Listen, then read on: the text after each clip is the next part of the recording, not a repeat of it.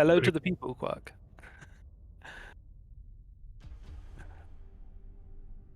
Hello. Yeah, but since we are in quarantine, I can be present in this marvelous event. So yeah. Hello? Hello. Yeah, thanks for inviting me to the channel, I guess. Giving me the access to join. Am I pronouncing your name correctly? I've been saying it Alm in my head all this time. Yeah, that's correct. In Swedish, it's Alm, but I won't Alm. force you to say Alm. that. Yeah. Yes, Alm. Alm. I can manage that. Okay. Yeah. Yeah, great. What It does sounds that mean powerful. in It's- Swedish? It's my last name in real life, Oh. and it's also a type of tree. Oh. It sounds like a Viking god. Yeah, I think I probably was a long time ago. My great grandfather probably. I Alright, feel guys. the genes strong in me at least. If you don't know, Alm is a Bullshit. high-ranking Terran player from Sweden. A rank, I think close to S rank maybe? Closer to B, but... Okay, you guys are humble. And Pato, of course, Terran player, solid A rank. And, Are you Kwark, A Solid A? rank. Yeah, Has achieved S rank Protoss. So we got 2 Terrans on a Protoss today. Oh, Kwark has, not Pato, right? Yeah. I'm actually Oh. S rank at the moment, oddly enough. Oh. I logged on for one game a few nights ago and Attaboy. found an account that was like very high A. And killed me 6 times and then you got S rank. Had one game, guy tried teasing me and it failed. I was like, okay, well I guess I win. I'm playing like absolute shit, but I guess I'm S rank now. Do you What can guys you ever do? meet each other on ladder? Pato, Kwark, Alm? With different time zones, it's difficult. Yeah, but I met only once Kwark and no, I just practiced with him once. Keep a low-key profile. Yeah. Alm I and tried to Pato E guys ranks are in the mostly. same team. Both are in Yeah. IRK. Yes, but yeah, different time zones, so not much practice. Yeah, lags and lag as well. Yeah. So sad. Yeah, maybe 20 years we can play lag-free, Pato. Who knows? Maybe. Yeah. If Blizzard invest in a new server, maybe. Yeah, that's not gonna happen. Let me dream. At some point, doesn't the speed of light become an issue? Yes, but that's only part of the issue. If we only can have that remaining, me and Pato can get a ping of around 30 milliseconds, I think, instead of, what, 200-300 as it is now or something? Yeah. That's sad. We're Well, I never got going to be able to play games with people on Mars. Once Mars colonization happens, they're going to need their own league. Yes, and about internet speeds, I think the distance from Sweden to South Korea is similar as the distance from Sweden to the United States. And I get a ping on around 40 to the United States, which is really good. It's like PR20 high or something. But to Korea, it's like turn rate 8 extra high. And it takes, instead of 40 milliseconds, it takes 240 milliseconds or something like that, between 200 and 300. And it's because the routing is so bad, but to America it's very good. Yeah, So it's kind of sad that you cannot play against pro gamers in the other. They sometimes insta quit instead of playing, so you miss the opportunity to play a great game. So that's sad. Even though you're going to lose, always probably, but it will be good to just play and not get dodged. I think there is great potential for low lag globally when we are too old to play this game. Yeah. Yes. Alright guys, we have a exciting event for you today. As a curtain raiser teaser, we have a best of 7 between Khala and Scan. They're both semi-pro Koreans, although Scan made it into ASL this past season. And it will be on the same map, a map by an American map maker by the name of Minerals. Big shout out to him. The map is called Turbine. It was in a ASL map contest last season, so it's considered for inclusion in the ASL map pool. That should be fun. And then, of course, the main event is Koget vs Trutacz, a TVZ, 9 games, $350 on the line. Big shout out to Leo. This is a Showmatch series in his name. It's a wonderful individual who's been sponsoring these show matches along with Esport Fund, and Trovo is contributing to the prize pool as well. Can you bring up a picture of Turbine for the stream? Because I got it ready. Nobody's seen it before. Great. Yeah, we have double main bases. It's not even like a backdoor natural. It's inside the main, which is, I don't think I've seen that outside of like money maps. Pato's played a map test show match on this before. I think, Pato, you played a TVZ, right? Yeah, and a PVC as well against AEO. Oh, okay. Well, thank you for helping to test out this map and other ones that are part of a map contest that we're doing. I'll talk about it later. What do you guys think about Turbine? And Khala and Scan specifically playing on it, PVT. It feels like where do you attack in this game? Because I feel like as Protoss you're waiting, you got like a bit of opportunity with Reavers maybe, or I guess if there's walling, that maybe not even a DT rush or whatever. There's a bit of opportunity with Reavers, and then after that it's down to Arbiters and Carriers, because every single main base is on the high ground. Every single main base, they can put buildings on the ramp, they can put tanks behind it, they can build turrets, they can place mines. You're ending this one with Carriers. That's my first thought looking at it. Like the mineral only base on the in the middle of the map, they've got what, 7 crystals each? Who cares? They're basically impossible to defend for Protoss, because you can tank across the cliff and there's high grounds in the middle. So I would expect never to even see those taken by Protoss. It's all going to be about the high ground bases, and I mean, you can't attack them. You can harass them decently. I would expect to see a lot of like shuttle harass with Reavers and Storms, but ultimately you end this with Carriers. And I feel like that might be an issue for Khala, because Khala likes his mid-game like free base 10 gateway timings. And I'm looking at this and I'm thinking, like, what does he attack? Where does his like 13-minute max out 200 supply army go? Beautiful. Absolutely beautiful. Pato, you have any comments about this before we get into Khala vs Scan on Turbine? Pato, be my guest. It's too hard to match Kwark's opinion, but this map is like a three-player Ring in Bloom. I don't know if a 12 Nexus is a good idea. Plus, all the expansions have like that, the third expansion from Fighting Spirit, which is very hard to attack. So I don't know about this map. It's very strange. So I honestly cannot imagine how this thing will go. But maybe I can guess that it seems like it's a run map. Maybe, but I have to wait and see. Looking at the wall around the middle only outside the base, it's as the Terran pushes out, Protoss normally want to do like a flanking attack on them, try and keep them in their base. You can't do that on this map. There's a wall there. You're guaranteed.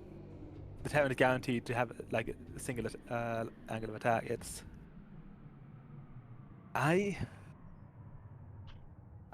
This feels ugly to me for Protoss. I would obviously you're 12 next on this map. You'd never not 12 next on this map, but after that, I don't know. I mean, you want to take the other main. Obviously, it's a free-player map. You always want to take the other main in a free-player map. But you wouldn't want to take the other main and then like control the map with mass sweeping armies, because you just can't do it on this map. So I don't know. I want to see what the thing is, Khala and Scan are much smarter than me, so I'm looking at this and I don't have a good solution, but I want to see what their solution is. Alright guys, are you ready to get into it? Khala vs. Scan, best of 7. I think the prize reached something like $75. Oh. Nice. That's Yes, very good. let's do this. Go, go, go. Is anybody else wanting to join the actual game? Oh yeah, give me a second. Is The it name on? is TQ and the password should be TQ. Is it on EU? West. Oh, I'm sorry, on US West. All right.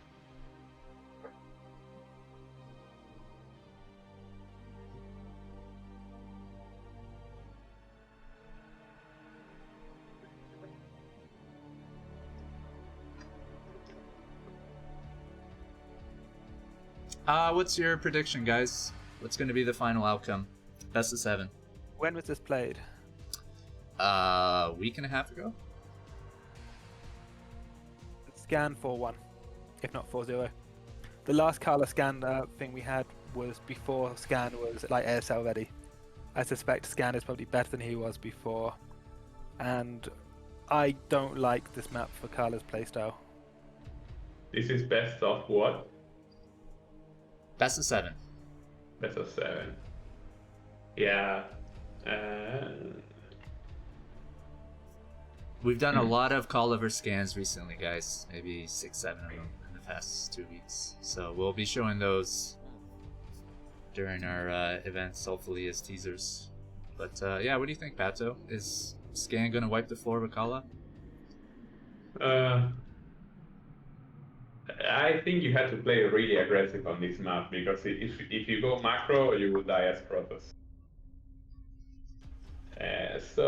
But they always have close games, so I'm wondering 4-3 for Scan.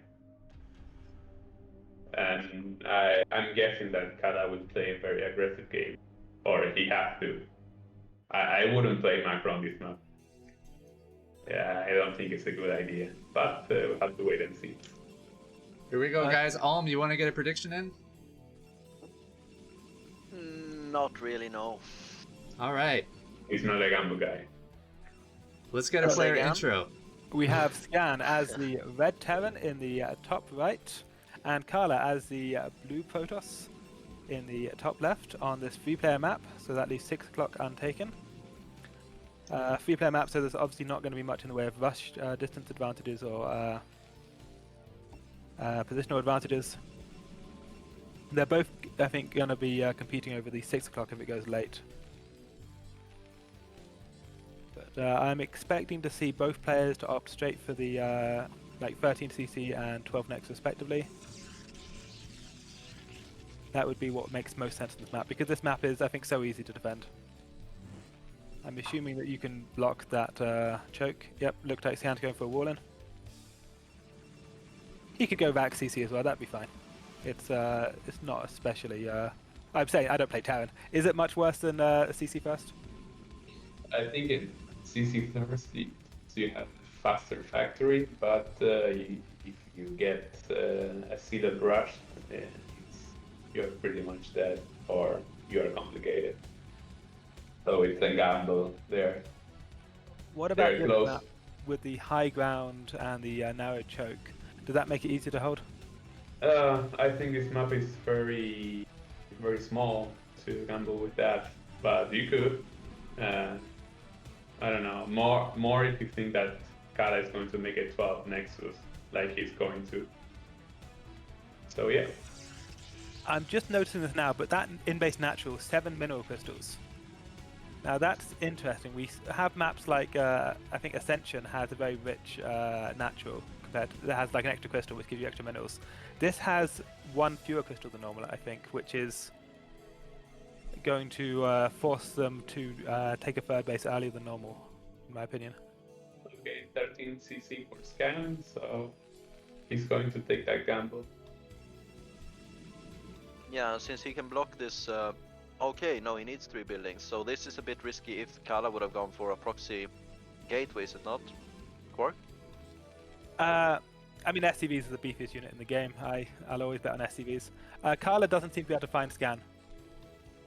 This actually might be an issue, because his probe would have made it in, and now it's not going to. Yeah, he has prepared a lot for this map. The Vax timing though tells it. This Vax timing is 100% a 13cc, and Khala knows that. So it's not like he's missing out on anything. Do you think the probes is gonna kill both SCVs before the buildings finish?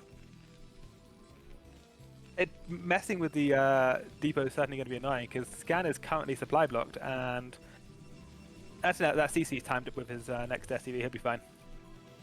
Looking at this, he's supply blocked right now, but then it's going to be feed up in like 20 seconds. So Khala's lost or cut a worker somewhere along the line. He's down a worker. That's interesting that he went. I think he went like 12 Nexus, 13 Gate or something like that, and he cut a worker to get it out.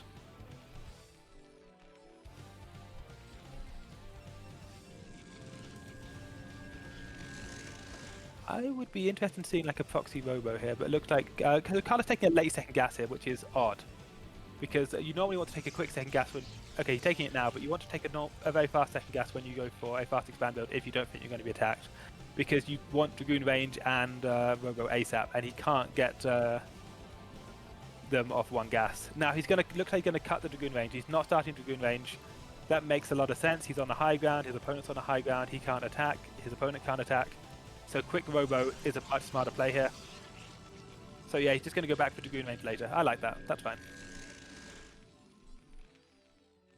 It's more important for him just to get the scouting information.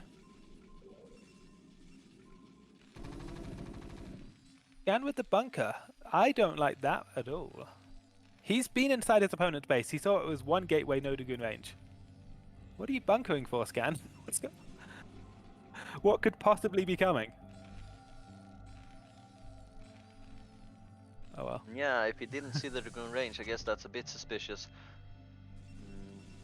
But it's suspicious. Like, what could it be? Like if it's DTs, well, bunker's good against them. It can't see them. Yeah, but with CC first, you have a lot of minerals to spare, so I guess better safe than sorry. It's not like a very tight build.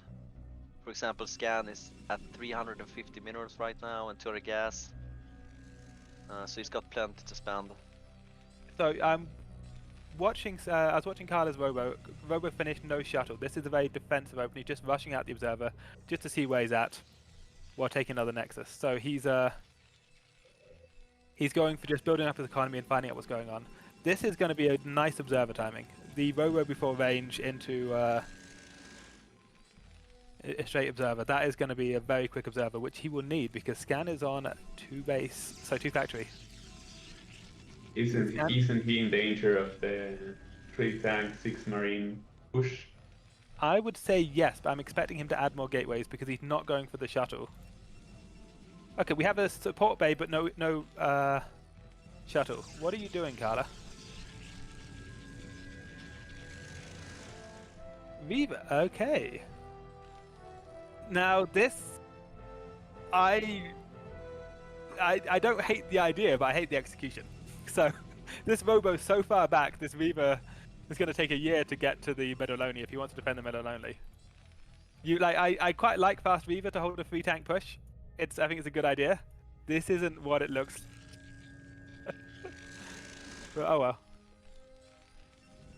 Is this something that's become trendy lately, going Reaver without shuttle to defend potential aggression from Terran? I don't believe so, but I've not been paying attention for the past few weeks. Okay, Khala loses his first observer. That is huge by Scan. So Khala only went for the 1 observer, then he went Reaver, and he's currently not building anything. He's building a 2nd observer, but he has no idea what's going on right now.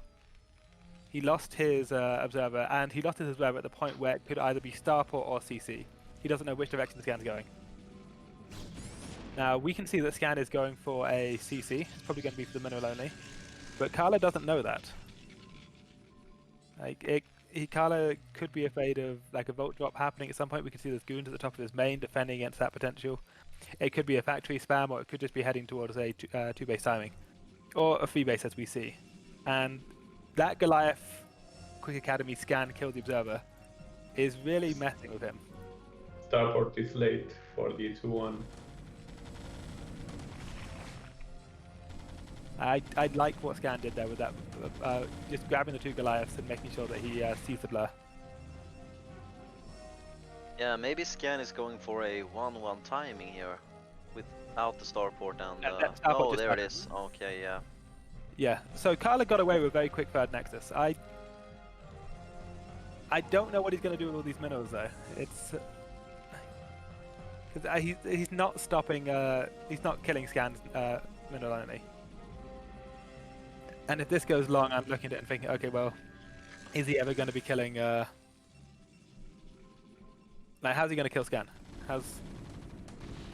What's the plan here for killing Scan? We've got, yeah, he's got speed speed shuttles. That's a start, I guess.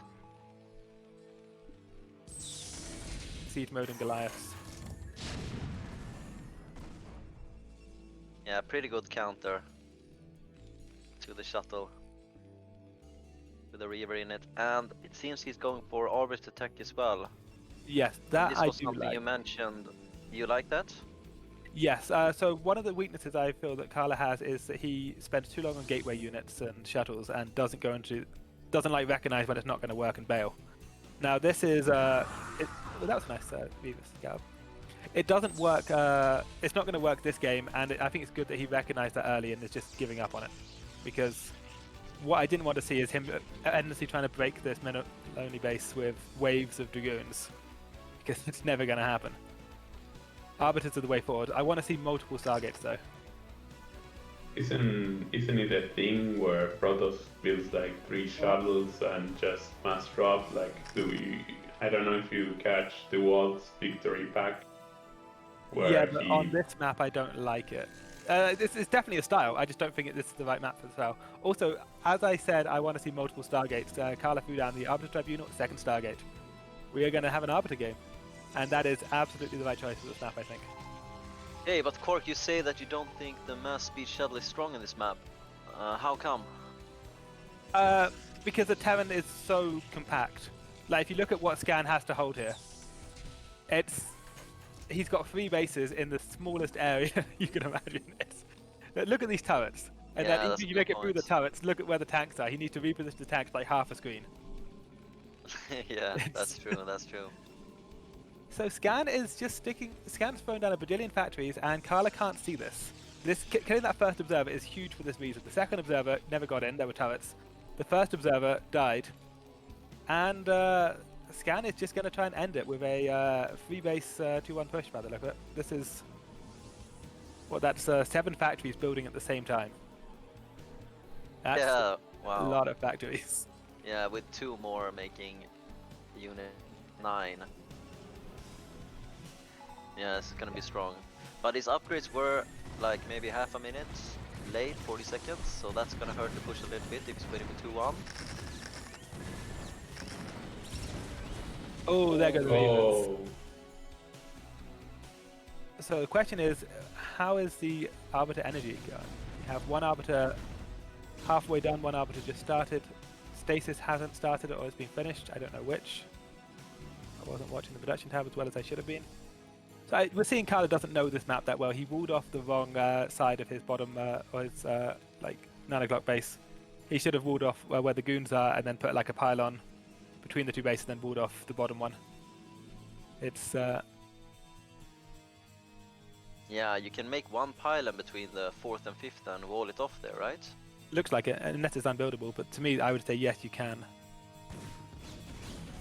Okay, so he's lost his Reavers, and the Reavers were what we're going to slow Scan's push. Scan picking off those Reavers with that Vulture Goliath play was really nice. Okay, Stasis on its way now. First Arbiter's done with 56 energy.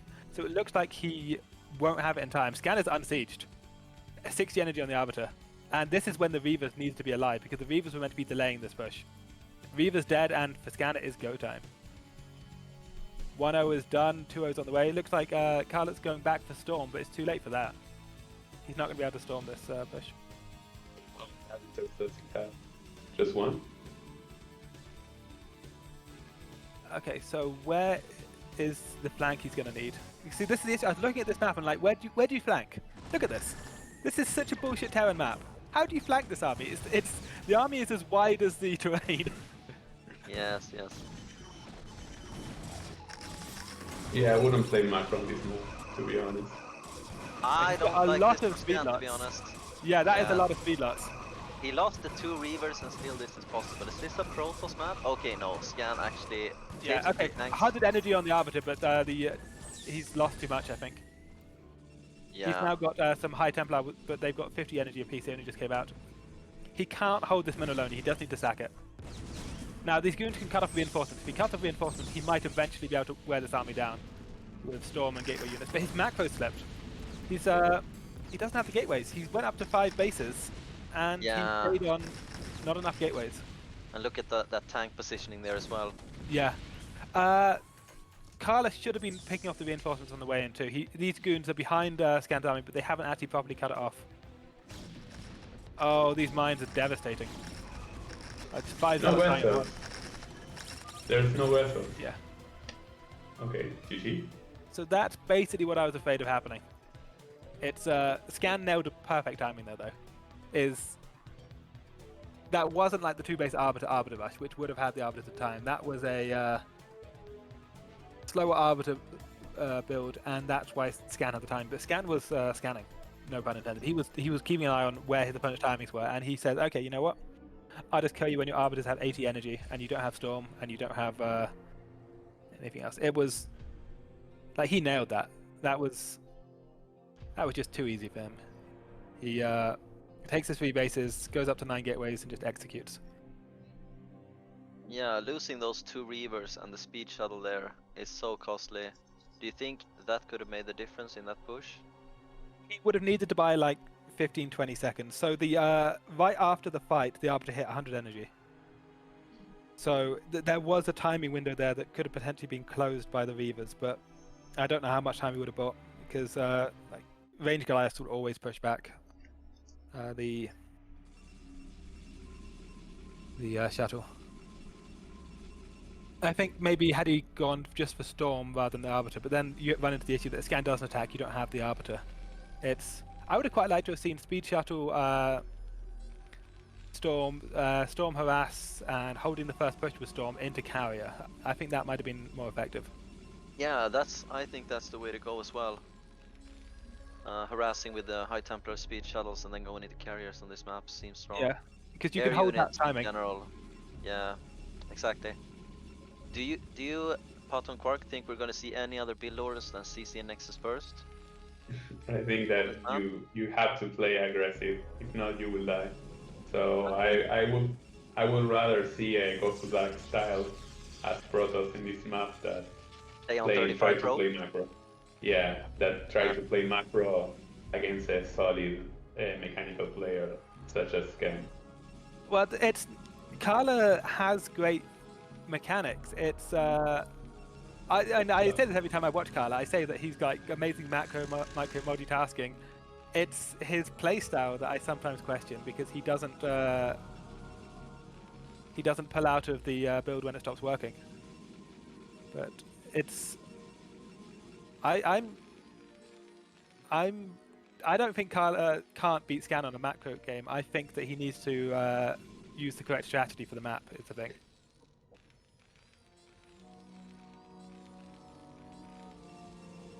We haven't actually announced this game yet. It's Khala as the pink Protoss 6 o'clock, Scan as the red Terran at 2 o'clock. Yes, we are indeed experienced casters, all of us, doing a great job here. But is Khala someone that you study, Kwark, for improving your own play? No, it's just he's a because he speaks English reasonably well. He's a foreign favourite, and Ox shows us a lot of his games. I'm pretty familiar with his games and his style, but I don't study him because I don't have the mechanics to study anyone. So this is a 14 gate. Kala's cutting a probe for this, and another 13 CC from Scan. Yeah, so both players going for a natural directly here as well. Yeah, I mean, with the narrowness of that ramp and the creep colonies, I wouldn't want to put myself in a position as Protoss where I'm trying to bust up a ramp where they can build a wall and they can just hold SCVs and a Marine. It doesn't feel like a fun situation. Yeah, this has got to be one of the hardest maps I've ever seen to put on any early aggression. Yeah, and it's almost an island map in that regard. It's like, okay, you can technically get to them, but you can't do anything once you're there. Yeah, exactly. No attack, 8 minutes map, kind of. I would like to see Khala go for a quick third again, but not the quick third he took last time. I'd like to see him go for a, maybe in this case, probably the bottom left. Hit the gas base. So he, again, no probing. I liked his opening. I want to see him go for that quick robo again too. I liked the robo because you do really need to get the observer in there. It's you can't know, for example, that the opponent isn't just placing a bunch of racks with this. It's the scan could get away with that. And just do like a marina medic timing, and if you took a quick third on the low ground, you will just lose it. You want the quick observer because it gives you the option to see what they're doing and then adapt. Zealot opening this time. Okay, we're seeing the quick robo again. He skipped range, went for the quick robo. I like that. Zealot, don't really know why we have that, but whatever. Maybe it's just because he's second scouted. Yeah, he might have made it just because he didn't know that his opponent definitely hadn't gone for BBS.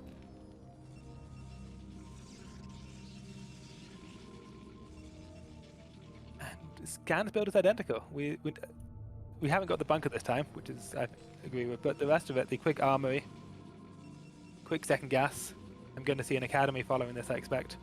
This is going to work well, and again, if you can get that quick observer that he got last game, that will help him a lot. I feel like as a Protoss player, Terrans might not understand like how important it is to kill that quick observer. If you have that quick observer inside the Terran space, the game just feels so easy. You're like, you can see what they're doing. Like, how can you possibly lose? If the Terran picks off the quick observer, it's just like, okay, I guess I have to try this game. Yeah, I'm gonna keep that in mind in future games to really look for that observer. Yeah, if you go for the Academy Goliath opening, you can get it, and like it just makes it so much harder. So this game, Khala is mixing it up. He's not going for the observer rush, he's going for the quick shuttle and the support bay behind it. So we are going to see a Reaver opening. I like this much more than well, I mean, I liked what he was doing last game a lot. I like this much more than say a potential like quick goon range, making extra goons. This is going to get utility out of that quick robo is what he should be doing. Now Scans had no pressure at all, so his eBay timing is going to be fine. He will have turrets, I expect, but even so, I like the quick Reaver just because it puts the pressure on the opponent.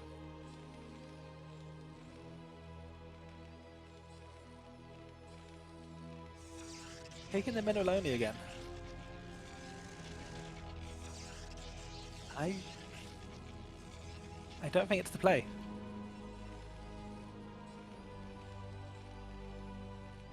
So how is Khala only 2 workers ahead, given that Scan just made 2 comp sets? I feel like Khala must have missed a work or 2 at some point. It's...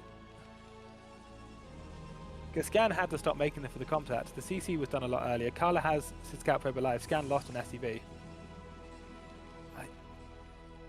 Scan's missed something somewhere. Okay, that is a quick Stargate. Quick Stargate, no Citadel. This is carriers. Where's your +1 though, Khala?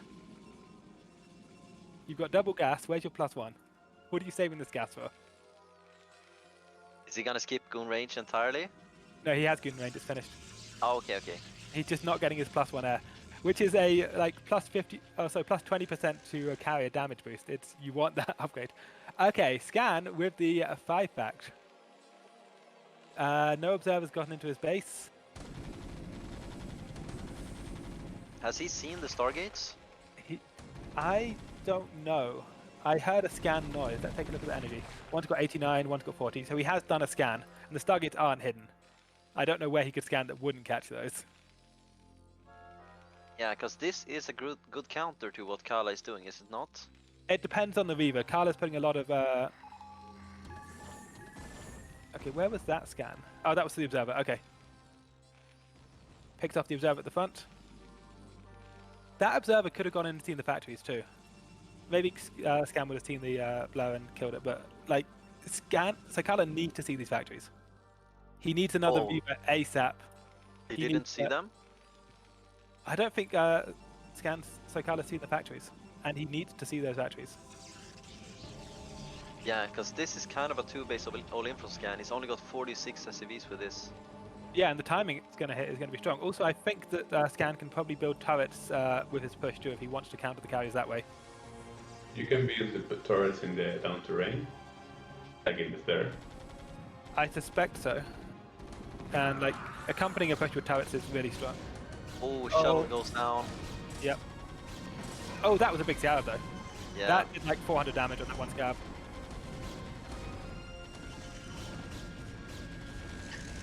So this could have gone better. He's lost his Reaver. However, Scan has telegraphed what's going on pretty hard here, I think, and also it did a lot. He killed like 4 tanks. Okay, he's getting his +1 air now. It could be like halfway done at this point. It's if you're going carrier, spend the 100. It's so valuable. That's a lot of gateways too. He's not spending his money on carriers. He's getting carriers, but this is, I guess he's got that middle alone. He carries are gas heavy, so he can't afford them. I would love to see Zealot legs here though. He's just sacks the natural. Okay. He's going to sack the natural. He's going to get his army out on the map so he doesn't get contained, so he can like do counterattacks. I like this, but he's going to have trouble holding his, or getting his army back out afterwards, I think. He's going to get a lot, he needs to get a lot done with these, what, 9 Dragoons he's got on the map?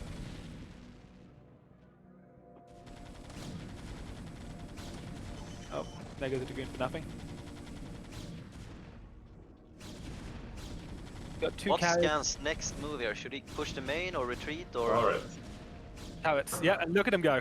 He sent the SCV, so yeah, he must have at some point seen the carriers. And look at these Zealots have no Zealot legs. He's going to have to build a shuttle for them, but even then, like a shuttle against a guy who's going only turrets. The cutting off the reinforcements is good, but I'm looking at those tanks on that high ground, and it's so on that low ground. Like, how do you push into that? Oh, Scan's in a bit of danger here. Yeah, tanks are dead. Wave of vultures coming out. There's 2 tanks coming out from the top, the rest is vultures. So I think Scan can hold this. If he just floods with the vultures and sieges tanks. Yeah.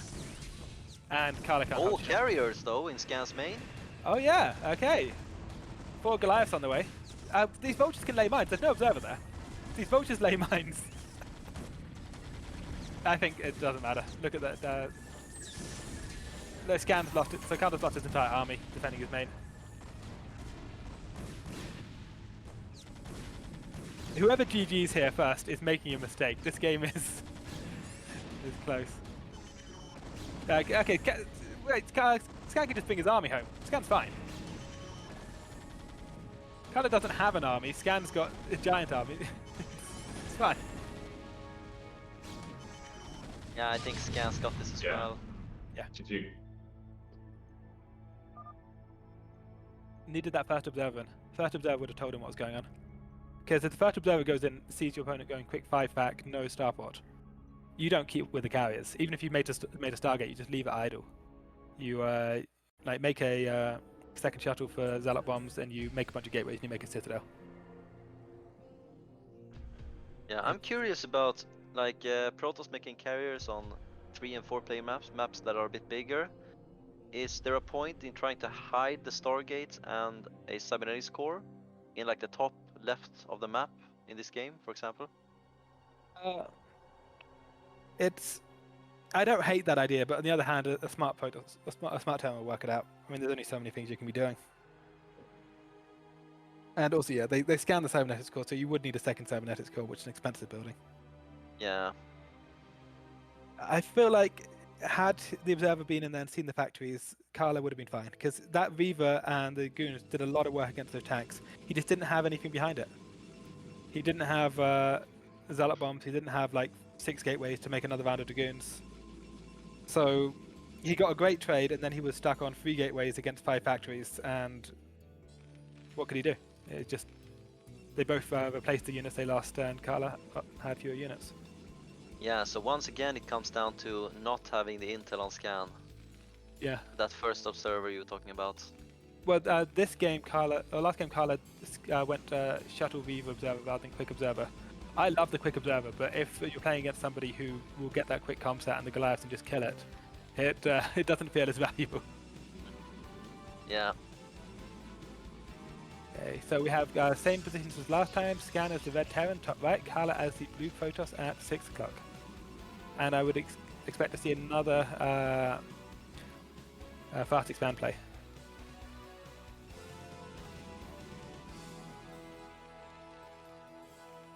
So I'm expecting Go to Dark build. If not, I'm not seeing how Khala is going to beat Scan. I want to see fast arbiters. So the issue I feel like we had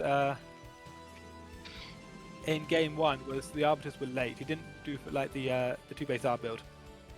He went Reavers, he went for a 3rd base, he went for the extra gateways, then he went back for the arbiters. And Scan found a timing where the arbiters are at 80 energy. If you go for the proper 2-base R build, especially after 13 next, you can get them on time where there's no real Terran push timing.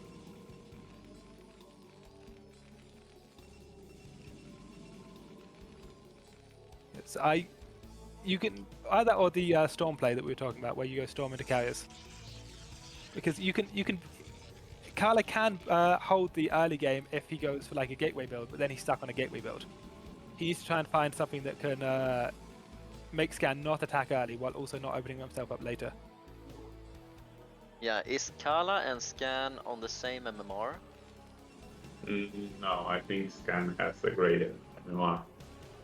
Yeah. I think Scan is 2700 and Khala is 2600, 2500, something like that. Okay, so it's 100 to 200 MMR difference then? Yeah. Okay. And I suspect that MMR makes quite a bit of difference, because if you to get 2700, you have to bash your 1 to 2500s. Okay, Yeah. so this game at least Kala's going to be able to confirm the CC first. So this probe can probably stay alive for quite a long time inside here if it wants to. You'll need 2 Marines to catch it. Yeah, is it the first time he gets inside the base with the probe? It is. Game 1, his probe got lost. Game 2 and Game 3, he scouted the wrong way. Oh, sorry, this is Game 3. Game 2, he scouted the wrong way. Yeah.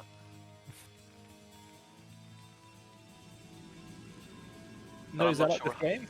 I think that's an improvement. I wouldn't mind seeing a faster second gas than before, but I mean, he doesn't have the probes, that many probes yet. Okay, are we going to see it? Yes.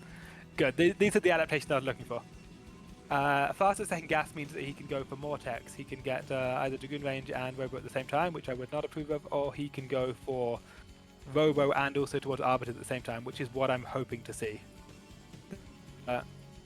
This is what I was hoping to see Khala do, because he does need the gas for the build that will hold Scan, and in the last 2 games he's been going more mineral heavy, getting more minerals and taking a quick mineral only 3rd, which doesn't actually help him get where he needs to be. Also, he's waiting for the SUV to leave before he commits. No Dragoon range. Okay, moment the SUV leaves, Robo. Love it. Still think Khala should take the main base in the top left. I want to see him take bottom left. Bottom left, okay. If you take bottom left, you can then bridge up to the second bottom left base quite easily. Yeah, right. Okay, he's still holding there off. are... Oh, sorry. Go on. He's still holding off his Dragoon range. I like that. I would love to see a Citadel right now. I'd also love to see that Dragoon on the ramp. Dragoon needs to be on the ramp here, Khala. You can't let that SUV in. SUV's going to get in. That was so avoidable. Yeah, I'm not sure what he's going to do with the Dragoon. He's not aggressive here. What's he looking for? Because, I mean, there's a wall. It's one Dragoon. It's not going to be able to do shit. Yeah, and he's not getting range. He's getting range now, but it's very late. Okay, so we have presumably a quick observatory coming. Yep. I want to see a Citadel, like already started. He's got 250 gas. That's because of his quick second gas. He saved up the gas for it, and he's not going for it. What are you doing, Khala? I liked quick second gas because I'm assuming I thought you had an idea for it. I thought you had some gas building you wanted to buy that you could only buy with quick second gas. I'm now watching this and I'm like, what were you hoping to do? Yeah, maybe saving it for something special, maybe.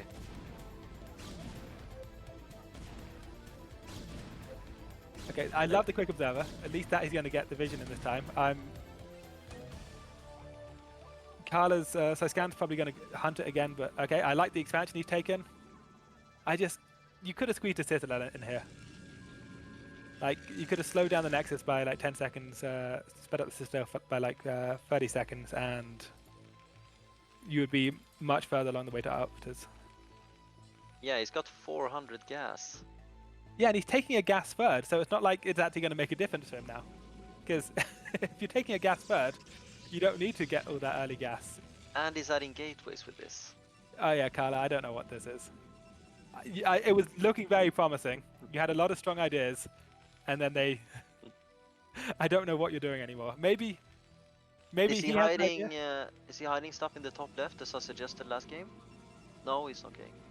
Okay, now he puts down the Citadel and the robotics bay. What does this mean? Second spot bay. Okay, this. Oh god, I don't know what this means. I mean, he's building a bunch of gateways. He's banking 500 gas. And he's taking a gas third. This is. Oh, he's going to lose the first observer too. You got turret as well. Yep. Oh, that is not the dream. Yeah. He has a second one he could get in. He wants to see the CC. Yeah, I think he missed the third CC as well. Yeah, he hasn't seen the third CC. Okay, the second observer going to go back in. Is it going to see it? If it does, then that's good for him, and as much as he knows what's going on. But he's still going to die to the same 2-1 from last game because his arbiters are so slow. He's only now getting his archives. Okay, it's not even going arbiter. This is going to be just storms and speed shuttles, I'm guessing. He's got building another shuttle. Building a shuttle. He's not getting speed yet, but I would expect him to get it because why else would there be a support bay? Yeah, he's gonna go gateway man here. Yeah, I don't like this. I mean, I like this more than game 1, but at the same time, I feel like there was a missed opportunity. That quick second gas. If what he wanted to be doing was like High Templar play, then he could have just gone for more minerals, taken his third quicker, and had the third gas faster. Quick second gas to me was all about the arbiters, and he's not making the arbiters. Yeah, and the Templar wasn't really fast either. Yeah. It wasn't like any DT drop or anything like that. And this fourth base, I'm not sure what I think about this from Khala. He could take mid left just as easily, and it'd be just as well defended. He's actually, this is like towards his opponent. Yeah, it's not far away from Scan. No. So he's gonna push that area with tanks. Okay, we do have 3 shuttles now. I mean, 3 High Templars in the shuttle here, ready for some storm drops maybe. Somebody in chat. Yes, somebody in chat thinks that I'm obsessed with the second gas. It's because he took the second gas like before he was even properly saturated on his mineral only. It was like a very, very gas heavy build. It cost him a lot of minerals to take that gas, and so if you're not actually planning to use the gas anytime soon, it really does hurt you to do that. That's why, and it was such a good idea if he was going for an arbiter rush to take that quick second gas. It looked like a really strong play, and then it just didn't materialize. That's why it bugs me. Yeah, and it's understandable, since you're a Protoss player, you got High Templars, you got Arbiters, all super gas intensive units, and great in this matchup. To me, it's just a timing thing. If you want to go gas later on, you go minerals now, you take more bases, then you go back for the gas units. The only reason to go for a very quick second gas is if you need the gas right this second. Yeah, I agree. The build order doesn't seem very optimized. And we're seeing the exact same thing from Scan as we saw in game 1. He went for the quick third CC, and he's just throwing down the factories. And what we were saying in game 1 was that like Scan found the timing window where Khala didn't have the tech. He had a bunch of gateway units, but he had no storm, no stasis.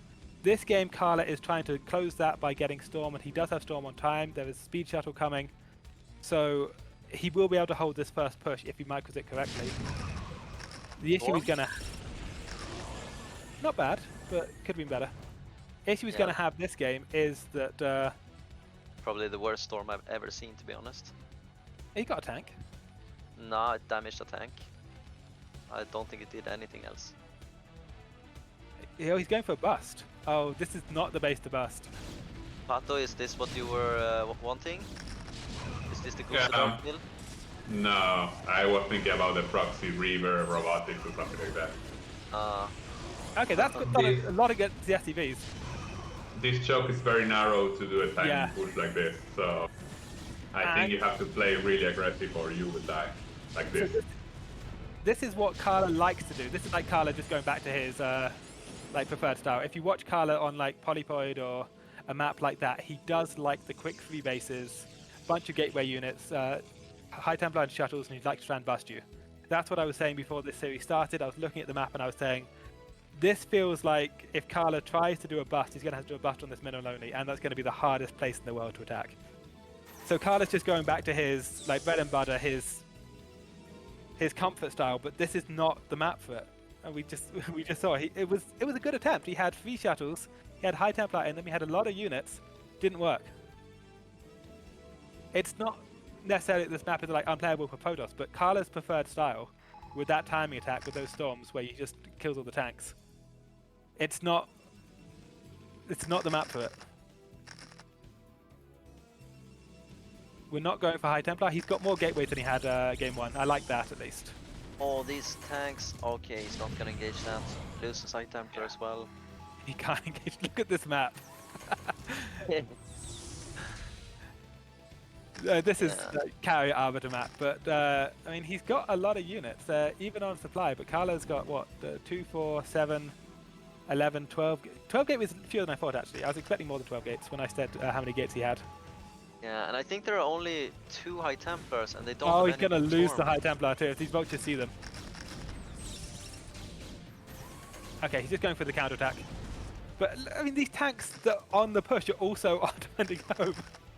You need to be pushing from the top, I think, of the middle only. I think because like the same tanks that are holding the push on that high ground like ramp thing are also covering the choke defending his natural. Yeah, that's what I like to see. It's bullshit. Okay, he's got a shuttle. It's got a high Templar in it. He's got like 7 high Templar. This is it. Yeah, you need to kill these tanks with the high Templar. Okay, nice that was what we're after. 76 energy. There goes another storm. Beautiful. Okay, now we're talking. See, Khala is good at this game. I know I like complain about his strategy a lot, but he can make units and he can cast storms. I am actually a Khala fan, even though I bitch a lot. This is perhaps overstaying, because these tanks are doing so much work. Maybe you're such a huge fan, you just want to see him doing very well. Yeah, let's go with that. Yeah. Okay, we just lost like 6 Dragoons for 1 tank, but I mean, look at his macro. Look back at his rally point. Khala was losing a bunch of units there, and it doesn't even matter. Oh, his gateways are queued up. I would really like to see him building gateways at another location, but that fight was like an even trade till you look at Scan's rally point, and suddenly there's like 50 supply Protoss there. Yeah, is someone ahead in this game now, do you think? Yeah, Scan's ahead. So Khala's ahead. Scan's timing didn't work. The problem that Khala has now is not that he's not ahead, it's that he's held the 2-1 push, and the prize you win for holding a 2-1 push is a 3-2 push. It doesn't actually get any better for you. That's one way to look at it. Yeah. But, okay, yeah, I survived the 2-1 push. Okay, I'm okay. It's going to be fine. The Terror's like, oh, yep, but I've still got those armies running. Next push is going to be just like the last one, but stronger. So he does need to have something else, is what I'm getting at here. Okay, starting his +1 air now. This is too late. I like that he's starting it, but it's too late. He held the 2-1 push, and that meant that the game's going to go late, but it's going to go late as a game with a 3-2 push, and he's still going to be only on gateways and storms. Yeah, is that ever enough to stop a 3-2 push? I mean, if you have infinite bases, but it's not going to be easy. And infinite, is that like a number that you can achieve, like 8 or something, or is it just you can't do it? So if Khala had top left and he had another 20 gateways there, I'd be feeling fine with him against a 3-2. But the problem is he doesn't have that, so he is going to try and hold it with gateway units. He doesn't have the money to make that many gateway units, which is why he's trying to transition to air, but he's going to have his +1 air done after Scan has +2 armor. It's just not going to work. Yeah, I think he did an okay trade now. Killed a lot of tanks, it seems. Only 6 tanks from Scan left. Doesn't matter. Scan doesn't need to attack. Scan can take these high ground bases all over the map as long as he wants, because he's a Terran and every base on this map is a high ground base. But I have a different opinion here. I think that favors Protoss more than Terran. Is that crazy? Do you think that's crazy? Pato, what do you think? Well, most of the pros complain about fighting spirit because that third base is almost impossible to attack as Terran. Exactly. Every base on fighting spirit is high ground. You can't attack there. Put 1 high Templar, 4 cannon, defense and maxed out Terran army. You can't do anything. There's no fleet beacon. His +1 is about to finish. He just added, he added 3 more targets, so no fleet beacon. And even then, he's only got a single air up. This isn't going to work. Scouts? No, he Maybe added he's going scouts. He could be, but I mean, this just isn't going to work. Maybe bring in a new meta. He does not have the upgrade to make this build work. And that pisses me off a lot, because 100 is so cheap. There's no reason to start your +1 air late. Like, get your +1 air early, and then if you want to go carriers later, get your +2 out. Start it, because you already have the +1. These carriers are going to be +1 carriers, if it's even done, fighting 3-2 Goliaths. The Goliaths are going to have 3-3 before the carriers have +2. It's not going to work. He's going to max out on carriers, and the carriers are going to do no damage. Like, Scans are going to push against Khala's army, but Khala's army is going to be missing like 30 supply because it's all in carriers. And the carriers are going to do nothing. This isn't how you go carriers. Also, he lost his attempt to take the other main base to 3 vultures. It's crazy. Maybe he can delay Scan from pushing long enough for those carriers to get some interceptors. Scan's got 3-2. It's like Scan can push whenever he wants. And even then, the interceptors aren't going to matter. So Terran Mech has what, base 1 armor, +2 that turns up to 3 armor. If Khala gets his carriers, they're going to have what, 7 damage a hit. That's going to go down to 4 damage a hit. He's losing half of his damage to the armor. How much attack do interceptors have? 7? Base 6. He's got a +1 base though. 6. Oh, okay. It's not. It's like you lose. He's -40% damage.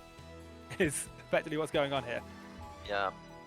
That turns his 4 carriers into like 2.4 carriers. It's not a good situation.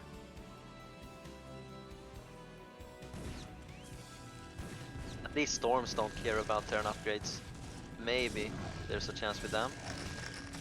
Maybe, but it's like Storm was great against the 2-1 mech, but it's a bit out of date at this point, which is why he's going carriers. But the upgrades are too late. And if he wants to go gateways, he needs to have the other main. He just doesn't have. Yeah. Like after 2-1 push was held, he crushed that. Scan wasn't doing anything for like 10 minutes. Scan lost all map control. That was the time to take the other main. Yeah, and he definitely. loses it to 3 vultures. Like, how does that happen? Also, yeah, because they're almost on equal bases now. Yeah. Scan is now 1 base. The single cybernetics core is a huge issue too. I mean, it's not like Khala's poor. He's got 2.5k, 1.5k bank. He can afford air armor upgrades. He just isn't getting them.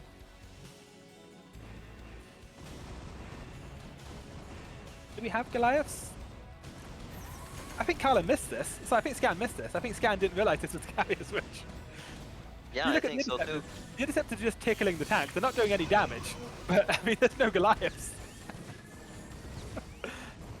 Well, that's fortunate for Khala. Khala has no business having effective carriers right now. They're just tickling the Goliaths. Eventually they bring down a single Goliath.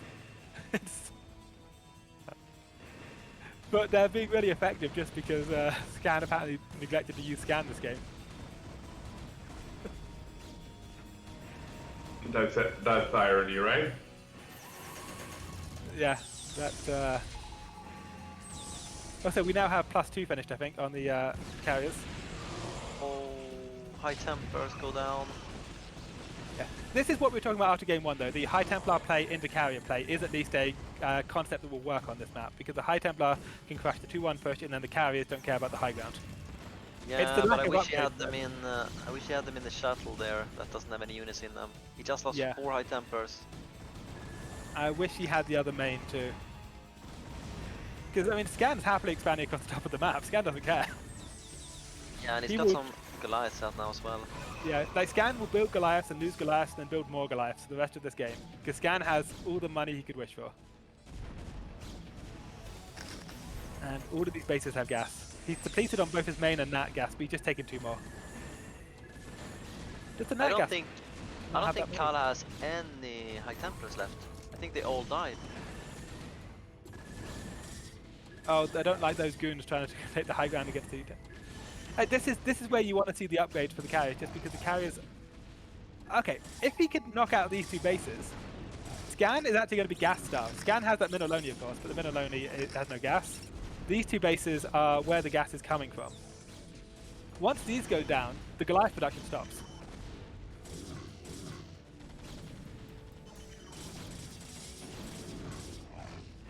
I think Khala's done it. I don't like how he's done it, but, you know, I think he's done it. Yeah, he's got 7 carriers now and +2 as well on the interceptors. Yeah, so he's at least drawn even with the armor updates. Like, also, Scan's +3 armor is about to finish. Scan's +3 armor should have been done too. He neglected to get it.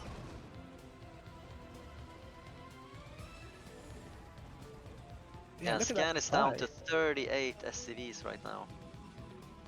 Ouch, you need a better eco than this to deal with carriers. I feel like if Scan had scanned the carriers, he would have been completely fine here too. It's just that he was caught maxed out against like 4 carriers that just eventually messed with his timing.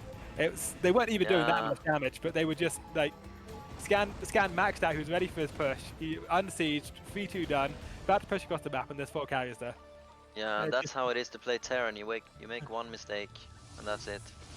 You make one mistake and then you completely miss your opponent's unit composition. It's a big mistake. Yeah, but it's one mistake. It's a big mistake, but it's one. No, I'm not giving you that. That's if you lose the game because of that mistake, you deserve to lose the game. Yeah. These +3 Goliaths are just taking no damage. Look at them.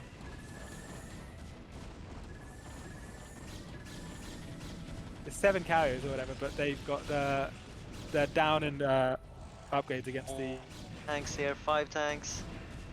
Oh, look at these Archons. Archon at the top, knocking out that expansion. Another Archon went to the...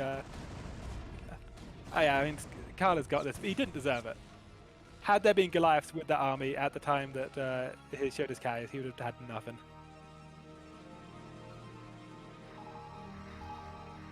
Yeah, I gotta agree that Khala did not deserve to win this game, but I'm happy that he's ahead right now. Oh, Scan's not mining gas. Look at the top right base. There was 1 STV on gas. And if you look at the top left base, 0 STVs on gas. Look at Scan's gas go. He has he's getting depleted gas from his main, and that's basically it. Yeah. He can't actually build any Goliaths. He's just forgotten about gas. GG. Khala, you didn't deserve this, but I mean, you crushed that 2-1 push. I'll give you that. That 2-1 push got demolished. GG. We got ourselves a series. Is that what you say? Well, it's getting a bit close. Yeah. That is what I say. And I mean, that is how you want to play the map. It's just there's a lot there to improve. But he went for the 3-base gateway high Templar style to hold the 2-1 push, and he held it well. And then once that was held, he went for the top left, or the other main base expansion, and he went for a carrier switch. The issue is he threw away the top left against like 3 vultures. And the carriers had no upgrade and were super late. But all in all, like conceptually, that is how Khala wants to be playing it. I quite liked the ideas there. I didn't like the quick second gas, because he could have taken his 3rd base much faster with the minerals and then used that third base to take a third gas, but like there's some optimization issues. But in terms of the macro, the micro, and the ideas, Khala has something going on this game. He knows how to play that map at this point. Yeah, and I was thinking when I saw this map first, I was thinking, oh, speed shuttles with high Templar drop are gonna be so strong. But the problem is the mineral line is so far away from the edge of the main and the natural base that doesn't really work. Yeah, and I haven't been calling it out, but if you've been watching Scan's turret placement, like last game below his natural, he just had 3 turrets side by side. Like if you give Terran a 13cc, they have so many minerals that they just don't care. They're like, yeah, okay, I build all the turrets in the world. It's fine.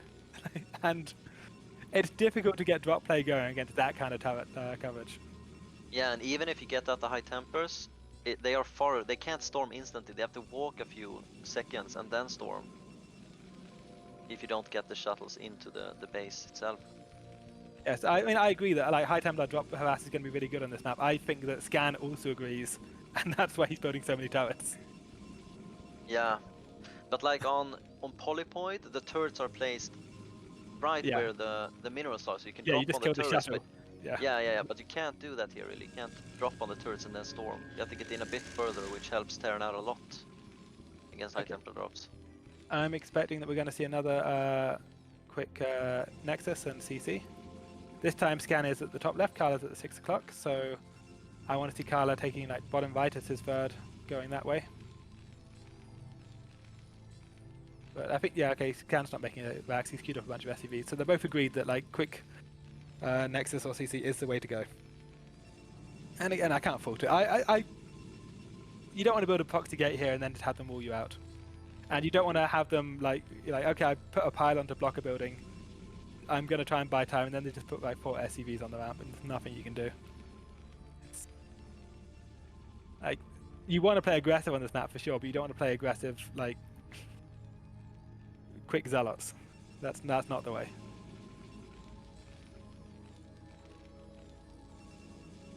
But yeah, I want to see from Khala. Gateway core, obviously, Goon, Robo before range, and then maybe a third base on the high ground, and then he goes back for the Citadel and the gases then. He's not going to get the probe scout in this game. The last game, the game that he won, was the only game he got the probe scout in. And also last game, he then got the observer in, lost it, got a second observer in, and saw the CC. So last game was the game where he actually had all the information. But this game, his probe's not going to find his opponent's base. Oh, so he is. I don't know the map. Well, he's heading towards top right. Okay, he's going to find... this probe won't be able to get in, though. He's going to be too late for the scout. He's building a zealot again. I don't like that. That's delaying his core. Yeah, maybe he's afraid of a rush again. Yeah, it's because he got the second... Okay, yeah. Game 2, he built the zealot when he didn't get the early scout. Game 4, he built the zealot. So that's just a reaction to not getting the scout. He doesn't know exactly... Oh, and he's not going to see the Vax finish either. Yeah, he's going... yeah. Oh, no, okay. It's the right way. Okay. Okay. Pato, does this make you happy? A very happy guy. Yeah. Nice. Yeah, he's finally listening to your advice here.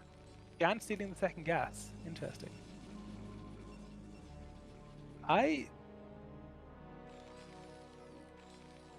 So one thing that I want to note is that Khala didn't see the Vax. Now, the last time he second scouted, he at least saw the Vax was still being completed with his probe, which told him that it had to be a 13cc because that's the only Vax time it could be. But this game, he hasn't seen anything but a Vax, so he doesn't actually know that there's no... He doesn't know this is 13cc. He could expect it, because what else could it be? But it's not the same thing as knowing 100% that your opponent's gone for CC first. Yeah, and he doesn't see the factory building either. This is going to be a very quick Reaver. SCV still alive though, because he built the Zealot, that slowed his core, it slowed his Goon, and now there's been a Goon, SCV in his base until, like at this point, Khala should have a Robo, and Scan knows it. If you're Scan right now, there are alarm bells going off. You're like, okay, wait a second, what the fuck is this shit?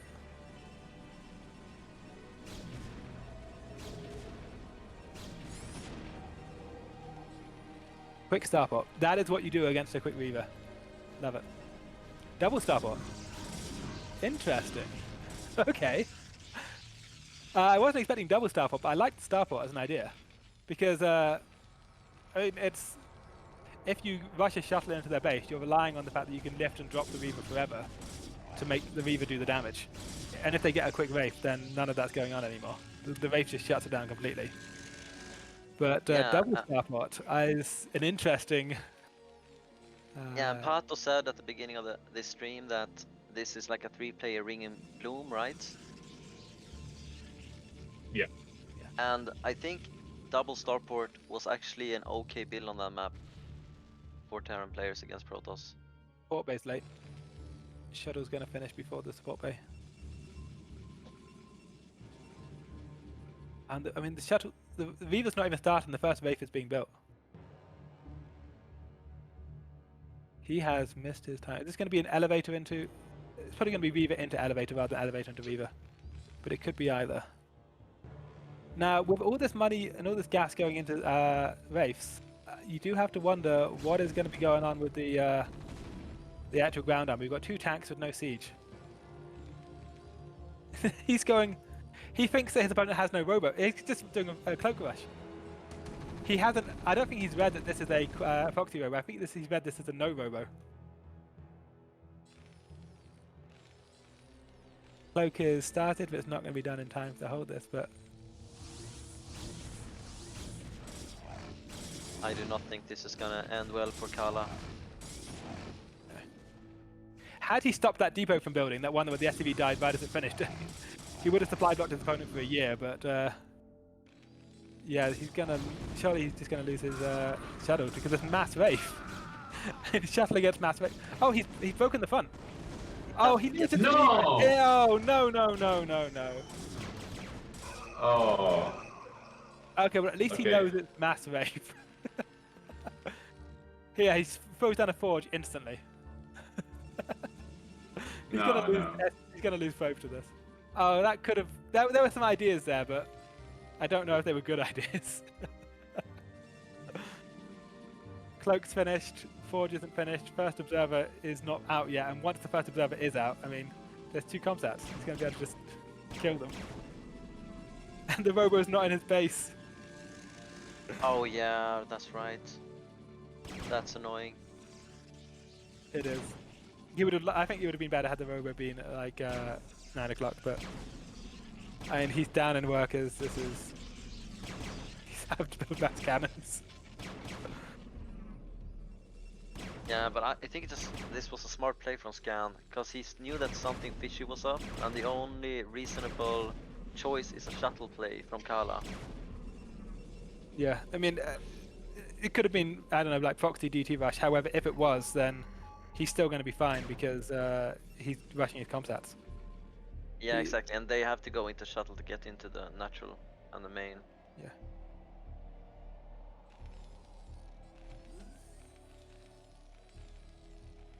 Yeah, Scan is up 5 SCVs after that.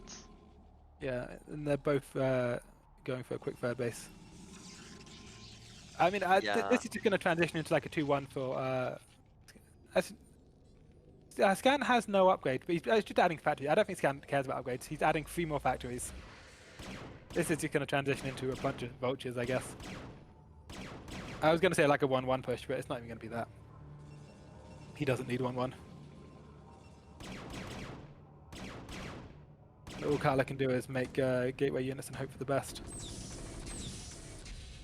He's not even going to have shuttles, so he's going to have to try and kill tanks with like no shuttle, no way of actually getting onto tanks on this map where there's so much terrain working against him. It doesn't feel possible.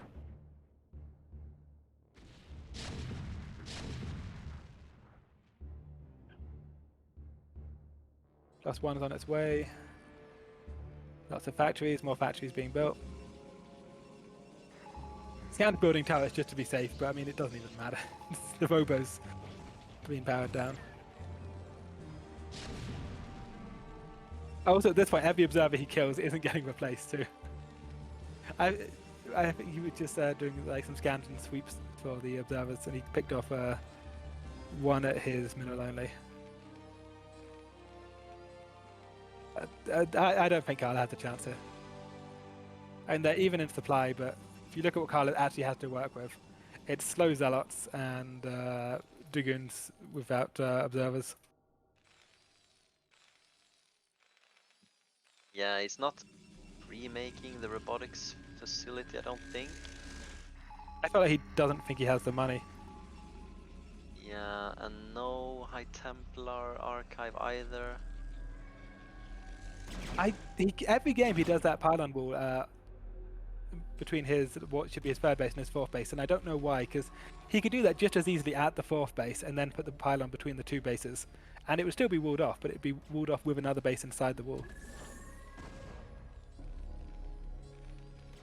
Yeah, if you look at these tanks, I mean, there's no way he's breaking this. He's got Zealot speed now, but he can't attack into that. And then once it pushes, he can't defend it either. Yeah, I think Scan's going for a 1-0 timing here in a few seconds. Yeah, and he's still adding more factories. He's got so much money. And Khala's just going for a backstab. Khala's he's going to go for a pincer. Oh, look at the goons, they're on the eBay. The goons have just gotten distracted. Don't worry guys, the eBay's at low health. Goons are so fucking dumb. Yeah, GG. You go 1A, 2A, 3A, 4A, and the goons are like, got it. We're on the eBay, don't worry guys. We will take care of that building. Yeah, they took out half of the HP, at least. It's not bad. I think that's okay. That's what 3-1 Scan. I mean, Scan just had better ideas that game. I feel like he read the robo. He must have, because that SV was alive for so long. If it wasn't like a proxy robo, it was a proxy something, and yeah. Okay, it was either a proxy robo or no robo at all. And mass cloak wraith is really good against both. Yeah, or it could have been DG drop, which they're also very good against. Yeah. Yeah, that was a nice build from Scan. Next game is up if you want to join. Yeah, I mean,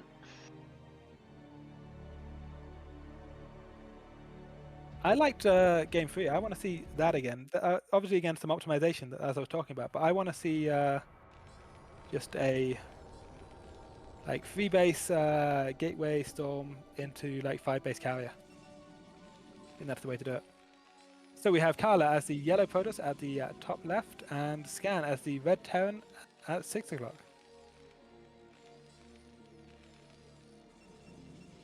Question is, are we going to see like 13 Nex and 14 CC 5 times in a row? seems like it. I can't believe. I think Khala maybe should proxy gate one game. I think that you proxy gate, because I mean, it's not a map you practice on ladder. Gates?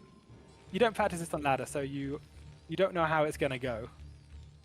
And I feel like it can potentially go very badly. It'll be embarrassing when you do the proxy gate and. Yeah, the worst thing is when you put down a pylon and then you try to put down gateways and it's not buildable. Yeah. That's the worst. Yeah. I like that they put the terrain where the depot has to go. That's a nice thing they did for the Terran players.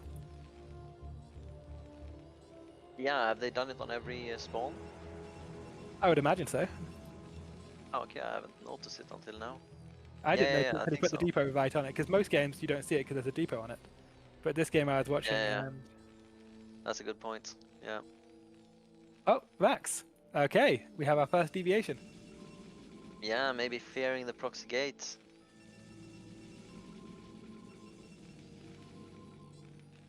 So scan is going to be slowed down a little bit because of this compared to the other games. So already Khala gaining a small advantage. And if with Khala his scouts, Nexus first. as Khala scouts on 6 o'clock first, he will see that there's a Vax first.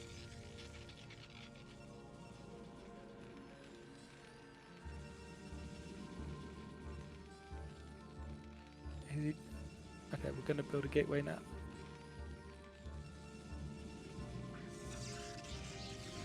Okay, yeah, if we get a 6 o'clock scout, then Okay, he's not going that way. That's unfortunate.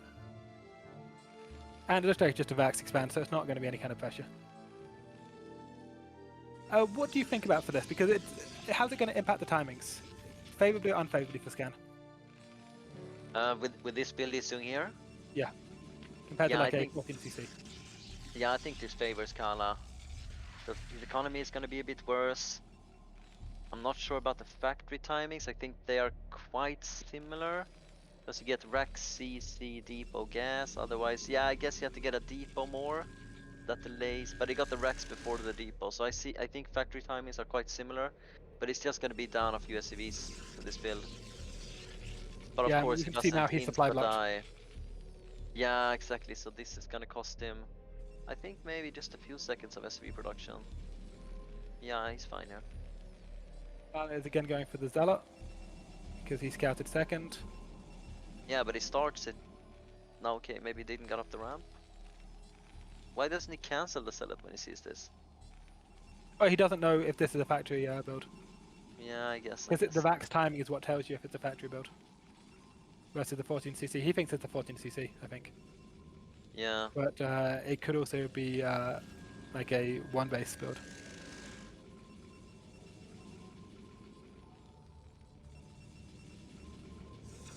Again with the gas steal by Scan. I don't know about that because, okay, so when you fast expand as Protoss, if your gas gets stolen, you can't go Robo and Dragoon range, which is annoying, except on this map, where you don't really need Dragoon range. Then it's fine. So I'm looking at this and I'm like, this is... Normally I like the gas steal against Protoss if they go for a quick second Nexus, but on this map, hey, who cares? Like, oh no, I can't go Dragoon range. What am I going to do with the 0 Dragoons I have? It doesn't make a difference. You're fine.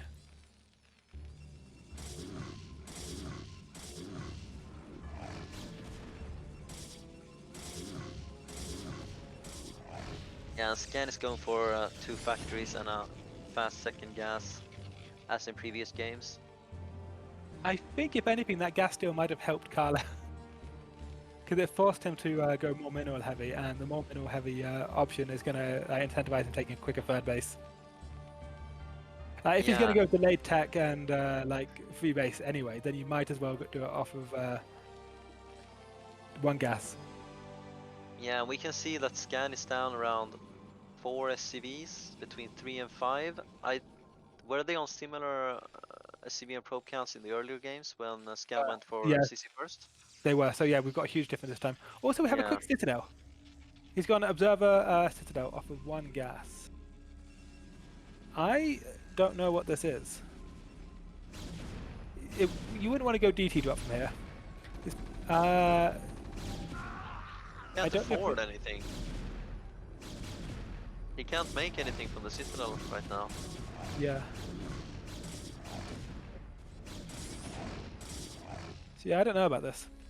That Citadel isn't like, there's no Stargate, there's no archives, there's no Zealot legs. See, I was looking at the Citadel and I was thinking this seems a bit pointless. And now that he has it, it seemed a bit pointless. Okay, we're just going to delayed archives. This has to be DT drop, right? No, it's too late. This is going to be like some kind of storm thing. 4 gateways, 2 bases. This is not required. +1 air. Okay, yeah, we are going for a storm into carrier. Khala's been listening to my cast. Jan has a starport up. I spent all of game 3 bitching about how his plan was to go storm into carrier and he didn't get his air upgrade early. This game... Oh wait, he cancelled it. That's Dragoon range. What the fuck? It is DT drop. It's no Dragoon range DT drop. Yeah, DT drop, man. Against, what, Wraith? I guess there's no academy yet, is there? And it could work. Scan has taken his SCVs off his second gas. Scan is going for like a 4-fact... He kind of has this. Scan made a starport, but he hasn't done anything with it. What gets me is that Khala has an observer. What Scan is doing just dies to an observer, and he has one. It's not in his base. Okay, it's going in now. It's going to take a look. The moment Khala sees that there are 4 factories and nothing mining the second gas, oh, he just turns it around. Okay, he doesn't care. But the moment now he sees we see a rate. Yeah. This is like what Scan's doing hard counters Reaver play. It hard counters Reaver play. But it is hard countered by DT shuttle. Okay.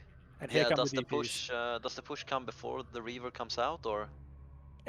So the thing is, you want to delay this by doing like Reaver on the high ground, drop pick up, and like do scabs every time it moves. And the Wraith stops that from working, and then just okay. like 4 factories just kills you. So he doesn't have the I good see. range, but it's not going to matter because there are DTs. Yeah, that's unlucky for scabs. He shouldn't be fighting on the low ground here. There's no reason to fight this on the low ground. Yeah. I mean, it's unlucky for Scan, but also he did an all-in build. Yeah.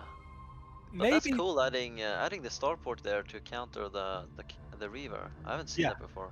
And then also taking the SCVs off second gas. He gets a second gas just so he has gas for the factory flood and the starport at the same time. And then he takes all of the SCVs off and he just floods vultures out of 4 factories. Yeah, is that a build you've seen before? Oh yeah, you can basically whenever someone does that on ladder, you lose. Because how do you scout it? You get your observer in and you're like, oh, he's got 4 factories, I've got 2 gateways. I guess I'm fucked. It's like, what do you do once you scout it? I don't know, I've never seen it before. What you do if you want to beat it is you have a DT already. But is this some sort of new build that's come out, or? No, what's that Russian player? What's he called? The Wolf? Casper does this. Yeah. Skip the academy, skip the eBay, skip academy, skip eBay, and you just make a bunch of factories and do a quick vulture flood. With the Wraith? With the Wraith or without. I've seen him do it without more often, but if you think your opponent's going for like a Reaver, then adding a Wraith just shuts that shit down. Alright, cool. Again, like the count, most of the time the Protoss' plan for holding this is that they can pick up the Reaver, fly back a bit, drop the Reaver, fire a Scarab at you, pick it up again, and they can do that all day long. Because if you don't have siege, you can't outrange it. If you have to siege each time, it doesn't matter, your push is going to take a year. But, I mean, the Wraith just shuts it down. Yeah, I guess, but it requires some pretty good microfilter not to lose that Wraith to the Dragoons, I guess. Yeah, also you do need to like have it properly optimized, because if you saw what he was doing, like taking that second gas, mining enough gas to get the buildings out, and then immediately the SCV's off. Like it's not the easiest build to do. But conceptually, it's it's a really hard counter to anything but DTs. And I guess he figured that he had forced his opponent to... He stole his opponent's second gas, he saw the quick robo. So he knows his opponent's going for like observer, that kind of thing. It makes a lot of sense what he did. It's just he didn't expect that his opponent was going to go DT drop on 1 gas with no Dragoon range. Yeah, that is a bit odd, isn't it? I think Khala might be like a next level genius. I was sitting there going, well, this doesn't make any sense. He's got no gas for it. He's fooling us every game. Well, Scan did the counter to Khala being on 1 gas, and Khala did the counter to the counter. Yeah, next level. Yeah, he might be next level. Yeah. This is a 12 I wish we would have had the shuttle Reaver there for Khala, so I would have seen how that played out. Because I've never seen that starport Wraith together with the 4-fact before. I mean, I feel like we can predict how it would have gone relatively easily, just because the Protoss army. You say so. I don't know. Maybe, yeah. The Protoss army had no ability to fight the Terran army. If you're on a Reaver, it's all about like the Reaver shuttle micro, but he can't do it if there's a Wraith. It would have looked really cool. Yeah. Is there a gap between that Vax and that depot? Yeah, I was thinking the same. Cause I think that Vax should be like up 1 to the left. Yeah, because you can't put the second depot where it's supposed to be on the ground there. He's gonna get the. Oh, is there no gap? How does Brood War work? No one knows, I don't think. Okay, so Kala's gonna be able to skip the Zealot at least, because he knows it's the 14cc. Yeah, so we're back to the basic builds here with CC and Nexus first. I again want to see him do 1 gas, robo no range, and then take a third. I think that's the way to do it with the quick observer. And then into Templar Tech, do you think? Templar, and then go Templar just to get your hold the 2-1. He's getting denied the SCV this game by the look of it, and it looks like the SCV's already been bullied a bit, so it's not going to get in. Nice. Yeah, okay, so on the game where he took his second gas really early and I complained about it, he had his second gas already by this point. I'm liking that he's delaying it. And then he takes it. This is fine if you want robo and range. Like, this is normally, like, taking a quick second gas is fine off a fast expand. It's only because range is so worthless in this map that I complain. But like, what Khala's doing is like the default correct way to play. Can he do something else with that gas instead of getting Dragoon range? Like super fast High Templar and get the storms out to bank energy or something like that? He could. I wouldn't mind seeing that. As long as he has a plan for the quick second gas. I love this quick second gas. My complaint was only that he was banking 500 gas off of a quick 2 gas. Yeah. It was... There's a lot of things he can do with it, but he's got to do one. Yeah, you don't really benefit anything from saving resources in this game, unfortunately. There's the Dragoon range, which is going to be worthless.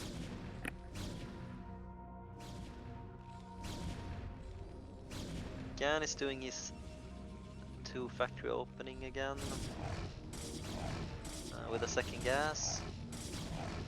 Let's see if he plays more standard, if he decides to do some other sort of push. Oh, that depot's going down. Yeah, that was a bit sloppy. Yeah. Because there's only 1 Dragoon. Scan could have repaired that all day long. And like, losing the depot it's not that much economic damage, but it's messing with his SCV production.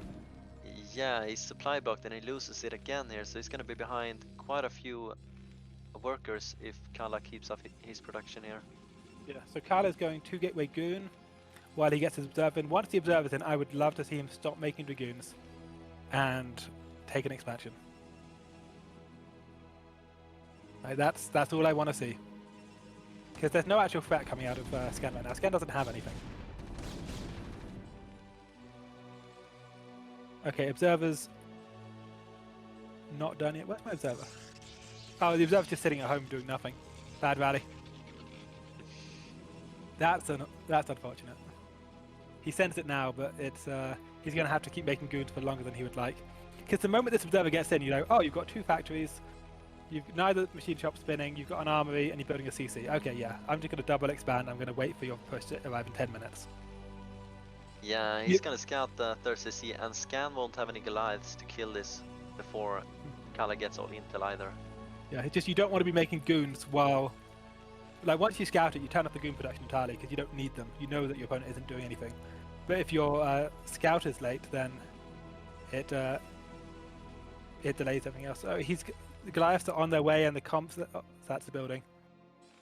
If Scan sees this, then this is dying. At least Khala gets the information he needs first, though. Yeah, interestingly, Khala went for... Yeah, sorry? Khala going shuttle and 4 gateways. This could be a bulldog. This could absolutely be a bulldog. Yeah, one of your favorites build, isn't it? Sure. But I mean, he now established that Scan is taking a 3rd base off of siege tanks and just like positioning. If he builds a round of Zealots right now, he's got 2 Zealots building. 3 Zealots building, he has 1 from earlier. Puts them in the shuttle. This could work well. Scan needs a bunker urgently, but he doesn't know he needs a bunker. He did just throw down a Scan on top of the gateways, so maybe that's going to give him the information he needs. But yeah, with no bunker, the Zealots are going to have a great time. I think this bulldog's just going to kill him. Like, it's 4 gateway against 2 factory. We've got, what, a 30 supply advantage. And those factories weren't building units for half their time because of the supply block. So yeah, here's the shuttle. 4 Dragoons. So 4 Zealots. We've got 5 Dragoons on the left, 4 on the right. And this is just going to work. Yeah, easy game.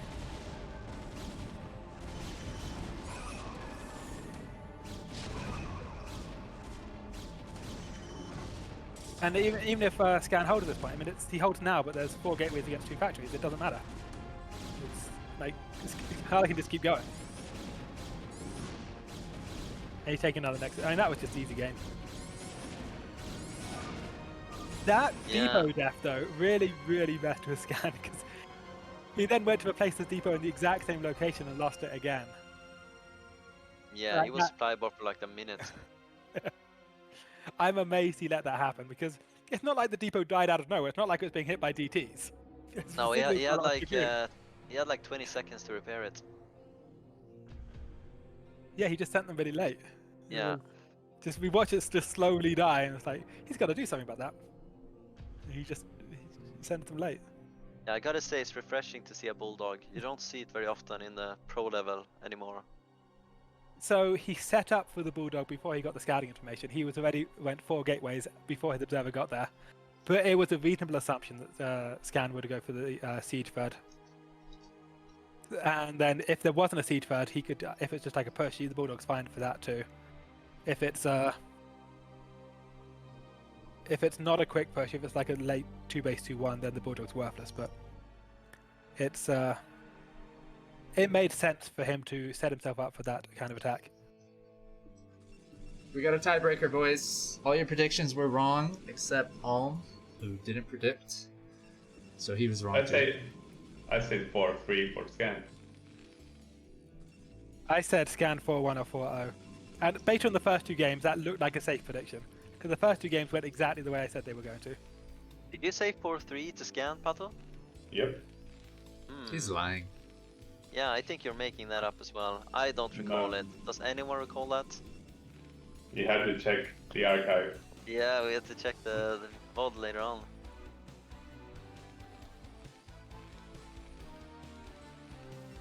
You should always trust the duck. Say again?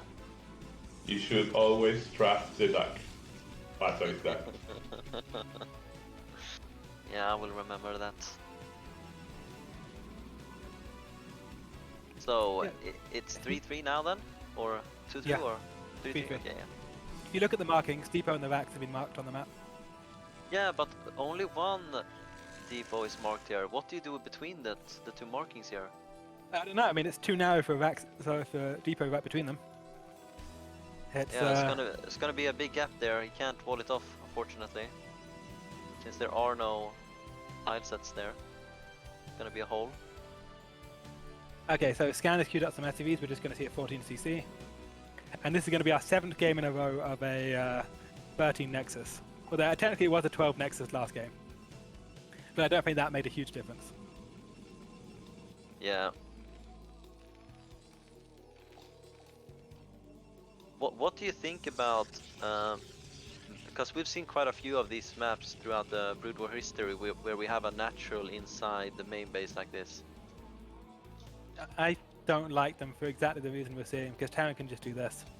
It forces it into a mid-game like Terran 2-1 push situation, and for me that often goes the way that Khala's game 1 went. You do actually need to come up with a plan to hold a Terran mech army, and if you hold it, all that you win is another Terran mech army. It feels really difficult for me to play. Do you feel like that this benefits Terran? It's a playstyle thing rather than a balance thing. I think it benefits Terran in any game I'm in. Okay, yeah. Because what I feel is scary when playing Terran on a map like this is you never know if they're proxy gating. So it's always a bit scary going for that 14cc. Of course, you can go BBS against Protoss, but the commitment is a lot larger than a proxy gate. Yeah, you wouldn't want to go BBS on this map where they can like trap you in that tiny choke there. Yeah, exactly. And the high ground there as well, Marine's gonna miss. Yeah. A lot of shots. As long as the Protoss has any kind of vision of a mineral on the map, they can hold a BBS on this map. Yeah, okay, so he sees the Vax timing, so at this point he knows it's the 14cc. Or has he seen it? Okay, now he knows. We're good. I'm not sure this map has a good proxy gate location. You can't build in the middle there. What if you do it on like one of the bases between the two? So if say if you're 6 o'clock, you put it at 12 o'clock. Yeah, but that's so far to go though. Not going to get scouted. Yeah. Yeah, I guess it's not okay, but compared to other maps, it's bad. But yeah, it's definitely a possibility. So okay. So 2 Zealots out of Khala. Now he did scout him second, so 1 Zealot is like standard for him, but the second Zealot, he's hiding and he's getting a quick robo. I think these 2 Zealots are going to be in a shuttle with a Reaver. I think that's how this is going to go.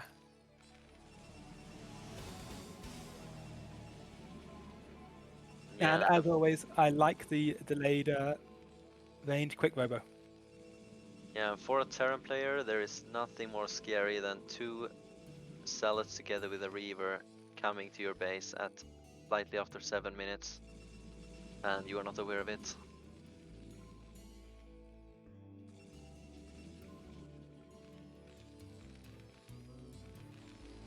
So we have a 3rd Marine this time. I don't think Scan wants to lose his depot this game. However, 2 Zealots and a Goon. Yeah, If he they just don't might. focus the Goon could get something. Okay, they are going to focus the Goon. This can do nothing. Yeah, those Marines were perfectly placed. Yeah, and also, so there's no, it's not going to be shuttle play. Interesting. I'm not convinced by this. He's just going to Goon range and Observer. I mean, I do like the Quick Observer. I've said that every time he's gone for it. The Quick Observer is great in this matchup, but the 2 Zealots into, no, the 2 Zealots, he got no use out of them. He didn't fashion the depots. He isn't going to combo them with a shuttle for early harass. I just look at this and I wonder what it was for. Yeah, I'm wondering the same thing. And we're seeing eBay. We're seeing. I like that very quick Goliath range too. This is so it's not going to be shuttle, but if it is shuttle, if it had been shuttle, the shuttle would arrive into Goliaths that already had range. Like you're definitely losing a shuttle in that situation. That feels so bad when you walk in and your shuttle's taking missiles from the other side of their base. Yeah, and this was also a quite common build on Ring and Gloom. Just getting that 1 tank and then going Goliaths. Okay, seems he's going 2 more tanks, but very fast range, as you said, at least.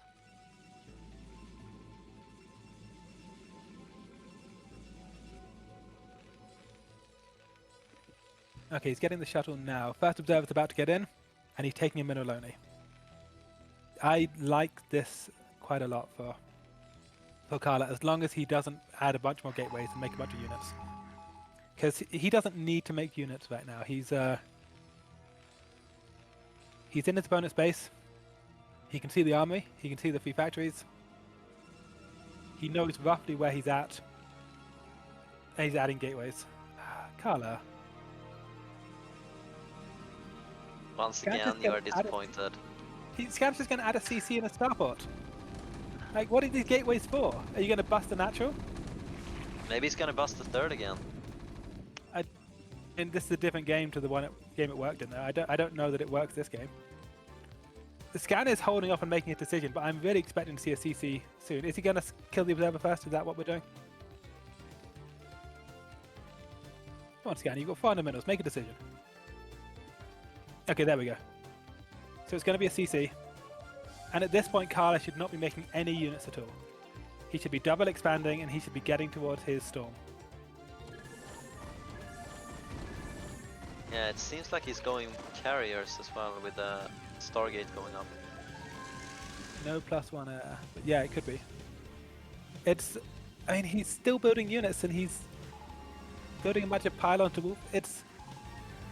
What are these units for, Khala? And okay, if he's about to prove me wrong and like prevent Scan taking a 3rd, then I will eat my hat. I'll say, you know what, Khala, you know more than me. But it looks like you're making a bunch of units rather than taking a 4th base, and you can't do anything with them.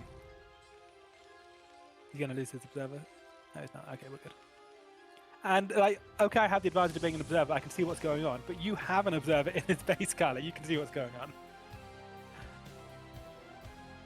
He's getting his +1 air now. It could have been much earlier if he wanted to go carriers, but whatever. At least he's getting it. Bunch of gateways, no 4th base. He is committing to winning this on 3 bases with 2 gas. This is so optimal, because like he's not going to be able to afford any gas units if he gets the carriers. Carriers are really gas heavy. He only has the 2 gases. His 3rd is the mineral only. I don't think that he can stop Scan from expanding. He's got a bunch of Dragoons, and he's got a Reaver, and the Dragoons are all going to attack the Rax because the Dragoons are dumb. And there's siege tanks. He still hasn't taken his 4th.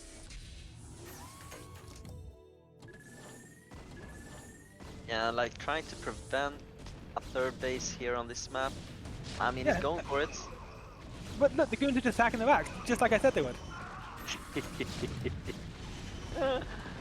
Yeah, at That least was the a other nice scarab Dragoons shot. didn't attack the Oh, CC. the Rax is about to die. Okay, that's going to be nice, because at least he won't be able to build any factories. Oh, the Reaver shot! Okay.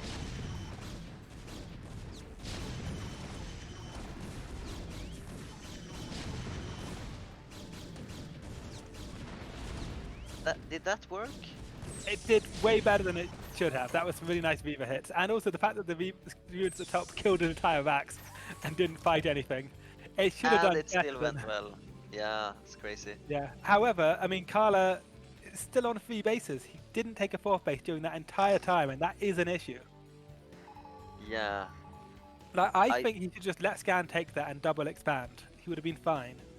Yeah, 'Cause he- but I think killing the Rax here is super important. You see, we have look at Scan's 6 SCVs, yeah. SCV, and he can't build anything for another 10 seconds. And he's Yes. going up against carriers. He wants to do timing against this, but it's gonna be delayed. Okay, go on. Let's see the factories. There we go. It's gonna be 7 factories going up. That's 6. One more. Okay, 6. So he's gonna have 9, yeah. He likes to have 9 factories, I think.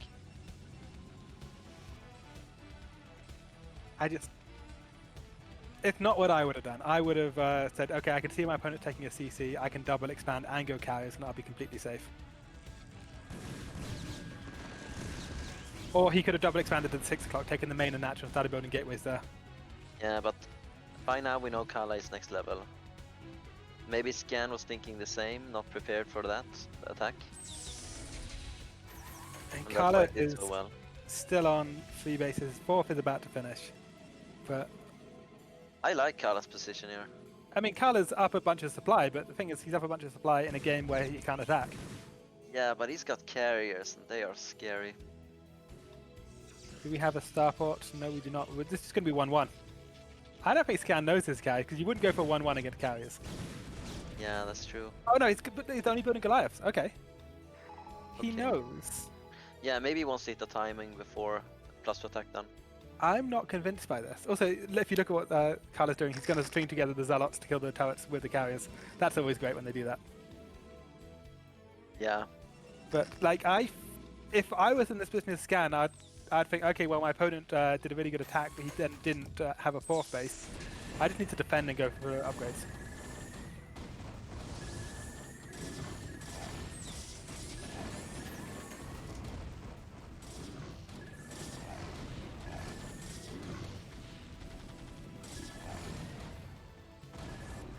Oh, kills the tank as well. If he kills the army, that'd be huge. The army is what he should have done. Yeah. But I don't think he knew it was there. Actually, he did know it was there. He had an observer in the base earlier. That's a missed opportunity. Oh, don't attack the Minnow Lonely though, Khala. Please don't attack the Minnow Lonely. I know you're maxed out, but don't attack the Minnow Lonely. Look at those mines and those, Yeah, and the barracks there as well. yeah. Gonna make all the Dragoons attack it. He's staying on 4 bases too. Khala could lose this. Like, Khala was up like 60 supply, but he can lose this. Because all he has is his gateway units that are kind of worthless. He's got +0 attack, I think, with +1 on the way. Scan's kind of And old carrier. in right now, and I don't think this is gonna work. I don't like Scan being on the map. He's down a lot of supply. There's no reason to be on the map here. Yeah, but he's got no starport, he's got no follow-up to this, so he has to go. You are completely correct. I negated the fact that he didn't have any other option. I didn't think about it like that, but yeah, you are right. And it doesn't seem to matter if Pato said 4-3 to Scan or not, because he's not gonna be right. Yeah. Yeah, Sorry, skipping the Pato. starport, not going upgrades against Then Scan. carriers wasn't the choice. Did he say 4-3 to Scan, Pato? No, Khala. Oh, of course.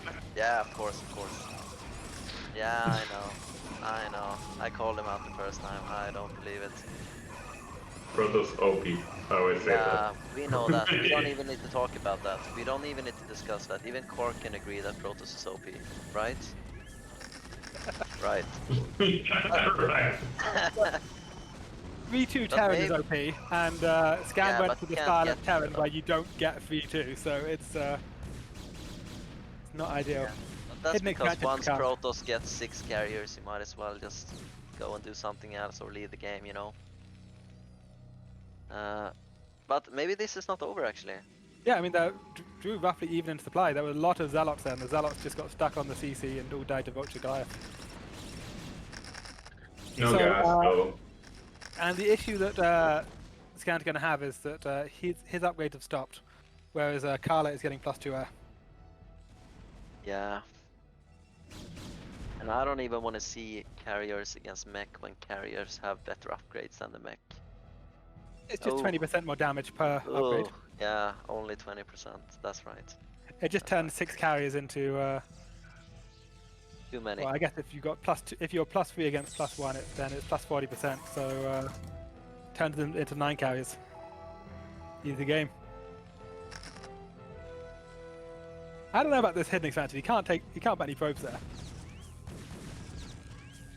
The Scan is getting a 4th command center. Is he getting more upgrades? No. No star pot.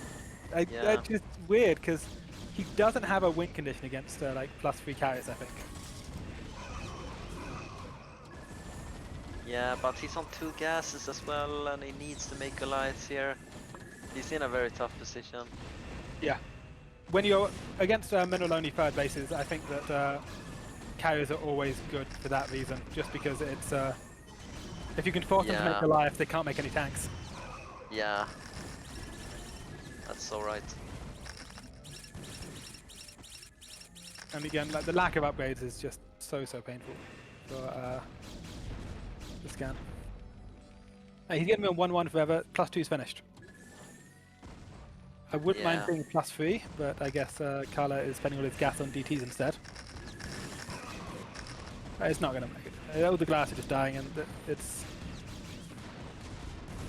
He just has to keep making Goliaths, and the Goliaths keep dying, and it doesn't get any better. The situation is just worse every time a tank dies. He's gone from having like 20 tanks to having 2 tanks. And it's because he can't replace them.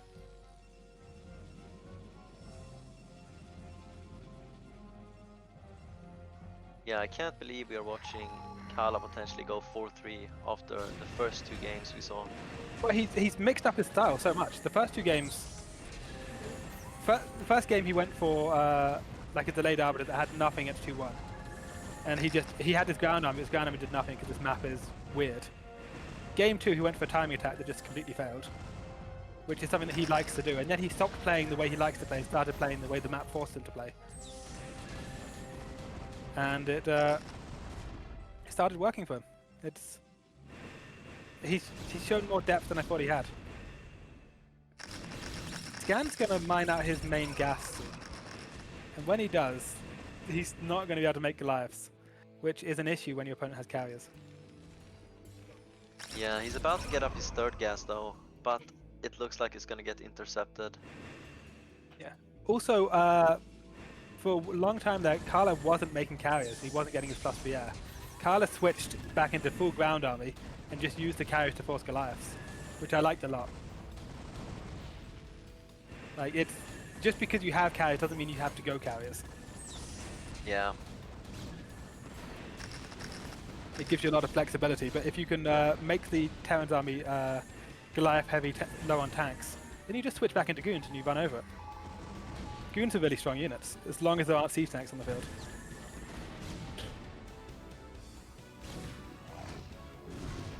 Yeah, Khala's so Scan's dead.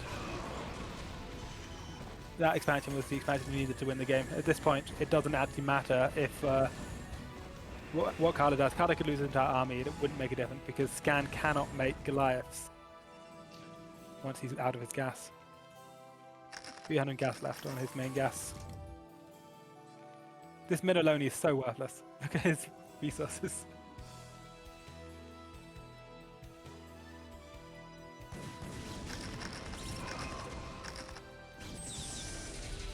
Yeah, there are 8 Goliaths against 6 carriers, and the carriers have better upgrades.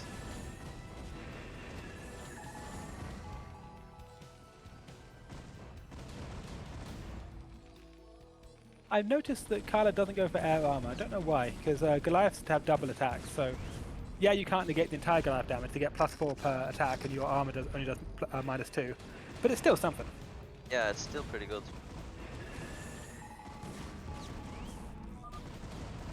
There could be a reason though, I just don't know. GG.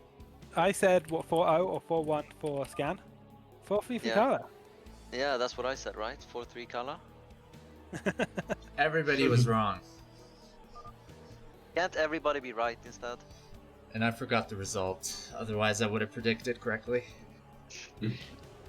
I underestimated Khala. Like he adjusted his style a lot for that map, and I didn't know that he could do that. Yeah, it was a nice series at the end. Thank you guys for casting that.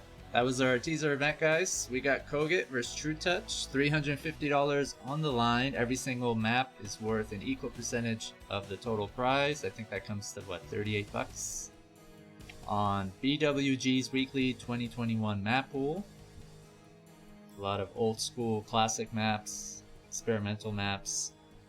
I was speaking to Alm about the map pool of BWG's weekly, and it relates to a discussion I had with some map makers, because we have some cool back and forths about like what constitutes a standard or balanced map. And being an organizer, I try to select maps that all players are comfortable with, given that they play different races. So you try to create a map pool that's sort of like balanced. And what I've learned that means is that a map offers different opportunities to all 3 races, but equally. So it doesn't slightly advantage or benefit one race more than another. Supposedly, that would be an ideal balanced map. So you could have a map pool where every single map in it is like that.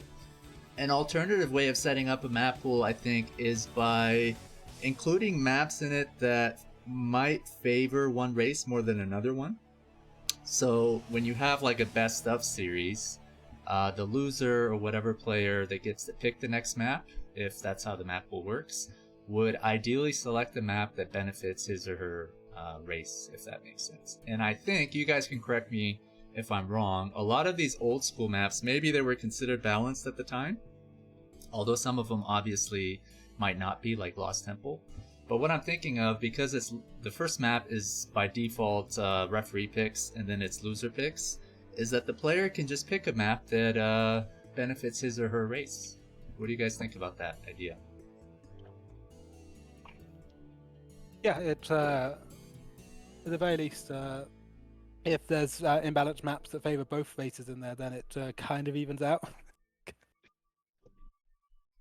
And can you think of examples in the BWG's weekly map pool? I mean, there's a lot of old school maps that would clearly benefit one race more than another. I mean, I remember Gorky Island with Bonnet and Dandy. And Dandy had dropped Goliaths on the cliff behind Bonnet's main. And I think Machine was saying that was a really popular Terran build. And it seemed very hard to counter. And that was a map that actually I think Dandy selected, maybe?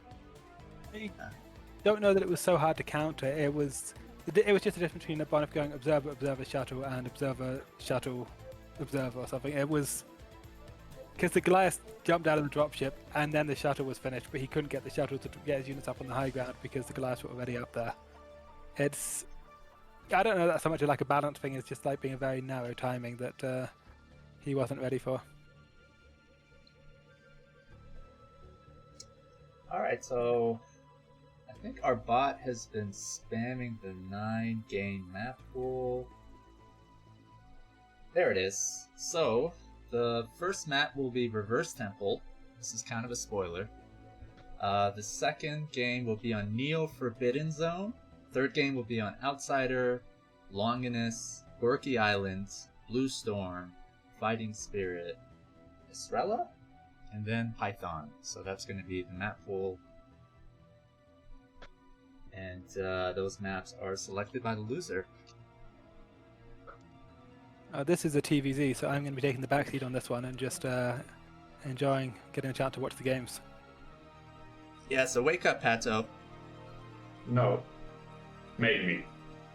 I don't think anybody's out there waiting to hear what I think about the Terran versus Zerg matchup. Actually, I have a different proposal, and that is that Kwark does all the casting for this TVC. Exactly. We're all just dead silent. Guys, I'm gonna grab a quick drink. I'll be right back. And we can hear what the Protoss thinks about the Terran versus Zerg matchup. I mean, I can say what's going on the screen, but I'm not going to have any opinions on it. And the only reason I'm here is so I can like spout my uninformed opinions about like Protoss builds. Yeah, I think that can be quite interesting in a TVC. Really mix up the cast. Why not? Yeah. I would like your participation in this, Kwark. I'm gonna go get some water though. Go back. Yeah.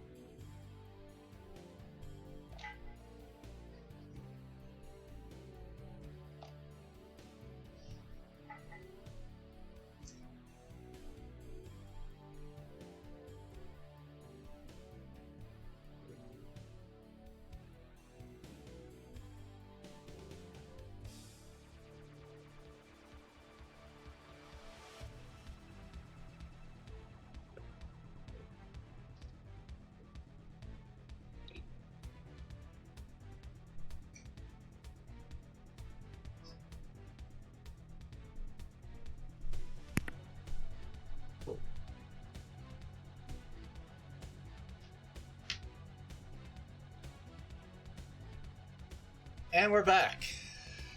And it's Yay. dead silence. Did we talk about Koget and Trutacz, who they are, in case some viewers are not aware that they're some of the best foreigners? If they don't know, then they don't deserve to know. Yeah. So both these players are from what country? Poland, both of them. I think Koget is in Denmark now, though. Yeah. Oh yeah, that's right. His Polish citizenship has been taken away from him Yeah. by hardcore SC fans from Poland. Both really good players. Trutacz is sort of recognized, I think, as first or second like Zerg player outside of Korea. Is that a controversial statement? I think it depends on the form of Eon Zerg. Because Eon Zerg's definitely up there, but he's not always playing. Well, if it comes to ZVZ, they played in BSL. Yeah.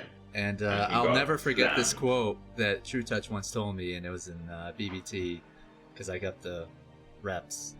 And I'd sent him the muscle emote because he had played Siki 5 games, and I think the final result was 4-1. And he replied, "I don't lose ZVZ," and I just love that quote so much from him. And afterwards, every ZVZ I watched of him, he doesn't lose, and he's so good. So yeah, well, including Eon Zerg and Siki, I think they're probably the best 3 Zergs outside of Korea. And Koget is one of the best Terrans outside of Korea. What do you guys think? After, or along with Dandy, Terror. Yeah. Stop counting. Yeah, I certainly rate Koget very highly. I played him a bunch, and I don't think I've won very many. I'm not going to say I've never won because I might have won one, but I can't remember winning. Yeah, Koget is a very good and a smart player, so it's always interesting to watch him play. Plus, he has very nice sprite control, so he can adapt in many styles. So this will be an interesting series, of course.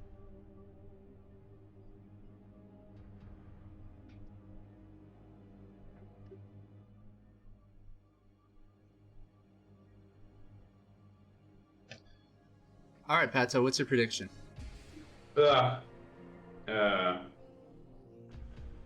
All 9 games are going to be played, right? That's right. Give it to me. Give it to me good. 5-3 to Trutacz. I heard for the win. 8 games. That's 8 games, though, isn't it? Okay, 6. Actually, 6-3. 6-3. Okay, 6-3 for Trutacz. Just woke up just to correct me. Are all games played regardless of result? Yeah, and you know what? This has become a common trend with a lot of Showmatch series, and I'm gonna have to take credit because we kind of inspired that. Big shout out to everybody who's organizing those 9-game show matches. It's a great way and a fun way to support players. And every single map is worth like money, so it's not like a price split system or winner takes all. Yeah, I like this system as well. Well done. I think Trutacz is gonna win 6-2. That's 8. Yeah, I'm joking. I think 6-3 Trutacz. Yeah, are you guys? Wait, like, are you guys getting your asses kicked by Zergs on ladder? Like, you're both favoring a Zerg player here. Did you say 6-3 as well, Pato? Yeah. Oh, okay, I'll say... 6-2. Yeah, 6-2. Yeah, We've got a lot of island maps in the map pool, I think, though. If this is the same map pool as last time, there's... it's like half island maps. Half island? Oh, okay. Like, I think that might change things.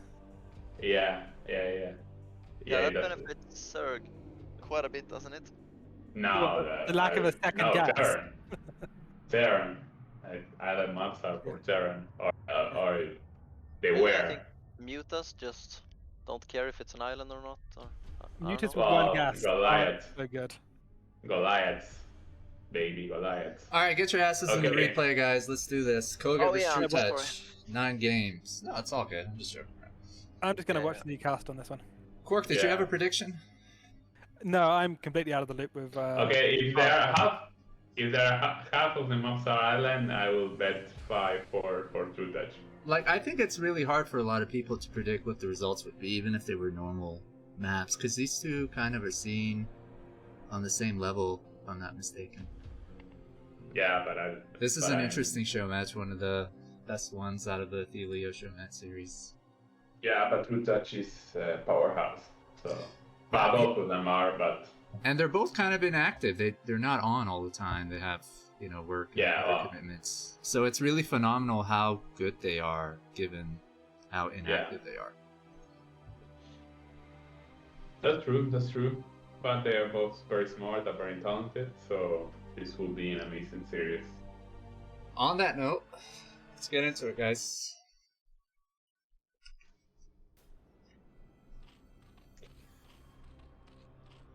Okay, then what map was this?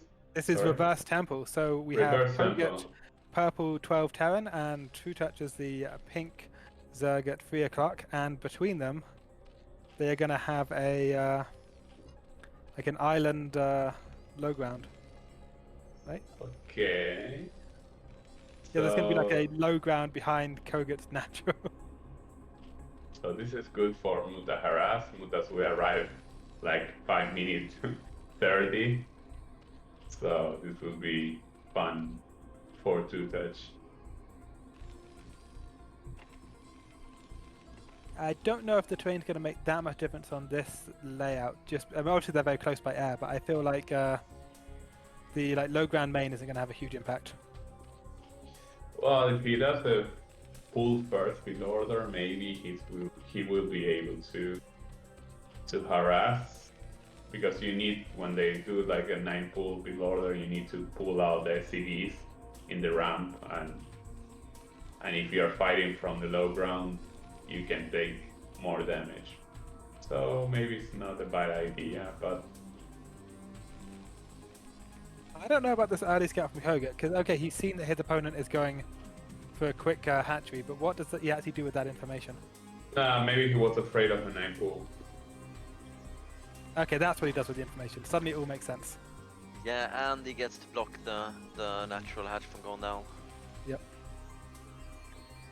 Trutacz just wanted a pool, which he has to do, but yeah, it's going to mess with the hatchery timing. So the question is, was that planned? Because he sent out his SCV in time to see the Overlord if Trutacz was there. But then if Trutacz wasn't there, I'm assuming he would have sent his SCV the other way. But it's... On a 4-player map, you obviously can't plan to send your SCV to their base right at the start and put an eBay there. That's... it's... You can't guarantee that kind of luck.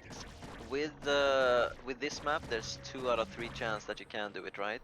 Yeah, because you would see the Overlord if he's 3 o'clock, so then you could just go towards 9 o'clock. Yeah, so I guess it's an okay build order. Or I mean, yeah, time to scout. Oh, he's blocking it for so long. And he's going 2 racks. I feel like I flew down to the year 2001. So what occurs to me is Trutacz isn't going to have any lava, right? Because right now he's got a bunch of money, but he's got very few lava to actually spend that money with. If you go 2 racks right now, he can't exactly build Sunken as his natural. If he went 2 racks into Bunker Rush, what could Trutacz do? Sunken. With no hatchery. Koget doesn't know how many links Trutacz make, and that's why he's sending a second SCV here. So right now he's a bit scared, I think. Maybe not anymore, but it's hard to bunker rush this late. Because a few links together with drones do pretty well. Okay, that's why I'm here with my. I don't know what I'm talking about, but it's. And Koget has 3 Marines that were just created, so if it sends them out now, it's very late. Okay. And if you lose those early Marines, you are dead. Yeah, Koget is gonna do like the good old 2 racks steam timing with maybe 1 Firebat and 1 medic, or 2 medics I think is viable as well. And I mean, it's understandable going 2 racks when you're on the low ground like this, but there are definitely options for him to take the high ground without making 2 racks. And would you say this is kind of all in, Pato, or I don't think I've ever done this build order. I've never done this build order. I'm just gonna say I have no idea. You've done it? I've done it 1,000 times, but in the year 2001. Do you remember what it was? Yes, of course. I had replayed. So this is awkward because he will plant even 1 more Sunken, and this push will be over. And with Muta Micro, he will not have the economy to hold. So there's a reason why people do not make this build order anymore. Okay, there's only 1 Sunken right now. Yeah, but it's only one medic. You need one medic per sunken. It's gonna go. I think that's good. The Firebat is good tanking the shots. Evo. But I don't know. That Evo did a lot of work because those Marines didn't have Marine range. That was really smart. Yeah. Oh. Even the Firebat is gonna. Okay. Yeah, 3 but points. 5 points. Okay, there. Those sunkens are so low. If that Evo hadn't been there, those sunkens would have been busted, I think. Because he focused the one that was still morphing, and then he switched off it because he focused it because that was the only one he could hit, and then he switched off it once the Evo got cancelled. But he ended up killing neither. So here's the funny situation. Now you have to deal with 2 hatch Mutalisk with 1 base. So your factory will be late, and when you will take your CC. Whenever Trutacz has, I don't know, 7 Mutalisks, he will be able to one-shot Marines at will. So yeah, what do we think about Bunker here? Because Bunker, obviously with the range bonus and your Marines don't die. I feel like in this situation, if you're Koget, maybe a Bunker would be a better way of holding a particular area than just Marines. Well, actually nowadays you don't put bunkers. You put the only reason why you would put a bunker is if you feel like it's going to drop a lurker or something like that. But with Mutalisks, you just spam turrets. But the problem with that is if you do turrets, how will you be managing to defend your expansion? Oh, that supply block's going to be annoying for Trutacz. He doesn't even have an Overlord started. So he's going to be supply blocked for a while now.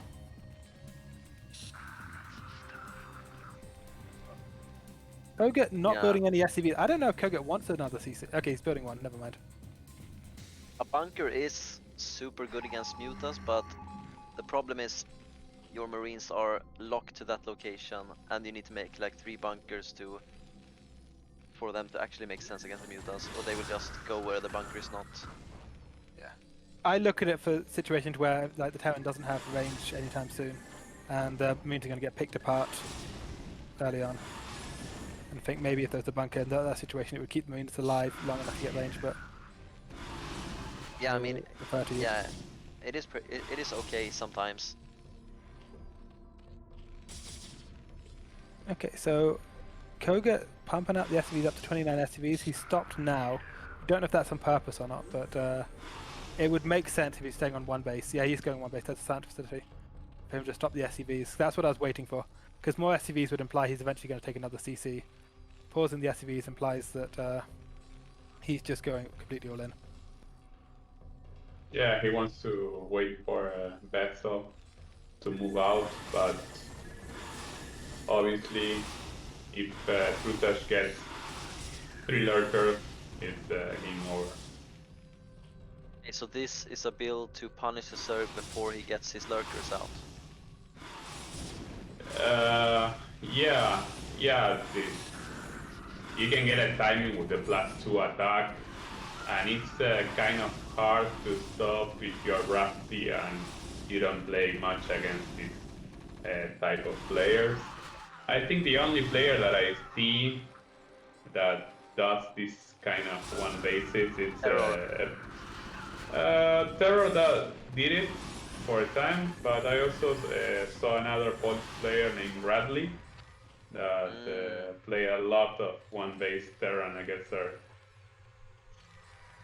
I like these vintage build orders because the new generation of players, sometimes they don't know how to handle this, and maybe you can get caught off guard and you can lose. Oh, can we see the hit points on the muta? I want to see if that's a healthy block. Okay, so they're not that healthy. Irradiator's on the way. First Sant Vessel's almost done. If he gets 1 good Irradiate, that flock is becoming ineffective. Yeah, so full muta is not going to do the trick. More if you're seeing that your opponent doesn't make anything more than Marines and vessels, maybe it would be smart to change to an Hydralisk to lurkers, because you can plant lurkers on the higher ground, and it will be literally impossible just to move out. Does Trutacz have 4 drones mining that second gas of the natural? He doesn't have that many. Yeah, but that's because it's not optimal otherwise. Yeah, I'm just looking at it and thinking, well, he's only got 18 drones total. That's actually hurting his economy quite a lot. That's one drone that, because the map is bad, hasn't been mining minerals for yeah, the last that's true. 10 minutes. And I'm a bit afraid here for Trutacz. Ah, there's the Irradiate. Nice bit though. But he's only on Mutas. He doesn't even have a Hydra then. Yeah, he's starting his +1 armor for the Mutant now, but +2 is going to be finished before his +1 armor is done. Oh. No. Actually, kills off a few Marines there. Maybe this is enough Mutas. I think it's enough Mutas that he can do a good backstab it like this. Yeah. Pato, you're the expert with this build, or you're actually the only one who's done this build. Yeah. What? Gonna lose How's that it vessel. looking? Well, you have to make a lot of sunken. If you're going to do this build order at Zerg, you have to put sunken. Because there's 3 creep colonies building right now. Yeah, he's listening to you. What? Losing that vessel was huge. Like, the vessel was his entire plan for building with the Muta, and it dies. Yeah. Muta clear out the tower. Koget type something in Polish, probably to do with that vessel, I assume. His next vessel may have radiant energy soon, but he needs those irradiates to control the Muta. Without them, the Muta just gonna keep doing what they're doing. Fun, he scans and he sees 3 Mutas. Yeah. What? I think it's over. Yeah, Trutacz pulled ahead in supply. Oh no, he didn't scan that location. Oh, Never mind. that was good.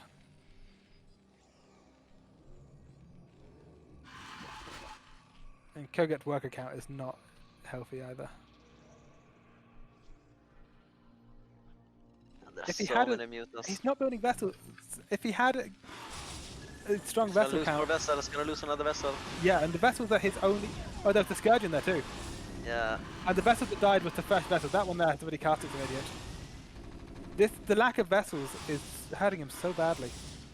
Because I mean, he had a plan to counter these Muta. He was just going to irradiate them, but with no vessels, then that plan is not really working. Oh, that order. Yeah, I Wrong think place at the wrong time. He's made 3 vessels and he's cast 2 irradiates. There's an Hydralisk then.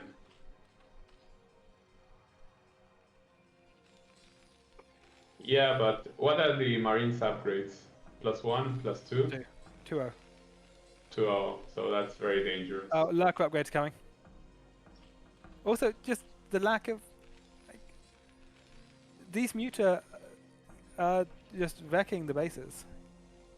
Yeah, but there are a few left, and it's an all-in build order because it's now really hard to take a third for Zerg since he invested so much in the Sunkens. So this is pretty much, I want to say, even. I think I'm feeling that Koget has an advantage.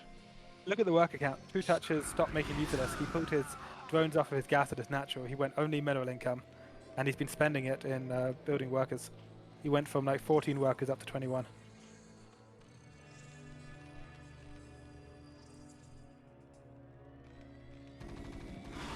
Yeah, we're going to see +3 marine attack before we see +1 carapace.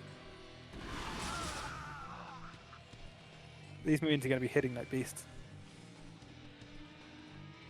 Yeah, and I like Koget getting his command center, but it feels very late. Oh, don't lose those science vessels.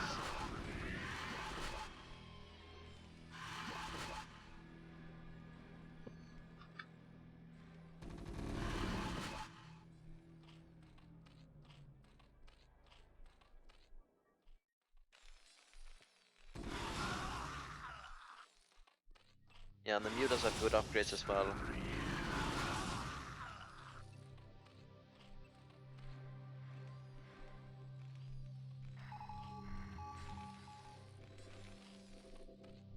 Unfortunately, the Discord stream is lagging pretty hard for me, so Yeah, for me as well.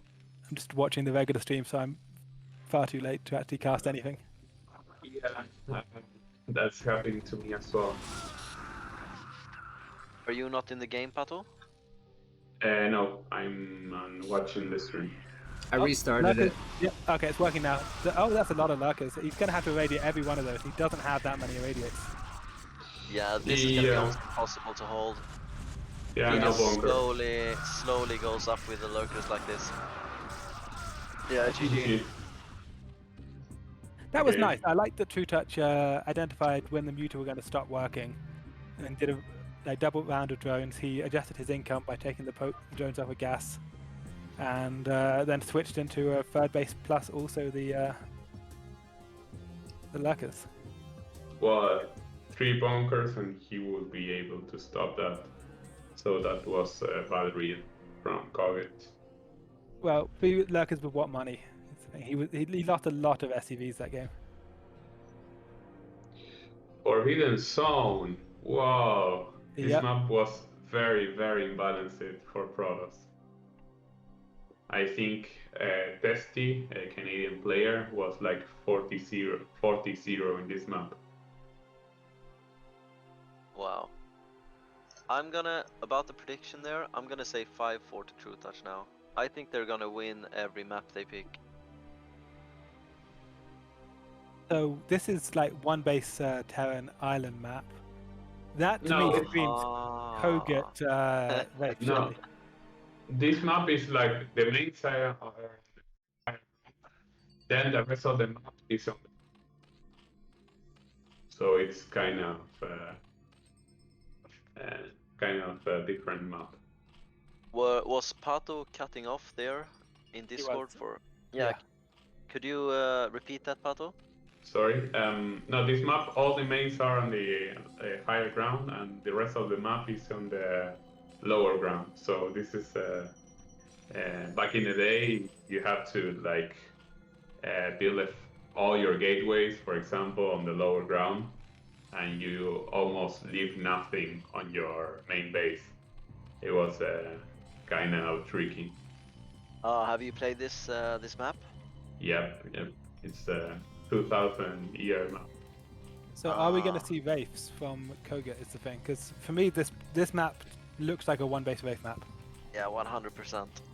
I think. No, they play a lot of fast expansion in this map, and that was a meta back in the day. But I don't know how you're going to play this.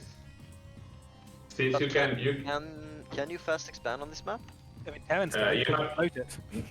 You can float your CC, but as Zerg you have to float.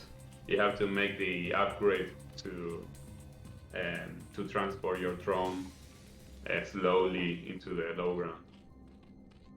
Yeah, so I would assume like I'm surprised Trutacz didn't go for gas before pool. Just because I feel like this is the kind of map where you go gas before pool, then second hatchery in the main, and make a bunch of muta that way. Like make like 6 muta the moment your spire finishes with that double gas. Also with the early gas. I honestly would have seen a gas on 4 supply with the first 50 minerals, just because you only have 1 gas, right? Yeah. Maybe that's overkill, but I mean, yeah, it's. I feel like if you're stuck on 1 gas in Zerg against Terran, that's going to be a bad time. You're going to want all the gas you can get.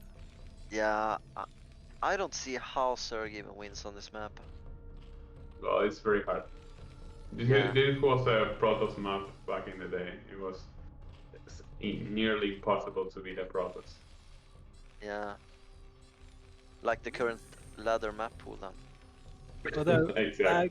Koget has his gas below his CC, so Koget's just down in STV from the start. But he's rushing raids. Yeah, I'm just saying that like just the spawn location has taken away one of Koget's STVs. Yeah, is he mining with 4? He has to, because the gas is below the CC. Yeah, that's true. It's a badly designed map. Yeah. Look at that depot positioning. Do you think he's going to try and trap a SCV under the refinery for his Wraiths? Yeah, definitely. 100%. But it's a bit early though to make it. To trap an SCV. Or he could always make a third depot to the right of the or left of the refinery if he needs to. Yeah. Okay, So I like the scouting buildings. Because I mean, Thurg has to go Spire to defend against the Wraiths, but then Spire? also has... He's Drop. rushing drop. Yeah. Yeah. Yeah, he's getting it now, but so much gas into this. Spire and Yeah. drop. Yeah, And it's going to be and money. one hatch. Drop is 200, so it's very expensive. Yeah, against 2-port Wraith. Oh, I don't know. Well, it's the same on Gorky Island and most of the old school island maps. Playing Zerg on those maps was nearly impossible. I was almost undefeated PvC on island maps. It was just too easy. It was too easy. You build Goliaths and you kill everything. All right. You cannot micro Goliaths. Yeah. Terran I didn't Imba. play. Got it. I didn't play Brood War. It was. I started playing Brood War when Flash came to the scene. That was good. Yeah, I started playing when Slayer Boxer played against Garimto. So. We need a two-touch Overlord by the cliff, or this drop's not going to do shit. Okay, he's moving one now. So he was putting all his Overlords in the corner for stacking, but then drop's going to be finished, and he wouldn't have one in position. Yeah, it seems like he's going to get the hatchery up before the Wraith comes there. It's going to be close. I mean, yeah, he's going to have a Scourge out. He's going to be okay with the Overlord there, I think. Yeah. The other thing that you can go to is doing like mass Hydralisk, since you don't have that many gas to build a decent number of mutas.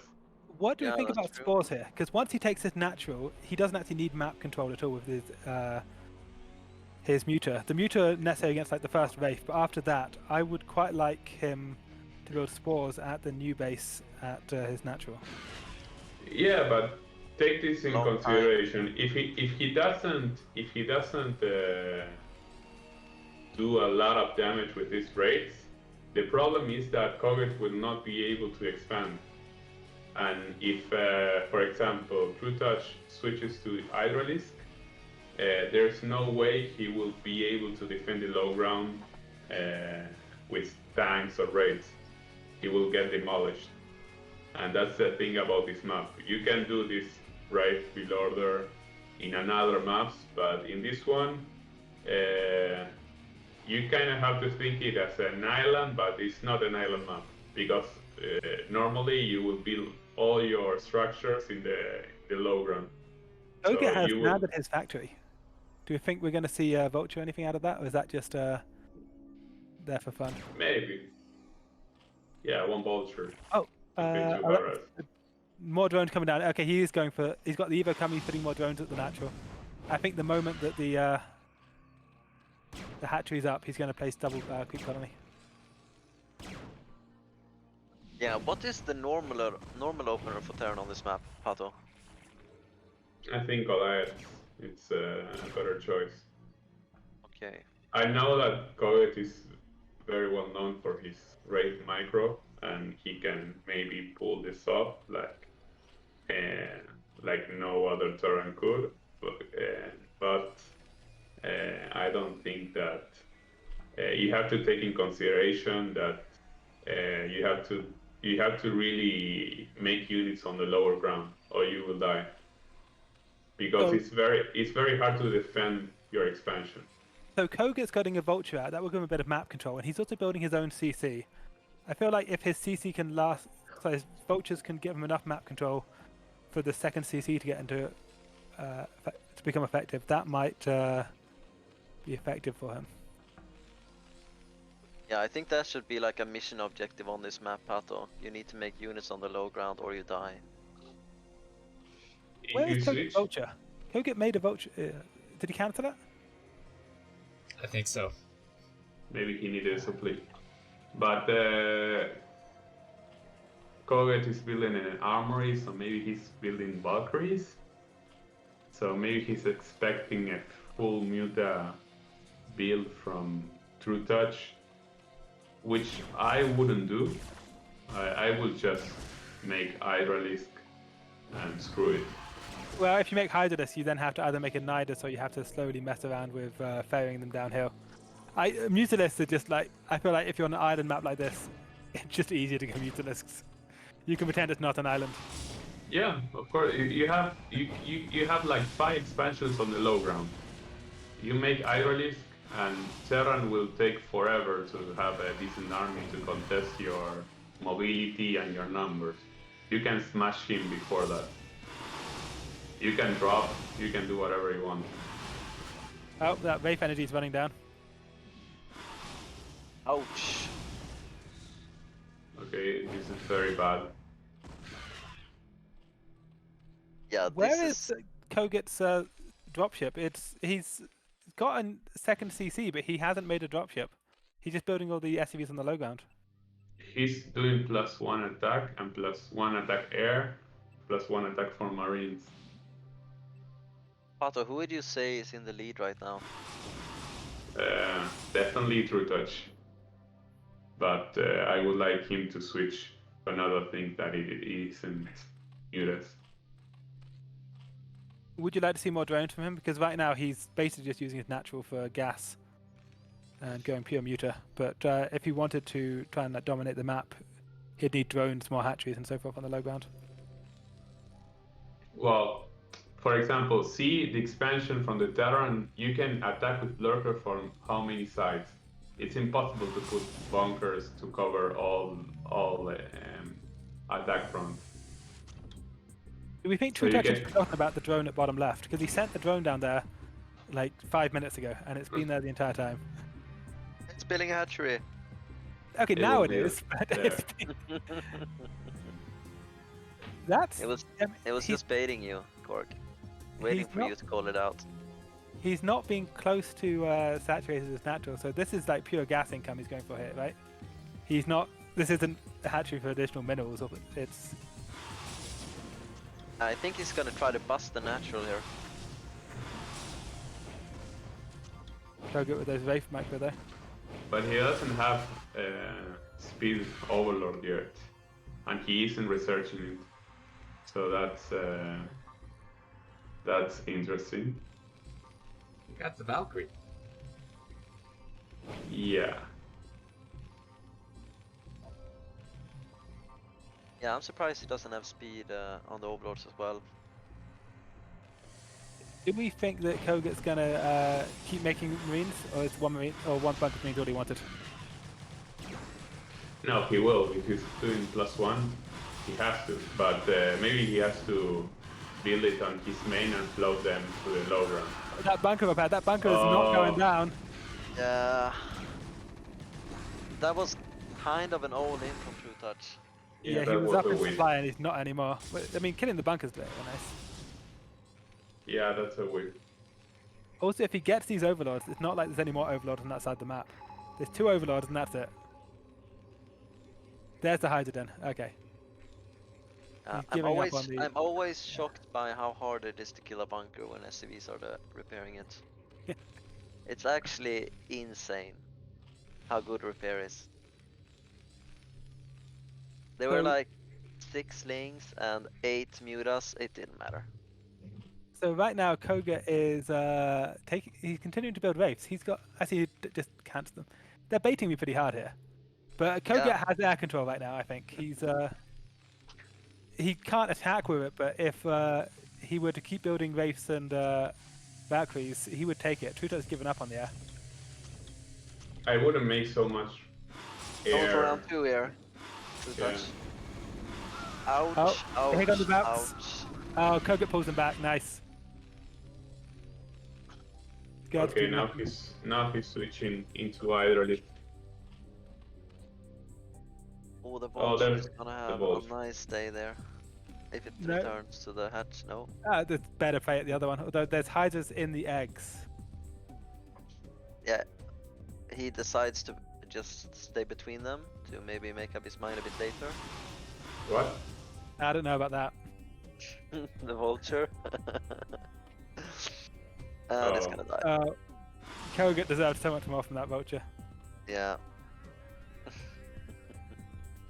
But he can always build more. Yeah, he is as well, and maybe can kill some drones. Okay, Pato, we finally see some Hydralisks from Trutacz. Yeah. But now Koget Plus 0 uses a Hydras lot of against, Marines. and the +1 Marines. Okay, so we Yeah. had 2 Hydras against 2 groups 11 of Marines. Let's see here.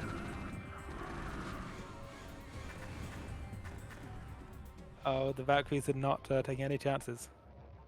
Because Valkyrie Scourges can go either way. It can go very well for the... Yeah, and the Valkyries very have +1 badly. attack as well. Oh, there's +1 air armor, so it negates. Okay. 1 Valkyrie down without even firing a shot.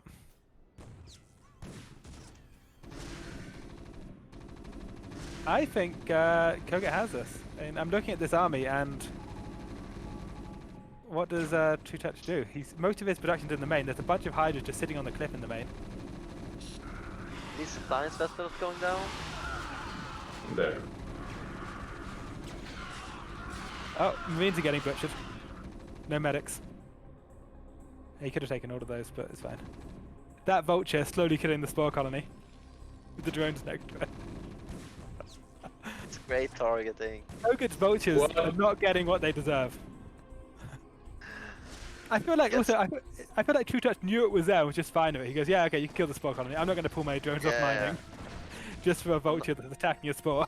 Yeah, Trutacz was like, I'm not going to move anything here.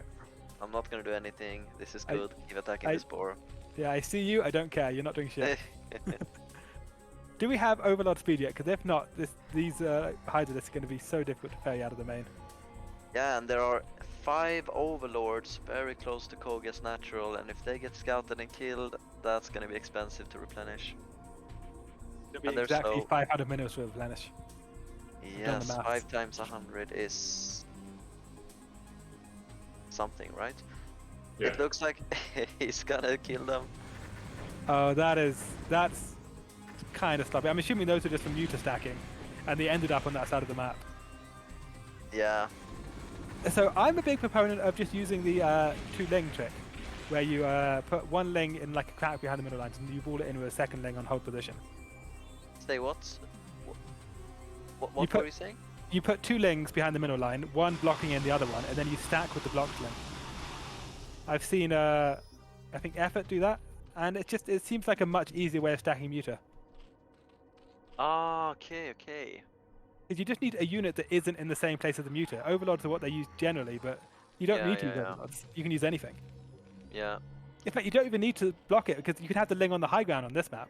The whole issue is you want the Ling just not to go where the Muta are, but this is an island map, you're good. It's... Yeah, but he also pulled all the Overlords there for vision against the Wraiths early on. I think he had that's why he had so many over there. Okay, so +2 Marine attack is going to be done before +1 range attack. That's Yeah, but if Trutacz gets lurkers, he's gonna have a pretty deadly army, because there are no tanks out.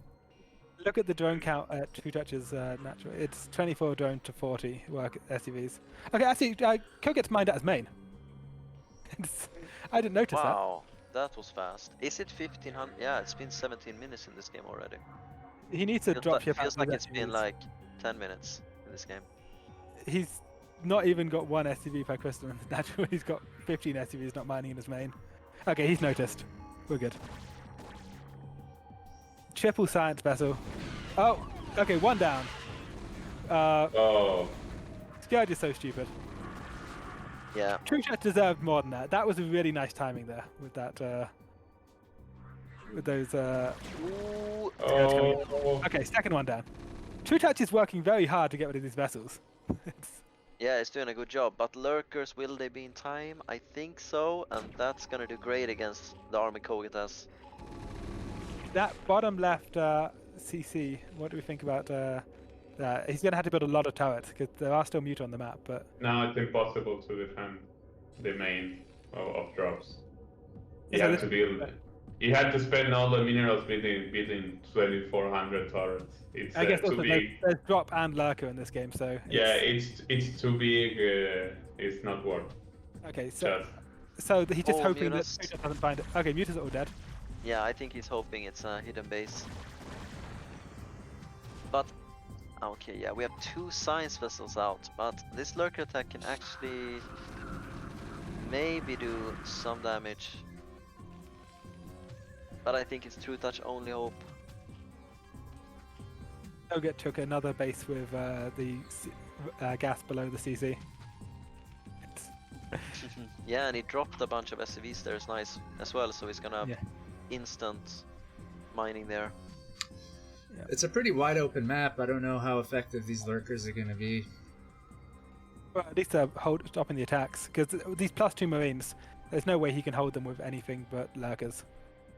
Yeah, but I think he spent too many resources on Mutalisk. Yeah, he was kind of all in with that Muta Scourge attack, wasn't he? Yeah. So maybe if he didn't spend so much money into that, he would be able to just smash this army. What do we think about the speed overlord? Do we think we're going to see a drop play from Trutacz to try and knock out Koget's main? Because on this map, if you can drop anything you like in their main, it's very difficult for them to like move their army back to defend. Yeah, I think that's a good strategy to have with this army composition on this map. And he's doing pretty good in this fight as well. Like if Trutacz puts like 8 Hydralisks in Koget's main, what does Koget do about that?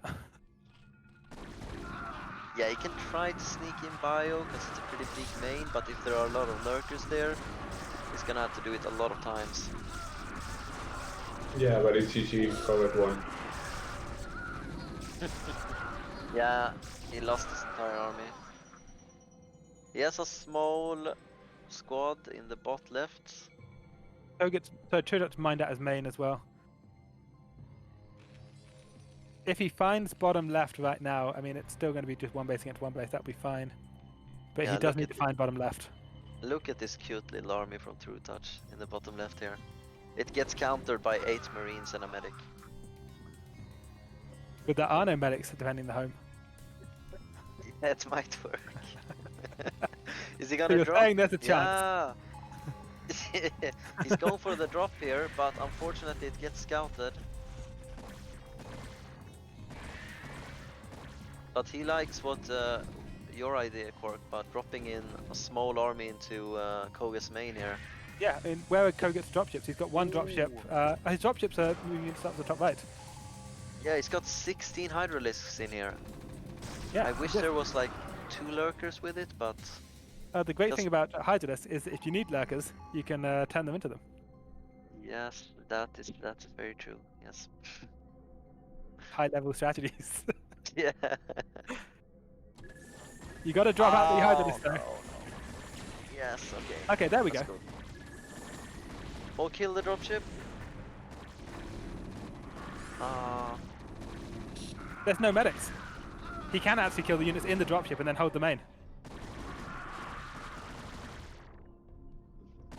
The problem is that Koget has bottom left and Trutacz doesn't know about it. Trutacz is actually in quite a good position here. This game is over. Well, okay, 40 supply against 110. I was assuming he had more lurkers defending his natural. He has no lurkers there, so he's dead. But, yeah, he's got 2 morphing. Yeah, 2 morphing is still against 35 Marines. Do you think they get 1 shot off? Nope. Okay. GG. Had we done that drop earlier, and had he found bottom left, he, I think, had a chance. Yeah, that map... I mean, is that map considered a good TVC? It seemed actually better than I thought. No, you have to go Hydralisk. You can't go Mutalisk like he did. Yeah, but if you go Hydras, is it a balanced map TVC? No, it is an okay map because it's very hard. It's very hard to defend your expansion as a Terran. But Protoss is what makes that map imbalanced, or? Yeah, Protoss. Okay, yeah. You just make 1 gate, 1 robo on your main, and then you build all the things in the low ground. It's a pain in the ass. You can just out macro everyone. Yeah, so it's like most maps, Protoss make it imbalanced. Yeah. Yeah. That was a fun game. I've never seen a map like that, 1 base island-ish. Yeah. Yeah, it was very popular back in the day. So, this is another fun map. This is not so old. Is this Outsider? Yeah, I've seen. I've seen this played in WCG. I think 2006 or 10 or I don't know. No, 10 maybe. Why would Trutacz pick this map as the loser from last game? Because you can jump minerals. You have like a secret, not secret, like expansions in your own base, so you can play like 3 base no problem, and you can jump minerals to get more expansion that cannot be harassed with marine timely push. So it's a pretty much safe map to expand as a Zerg. Yeah, and this map was popular for years. I think it was even played in the ASL early seasons. Yeah, I remember this about the time I stopped following StarCraft, so it would have been about 2011, maybe 2010. Yeah, and then I remember in ASL, I think Season 3, when Shine, the Observer, the Zerg player, played against Bisu on this map, and won with a Lurker Ling all-in. But this map is strong for Zerg because you can defend one location and get 4 gases. So usually Zerg takes the natural, makes Mutas, makes 9 million sunken colonies at the natural, and just takes the hive with 4 gases. And the only counter Terran has, which is good on this map, is dropship play. Because there's a lot of area where you can drop into the Zerg base. The But naturals very don't hard seem for very Terran. far apart. Like the natural to natural distance here seems pretty close. Yeah, it's pretty close. I think Atrax is quite popular on this map, hoping that the Zerg goes hatch first. But we see Trutacz is going pool first, and that's a smart play, because this map is so strong for Zerg late game, you just want to survive the early game. So go fast spawning pool to get the links in case of a rush, and also get the fast mutas. Also Lurker drops are pretty good, because you can drop like at so many places and walk up to the main. Okay, one base factory. So one of the few like events that I have been watching lately has been the Foreigner versus Korean, and Koget did this against who was it? Effort maybe, where he went walling like this, and he went double port behind it with 1 vulture to defend the links, and it seemed pretty effective.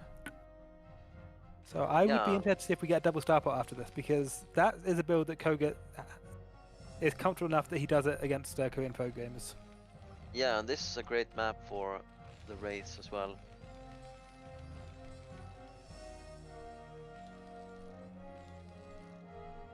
It was 0 scouting. Yeah, this is exactly what he did in that series. He even cancelled his marine. So if I was watching his barracks and he had like a marine 75% done, then he cancelled it, started another one, waited at 75% done, then we went for the vulture. I think if the links had shown up early, he would have let the marine finish. But as long as the links didn't show up, he was like, actually, what I really want is the vulture. So I'm gonna just keep cancelling that marine. That's smart. That's just 50 minutes saved. Yeah, and maybe trying to fake that he's making marines, going some bio or something. But I think the links scouted the starport as well. Yeah. Also, I mean, this is Koget. You know this. Yeah, especially when you see the factory, you just know. Yeah, it takes 0 scouting information to tell you that Koget's going 2-bot Wraith. Yeah, that's true. So Sunken's on time, but I mean, Koget's nailing his build. He's exactly where he wants to be. He hasn't done any damage, but he hasn't missed a beat. He's 0 marines, 1 vulture. Yeah, that is optimization at its finest. Triple overlord from Trutacz. I think Trutacz is expecting to lose 1 or 2, but he is not willing to be supply blocked. He's okay. You're going to kill an overlord. You might kill 2 overlords. Those scourge are still going to be coming out. And straight into OV speed too. Yeah, this is like 100%. He knows what's going on. Yeah.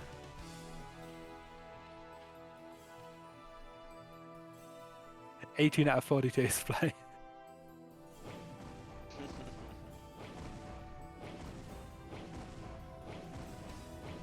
Yeah, that's well played from Trutacz. Yeah, just already replaced.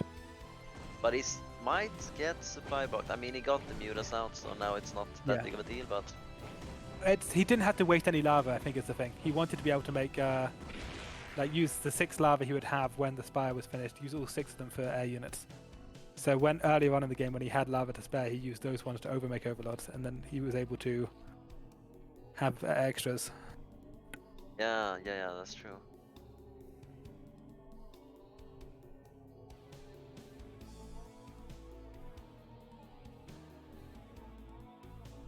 Koget with the SPs behind the middle line. Oh, and we're hiding an armor in the bottom right as well. That's sneaky. Oh, these waves are doing so much damage. Overlord speed is, what, 90% done? 90% done, ain't done.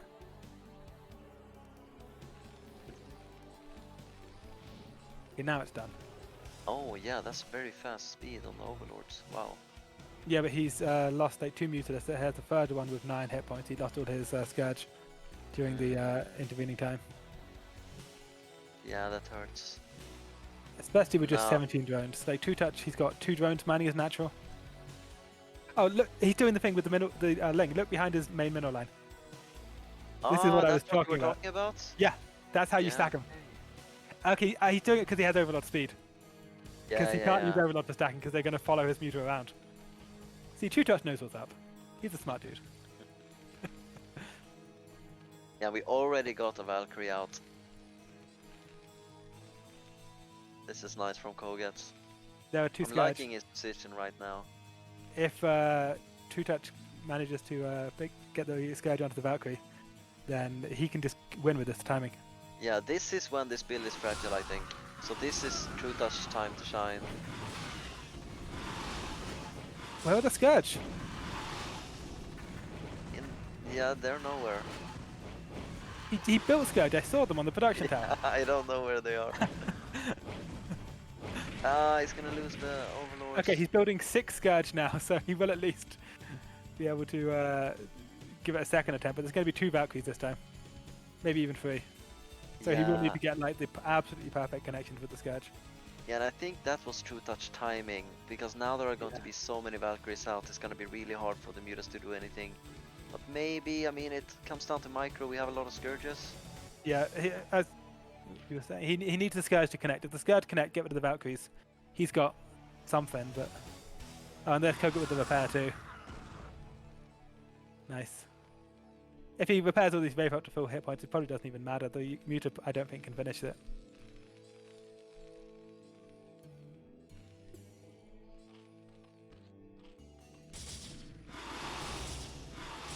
He's starting his +1 air carapace now. This is way too late to make a difference. He's going in. He's got to back off because Koget's really good at the Valkyries flying backwards, shooting micro. Okay, yeah, that's very important to do. Yeah. Ooh, we might now get them though. Oh, the Scourge went for the Wraith, then the Wraith cloaked and the Scourge just bugged out. I'm surprised he's not doing better with his Scourge targeting, because like splitting Scourge onto individual units is like that's everything ZVZ is about, right? I feel like Trutacz has an amazing ZVZ player, should be nailing his Scourge targeting. Has he killed a Valkyrie yet? There are 3 Valkyries. He killed 1 in the last engagement, I think. And 2 of them are hit by a Scourge. Oh, now they're dead. Okay, that's what it's about. Yeah, that was what he needed. But only 1 Overlord can pick that off. But there there aren't enough mutas. Yeah. Wow. Is that it? Does he kill all the mutas? No. I mean, it's 38 workers against 2 base against 19 workers. I don't see how Trutacz fights this because he just doesn't have the money. At this point. Yeah, Koget played this to perfection.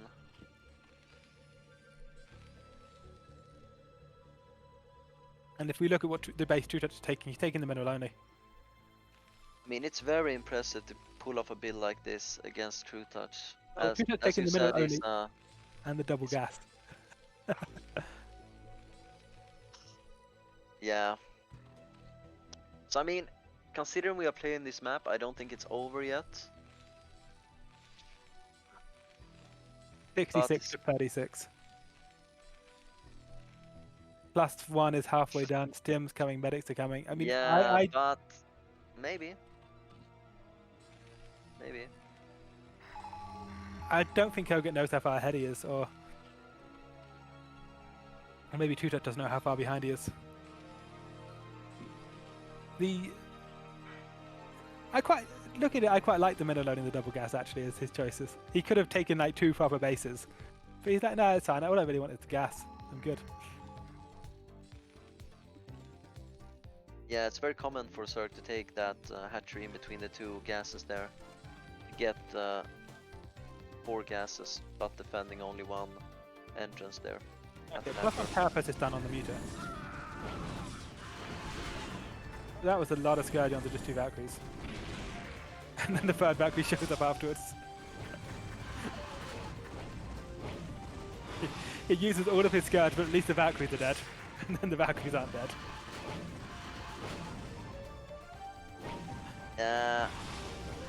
Oh, I think the mutas are dead. I think this is GG. Yeah. Yep. Wow, that's impressive from Koget. I like Trutacz. I mean, Trutacz is clearly going for that timing where he hits with Muta, Speed Overlord, and Scourge when there's 1 Valkyrie and he just overwhelms them. I don't know where the Wraith went. Sorry, where the Scourge went. Because, like, he hit his timings. He got that quick lair. Moment the lair was done, he already had like moment the spell was done. So he already had like a bunch of overlords, so he could make a bunch of Muta and Scourge, shut down the Wraiths, get the very quick overlord speed. There was a window there. But yeah, maybe the Scourges flew into each other or something. Because if he picks off that first Valkyrie, I think that he can take down the Wraiths at that point. Yeah, so is Trutacz up 2-1 now, right? No, Trutacz I lost mean, that. Koget, yeah, Koget Koget's is up. 2-1. And here is a map I recognize. I played a lot on this as Protoss. It's Longinus. What do we think of this map? I remember vaguely, to be honest, of this map. I want to see Hydrolurker, because you can take a very quick 4 gas as Zerg on here. If you just take your 3rd base as the double gas on the high ground, then yeah, that base is OP. you can hold that all day with like 2 lurkers on the ramp. Yeah. And then it's double Evo, Hydrolurker. You've got all the gas in the world. Now, I wouldn't be surprised if we saw Koget do a wall in and expand that way on this map. Do you like that on Longinus? Yeah, I played Protoss when this map was popular. What Terran does on this map. Pato, do you have experience playing on this? Yeah, but I have to see which map is it. Maybe I don't remember the games here. I know I played a lot of games. Reveal the map. Yeah, I have to. Okay, it looks like Koget is going to get the wall in. Yeah, I remember. I think I remember. Yeah. Yeah, this was like the height of the Savior Nada era on this map. There was some amazing series between them with this map, and it's Sorry, this between who? Savior and Nada. Oh, okay. Like that's for me the like iconic series on this map. This was also a map played on like the B2 MSL where he beat Savior. This was one of his like 4-0 victory maps. But like this is like a macro map. It's gas heavy. The Zerg gets a lot of defilers, swarms. It's like it's a map that like guarantees an interesting TVZ. This was back before the Zergs were just ending it with Muta on 2-hat Muta. You go Muta and then into like Hydrolurker on this. Yeah, does this map favor Zerg because of the double gas on the high ground there? Probably. Looking at Trutacz this, chose this map. yeah, looking at this as like a modern map, there's no way you can stop the Zerg getting 4 gas on this map, which is like that sounds really dumb. SCV goes down as well. Oh, that's got to be huge. tilting. Yeah. Yeah, and like Koget got some very unlucky SCV RNG there, where it just kept on staying on the side of the drone, and then when he told it to stop, it got bugged out and then ran into the drone. That's got to be tilting, because that wasn't Koget's fault. It's the thing. Koget is. Trutacz obviously had some very nice moving shots. Trutacz earned it, but also that's kind of. Yeah, it's RNG. Yeah. Yeah.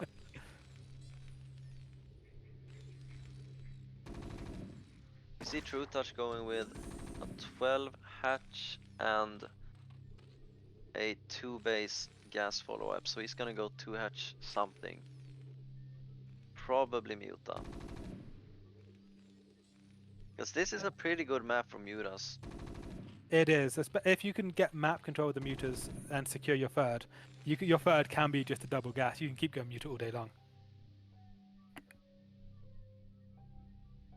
Yeah, and it's quite a lot of area to defend the Mutas, especially in the main base. Yeah, I mean, I think that's probably why Trutacz picked it, is because it's got the double gas third. This yeah, is I think so well. This map dates from before the current meta where Muta were as strong as they are now. Though he's gone for Hydroden, okay. And he's got those lings to keep out the. Does he think this is a mech? He must. And he didn't see the CC. It is mech though, but that's sunken. Well, I think this is assuming it's like one base mech. This is the timing that you'd need like the sunken. Exactly. If there is a vulture about to arrive. Yeah, so this is good for Koget at least. Yeah, this has been a misread. Oh, can he get it in? No, he doesn't see the Hydroden. Okay, that's very good for Koget. Oh, and he's going lurker with it. Is that just going to try to take advantage of the double depot? Because if they're depot racks at the front, I feel like lurkers, you can at least pick those up for free. Yeah, I think he's considering the wall and also the fact that you don't always go. You don't have much protection with mech against the invisible units. It's like turrets, but not an academy. So if he kills off the turret and gets inside, it's going to be really hard to stop. As a Protoss player who played PvP on this map a lot, like tanks can cover everywhere from that little gap above the depot. You can put tanks there and they will shoot you all the way, and there's nothing you can do about it. Yeah, this is a great map for 10-15 gate though. That was my go-to on this map back in the days against Terran. Same. So we're seeing just lurker and going to be lurker against 4 FAC. If no academy, army's on its way, and he can build Goliaths. Oh, look at that bunker! He paused the bunker almost complete, and he's waiting for information. He goes, "I don't know if I need a bunker or not. If I need a bunker, I can finish it. If I don't need a bunker, I can cancel it." He will die. It's GG. You think it's GG? Yeah. No academy, so he's going to be relying on turrets. Yeah, this has been a misread, I think, by Koget. Yeah, but if he gets a turret up, like north of his natural CC, and has a few Goliaths out, I think he can defend. So he's getting Goliaths and Goliath range. Can he sack the natural? Because looking at this, it's he will. There aren't that many drones for Trutacz, so if he can potentially yeah, I think he has time to get a turret up when he sees the lurkers and defend his natural. Maybe not the natural, but I don't think he's dead. He has 0 tanks, 0 siege mode, no academy. But he is definitely expecting mutas here, no doubt. Yeah, I mean he's making mass Goliath and Goliath range. Yeah, and turrets. And here comes the lurkers. Does he have time to make a turret? He does have a turret that's natural though, but he needs another one. Yeah, there he goes. Oh, that SCV might die from the spines. No, it's there. Out of range. Oh. Yeah, if he gets the turret up in time, I think he's fine. Yeah, he's fine.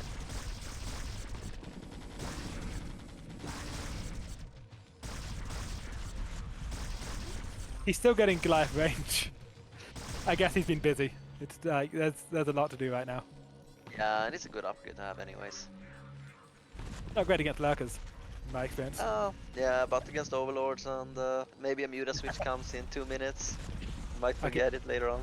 Academy is what 70% done, so he's a long way away from Comsat. He has 0 tanks. He's going still Goliath. Is Goliath what you want against Lurkers? Because I think They're tanks pretty will be good. I think tanks are a bit better, but Goliaths do well. I think Trutacz is going With now with links. 8 Lurkers. Yeah, he's got a wave of lings, but these Yeah. Lurkers, 2 of them are like 1 hit away from death. I think this is gonna be close. 8 Lurkers though. 8 Lurkers is a lot of Lurkers. There's only the one but turret too. against mech though, I don't know. He's He's dead. target the Yeah, he's Lurkers. dead. Yeah, He's he dead. did micro. Oh, and he's on the turret as well. Yeah, You have- Pato, I guess you were right. You have to trust the duck. Pato was right once again.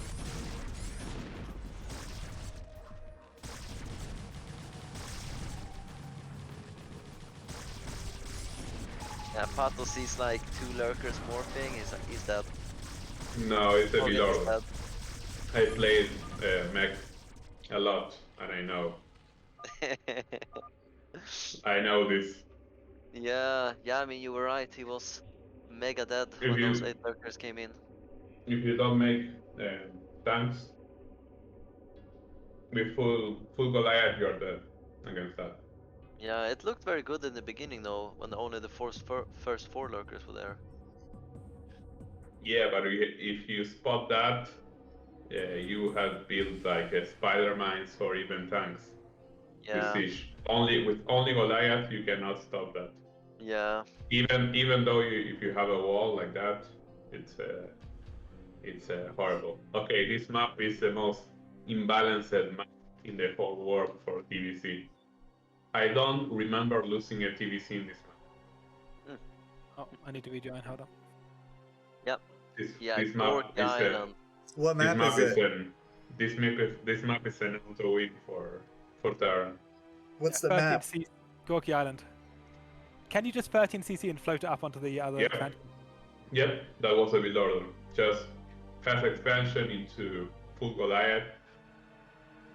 This is from before people learned that you can place a crystal to block CCs. You can do whatever you want.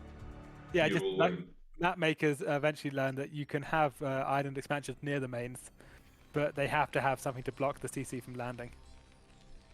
Yeah, this But map was this map balanced back in the days? TVC? No. Okay. And to be As I said fair, I'm not before- sure if that was a goal either. Not that there was a conscious dialogue between map makers and players, but the assumption that a map should be balanced for all races might need to be critically No. examined. This map, as I said before, I don't remember losing on this map. I'm playing versus top 4. And when I practiced for WCG, I played versus top 4 around the world, and I didn't drop a game on this map. So what you're saying is there were maps that were Zerg favored, there were maps that were Terran favored, but there were no Protoss favored maps. Yeah, no, Forbidden Zone. That's called You have to normal pay. maps. Ox. You have to pay attention. Yeah. And now suddenly Yeah. all the maps are Protoss favored. I see. My Protoss are doing so well in pro scene. No comments. So we're seeing Trutacz presumably going for a pool, and then he'll take a gas afterwards. So this is over pool. He's not going for the gas before pool that I was talking about on near Forbidden Zone, and clearly he knows what he's doing. Trutacz is way better than me, but I'm wondering why he's limiting himself to 1 gas taken later on a island map. I mean, Koget has gone for, was that gas before Vax or gas at the same time as Vax? Koget Yeah, I knows we would- need gas. Yeah, I would be guessing he's gonna go 15 factory before the second depot and then just 2 port rate again. This time there would at least be an Yeah. overload space. But that isn't efficient. You're not taking advantage of this map. Yeah, you mean he should have gone for a CC first? Yeah, of course. Yeah. So Trutacz gas isn't mining efficiently either. That's like a 4 drone gas. That's got to be a feel bad moment. Yeah, imagine being Terran there and having a comsat in the way as well. Ouch. Yeah.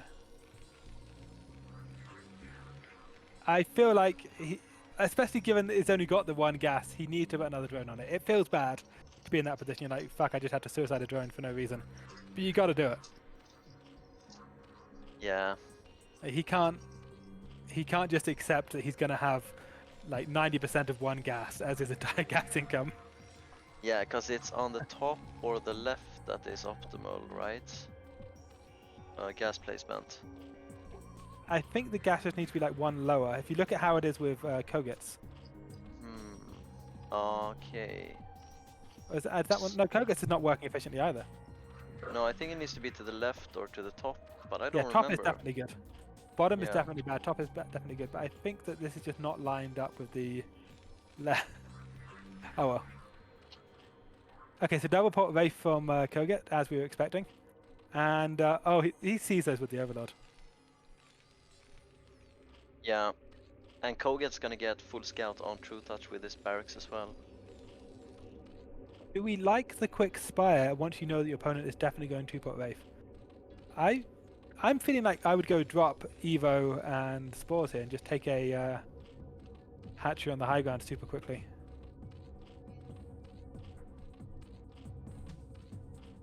But I mean, I don't know how to play this game as second turn. I'm just looking at this and thinking, is this actually going? You're still in a situation where you're trying to beat Wraiths with a single gas muter. It's not a good situation.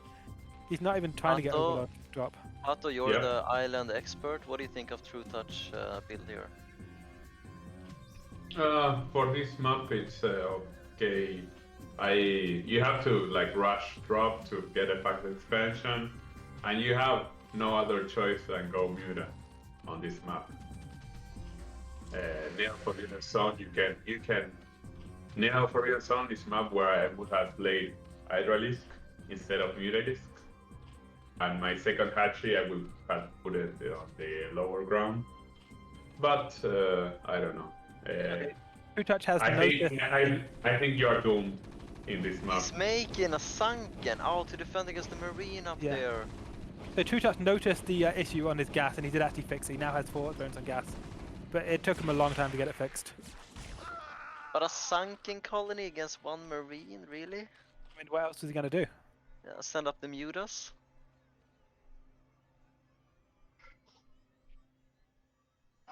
It's 14 drones and 4 of them on gas.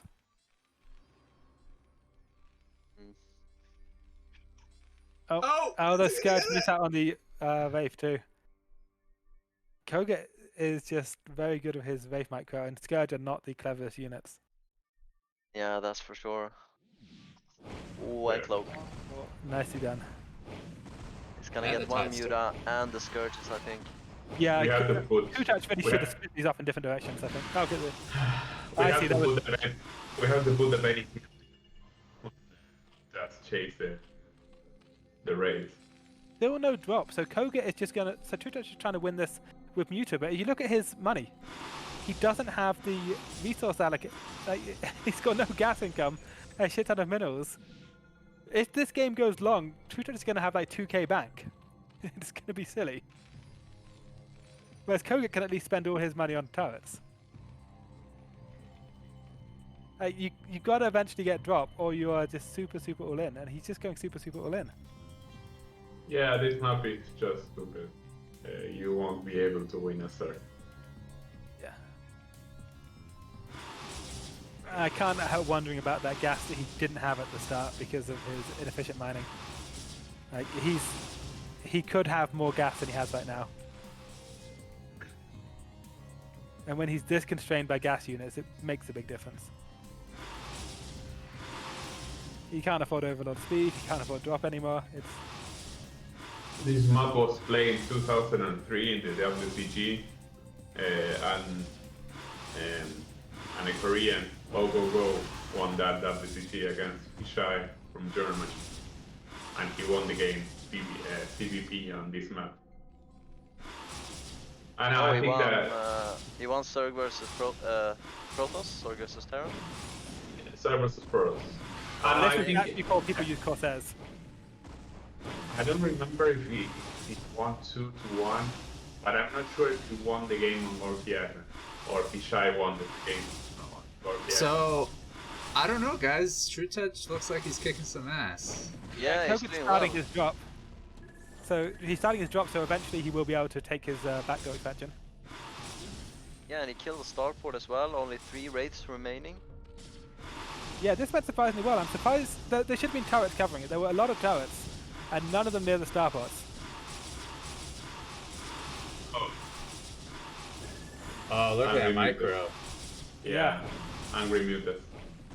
Trutacz has the Mutalisks in a dream, but they are Trutacz Mutalisks. It's, And that's enough. Kills off both starports here. okay, he's got 1,000 minerals. His drop is halfway done. Yeah, do you think he'll reach 2,000? He's got extra drones mining. It's not impossible because he's oversaturating on drones just so he can move them up when they're done.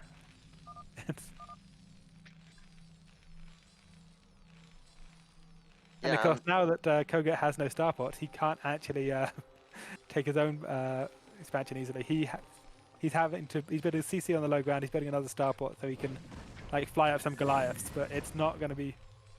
He's building Marines, so he's just going to go Marine with no upgrades. And I mean, Trutacz is definitely ahead now, right? Yeah. Like the one thing he was limited by was he couldn't take his natural, and he's about to be able to take his natural. Yeah, how does this play out in the mid and late game? Let's say Koget gets up some bio and Trutacz gets lurkers. I mean, there's a lot of ramps. Does that benefit Trutacz, maybe? I don't know if they're ever going to fight over the middle of the map. I feel that's going to be air the entire way. Yeah. Only air units? Yes. Muted versus Goliath. Oh! Almost kills his drone. What timing? Yeah.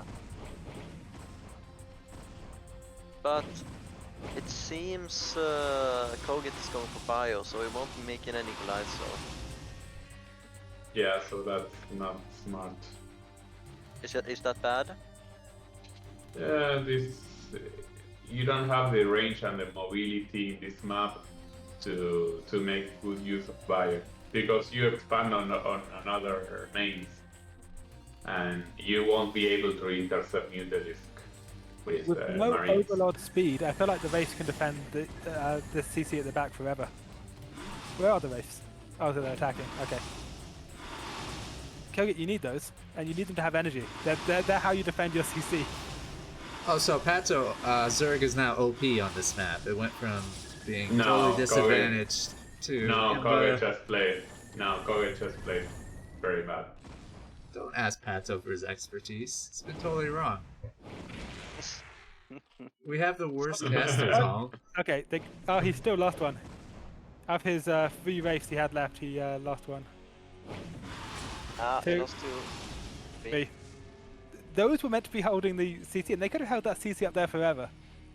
Because there's no way an Overlord is getting behind Koget's main. And Trutacz now has a second base, and he almost has as many drones as Koget has SCVs now. Yeah, and Koget cannot take his natural. I mean, he has his first vessel finished. The radiators. Has the radiator started? The radiator must have finished, because otherwise, what's going on? I don't believe in a world where a radiator isn't done. Oh, it's not done. It's only starting now. Yeah. Well, he's going to have 75 energy and no irradiate then. Yeah. I was looking at it, I was like, okay, well, irradiate should be like 90% done. It's not on the production kit tab, so I'm like, okay, well, I guess it must be 100% done, because what else could be going on? Yeah, he's had that up for long. That's not ideal. He's got rangeless Marines. No, he can't even get them there because there's no dropship, and the vessel that's meant to be doing all the work is not doing any work. Great Aspire! That is cool. I want to see a second Spire for the yeah, Raider Spire if he can morph them before Bio gets up there, that's gonna be insane, but I don't think so. Or even without if he can morph them wherever he likes, surely, because there's no more Yeah, that's true. just And it's an these are island marines. map. Yeah, and these are marines that like have no damage upgrades, no armor upgrades. Yeah, I forgot it's an island map. The mutants will just look at them and kill them, or the guardians just look at them and they die. Yeah. Okay, Irradiate is finally done, so these mutants can no longer do whatever they like. So, are we gonna see ghosts in bunkers? Same range as guardians. Dude, no way that they have that. There's no way. I don't believe that. You don't believe a ghost in a bunker has guardian range? No. It's a high tier counter to guardians when you're going bio. Oh my god. Do they really have the no. same range as Guardians, or are you just No, trolling? there's no way. No. You'd think I would lie to you about something so important? Yeah. I don't think your Terran knowledge is that strong. Oh. Guys, don't give fake facts. Our demographics, our audience, they're not the brightest light bulbs. So Okay, so we lost half the muta, but the other half of the muta are still around, and all of the Irradiate has now been used. I think we're about... Oh, there's no gas for the Guardians, never mind. Yeah, he's got 2 morphing. Not sure that's gonna do very much. Oh, okay, a few more now. I think he should expand a lot more before he does it. I've checked the Liquipedia for Guardian, and Guardian is apparently a Counter-Strike player, so that settles that. Yeah, that's yeah. Guardian from Serbia, he played in Face Clan. Okay, Guardians have range 8. Ghost has range 8 in bunker. That's crazy. oh, it gives you a longer range. Okay, cool. When you're in the bunker. Yeah, bunker gives you +1 range. I thought Guardians had like 50 range or something. 8 is so small. Oh, he does like that. That is very smart to use the eraser there, because there were 4 Guardians and he could only kill 2. This is getting so much more value. Koget is just really smart. I love watching Koget play, because I never would have thought of that. No, me Okay, going back to the Imba. Pato's back. He switched sides already. Going back to the Imba. I want to hear you say it, Doc. He went from hypothesis to null hypothesis to now he's back to the original hypothesis. Okay, so is this map OP for Terran? I don't think that Irradiate had much to do with the map though. No, Koget's just like, okay, well there's 5 units to kill and I only have 2 Irradiate, so I guess I can just do that. Yeah. Oh, that Guardian placement. GG. Ah, he didn't protect his natural. That's just Oh unfortunate. yeah, he lost. Yeah, the drop. I totally missed it. GG. Best quality observers here, I also completely missed it.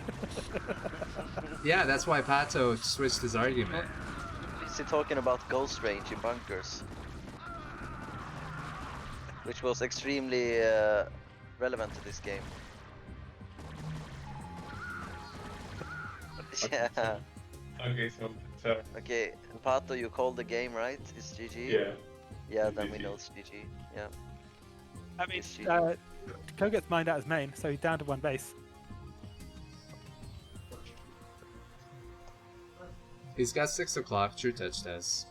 Yeah, that's true. That's true touch.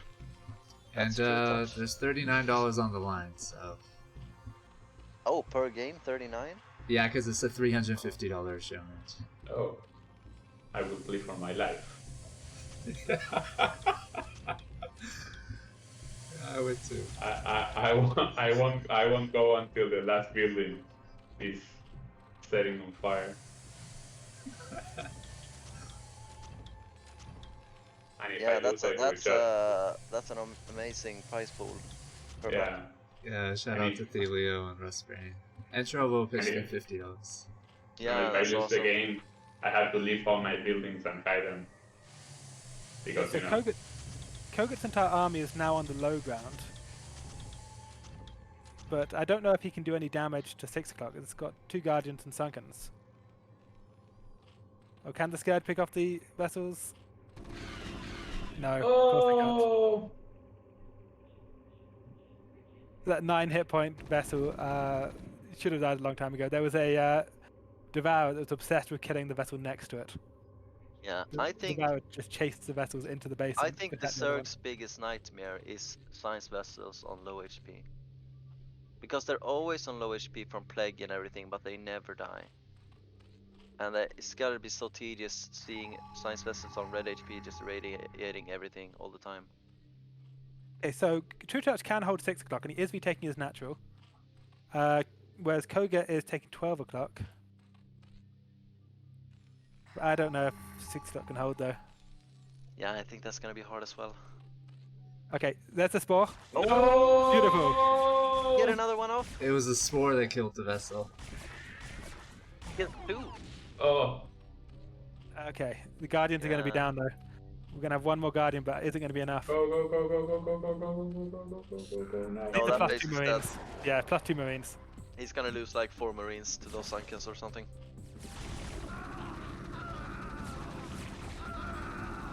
That's 4. 5. 6 Marines lost. 7. Okay, maybe the Hydras, but I don't think so. No, No, not against plus 2 Marines. GG. Yeah. GG. That was quite back and forth. Yeah, I it did was not a very believe in good game.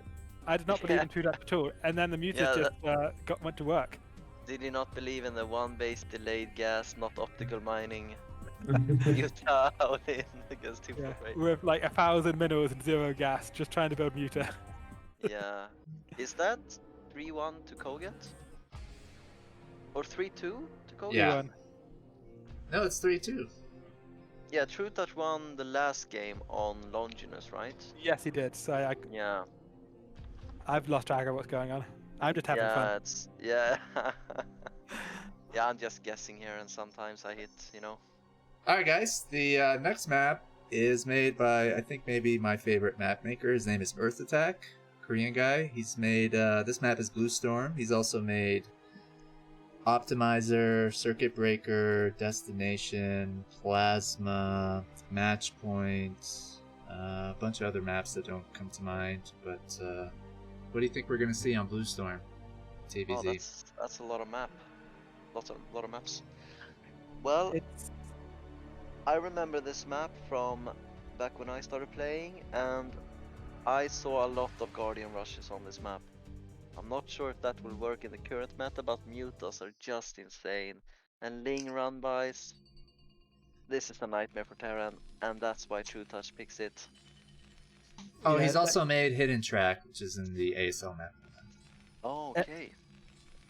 There are no 2 points on this map that there isn't like a ramp between. Is looking at this, like Koget tries to get out of his natural, he's going up a ramp. Koget tries to walk down the middle of the map. There's a ramp on each side of him. He tries to Yeah, I go think up from he's his gonna... side.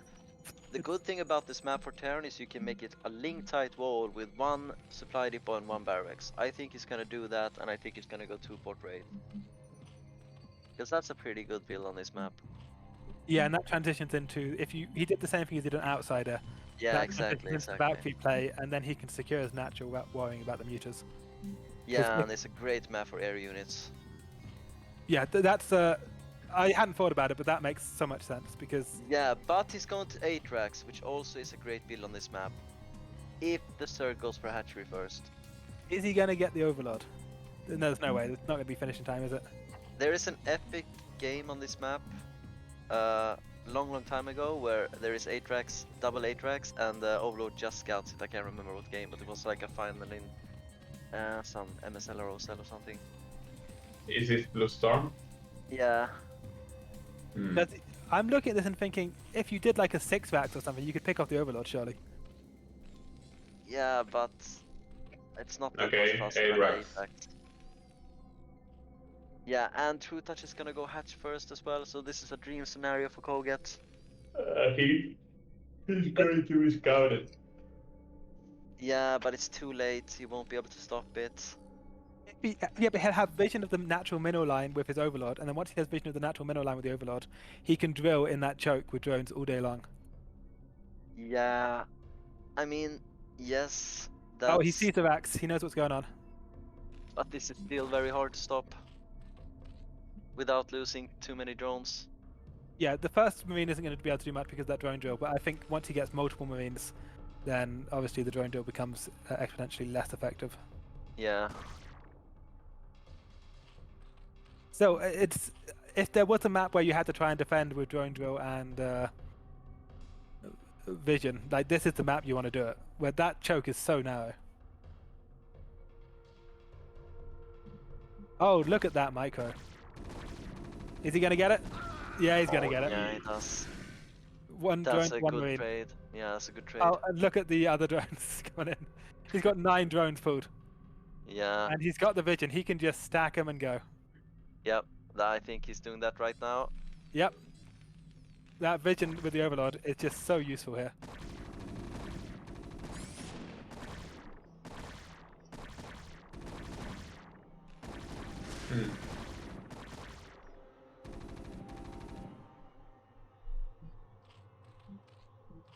Yeah, because the Marines just have to get... Okay, the Marines aren't going into the choke anymore. Yes, they are. Yep.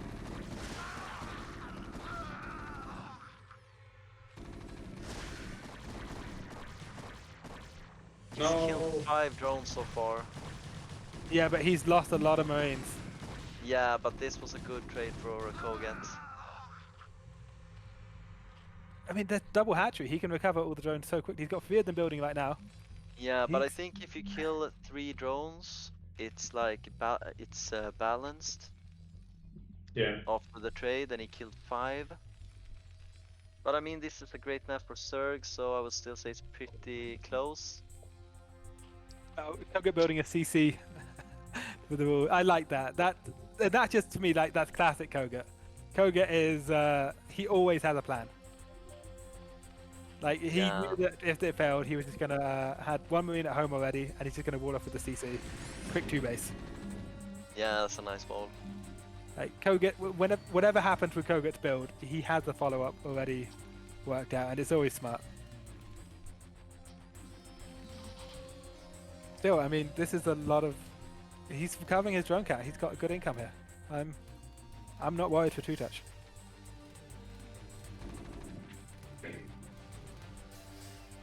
Yeah, but Trutacz also had to make a sunken colony because he wasn't sure if it was a gas vulture follow-up or a CC follow-up. And since it was a CC follow-up, that's just a waste of sunken colony, so it's put even further behind here. And I mean, sure, he's making up. He's got a decent drone count, but he doesn't even have a lair yet. So he's not going to be able to apply any pressure on Koget whatsoever for the next few minutes.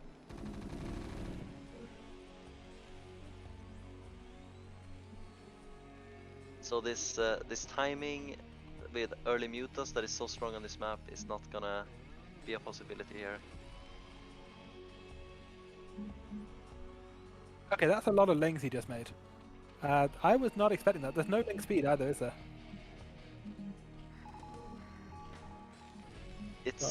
It must have recently been done.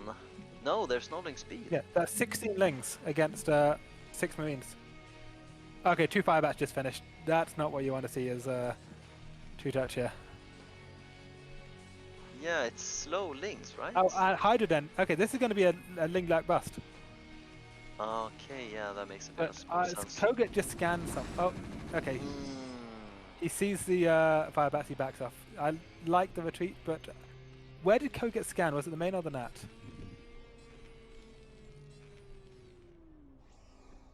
I have no idea. I think it was a main. Okay, so he's seen that the lair wasn't done, but that doesn't tell him anything because that doesn't tell him whether it's Hydra or Muta. Also, lurkers on this map are really good just because you can put one outside the tiny gap and you can't get Marine through that, or you can put them on the high ground and Marine can't do shit. This is the kind of map that you'd expect them to do some kind of lurker play on. Okay, Yeah, now he now... scans the lurkers. Yeah, exactly. What do you do though? I mean, do you take your third or move up to your third and place bunkers up there? I mean, maybe. Looks like he's pushing up there at least. Yeah, because you don't want to be on the low ground with the lurkers on the high ground, because even if you don't die, you're still not happy with that position. Yeah. But there's always another high ground for the lurkers to go onto on this map. Yeah, that's true. We've only got 2 Hydralisks. And we have Encounter 1 might Firebat do at some home. damage here. Yeah, and there's only 1 Firebat back home. There's no Oh, medics. I can't One believe Firebat, Koget is moving out here. Yeah, I mean, these lurkers that weren't going to do any damage defensively are suddenly going to do really good defensively. There's nothing in that bunker, TrueTouch. You're wasting your time. And the medics are going to pop out, but it's too late. These lings were completely worthless, and they're getting so much done. Yeah. This was a very nice timing. Yeah, Koget's TrueTouch going to needed this. out, and he's taking out the comp set as well. Yeah. Yeah, he gets it. TrueTouch's army he had a lot of army, and it was completely worthless against what Koget had. And he just goes around Koget's army and gets the value. Yeah. I love it. It's getting so much value from so few units. But he's still 2 base against 2 base. He can get lurkers on high grounds now, but it's still not going to be ideal. Now, Koget is quite a long way from having a sound vessel, so I'm looking at this and thinking he's not going to die, but this is the position he was hoping to avoid with the lurkers on that high ground, and he had avoided it. Is the thing. His army was on the other side of the map, and the lurkers were pinned, and then he has to put the army back, and suddenly TrueTouch has turned a terrible position into an amazing position, and I'm not 100% sure how. Yeah, I'm thinking maybe Koget didn't see any lurkers coming in, and he thought maybe TrueTouch is hiding at third base. But I mean, he saw Masling early on. I don't know. Pato, what do you say about this position? Sorry, say again? I think Koget will win. There's, 18 drones? There's only 3 drones mining minerals at the natural, so TrueTouch is pretty all in. I think Koget knows he's pretty all in. Yeah, I mean, when you destroy that scan, you gave away that it's going to be a lurker only. You can lurk at the mineral line at the natural, apparently.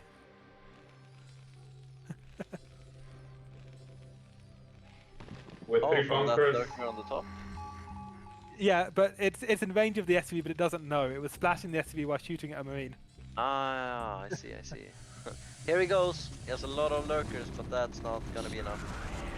No, half them aren't even in range. Yeah. GG. Yeah, bunkers are pretty good. Yeah. It's unfortunate because he'd taken that really strong position with the lurkers on the ramp outside Koget's base, but then he went all in off it. Is this just has he been behind ever since the start? Is that why he went all in? Yeah, I think he was quite behind from the start. He lost too many drones. Once he did that Ling play, I felt like he was actually in great shape. I don't know. Nah, I don't think so. Wow, so Koget manages to take the game on this map. So now he's up 4-2, I believe.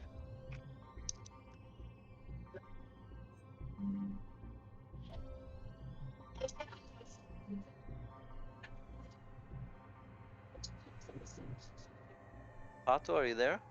Yeah, I am. Yeah, I'm getting some weird sound from your mic. Yeah, get it together, Pato. Yeah, the fuck you doing? I love how you keep calling out Pato. He's trying to go to sleep. Pato, what do you think of this? Is he trying to go to sleep? Stop bothering me. No, he's always around. I already called you a winner. What else do you want from me? You keep on denying my predictions. No. Now I'm asking you. I've realized that you are correct. I use you as a fortune cookie. I don't know. So, fighting spirit, okay? Do we think that TrueTouch ran out of Zerg favored maps to pick? Yeah, I gotta say this is a pretty weird pick, because this map is Terran favored against Zerg. And that's because Atrax is very strong if the Zerg goes 12 hatch. And you can also wall off a lot of locations as well.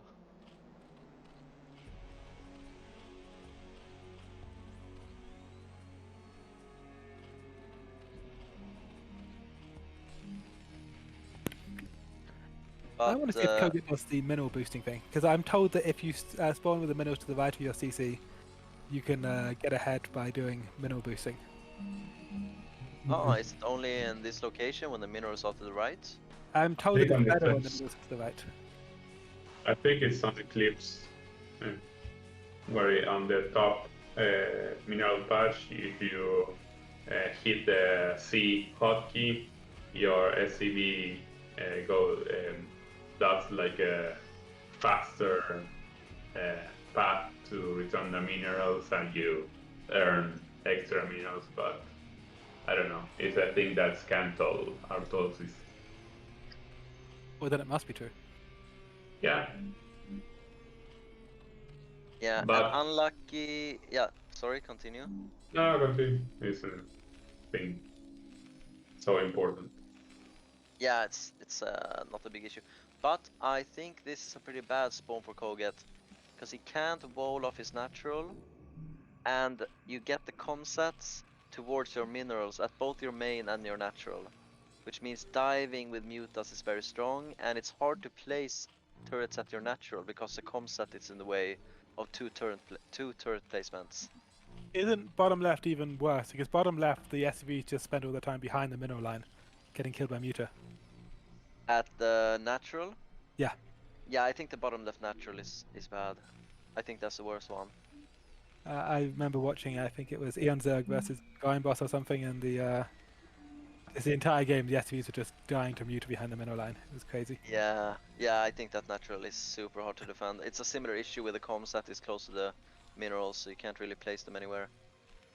And I think it's just worse overall there as well. Okay, so we're seeing a 12-11-10 from Trutacz, which is going to be fine. And we are seeing Vax Gas. So this is going to be, I think, the outsider build. I'm expecting him to place a factory immediately. Is it going to go down before the drone gets in? Yes, it is. Yeah, interesting build for this map, I gotta say. This is the, it was Fighting Spirit that I saw Koget play in the Foreigner versus Korean series. This is the map that he did the two-pot Wraith that I was talking about on. So if Trutacz has seen that series, I think Trutacz is not going to be at all surprised by what happens next. Because not only has it happened in this series, it's also a build that Koget has very publicly done on this map.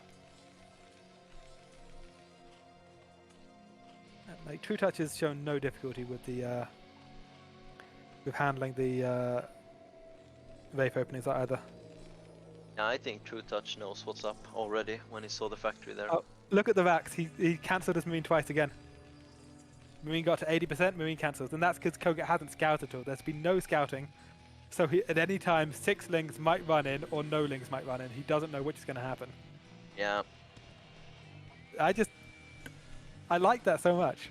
There were just small optimizations in Koget's play that I watch and I just want to talk about them because they're really cool. Hydra Den, okay. So, do we still think he thinks it's two-pot Wraith? Is this just how he wants to counter two-pot Wraith on this map? I mean, I would think so. I think the Hydra Den might be a bit early for just defensive purpose against Wraiths, but maybe not. I think it is a valid defensive counter. Lurker straight away. And we've seen that when he knows it's two-pot Wraith, he has previously just gone straight for... Oh! Vulture going in? No, okay. No. He has previously just gone straight into the Quick Spire and the Overlord Speed. Yeah, and that I was to me is thinking like the standard counter. Yeah, I was thinking the Hydra Den was a bit early as well. And he's using it for lurkers. For aggressive lurkers. Against Wraith, I don't know.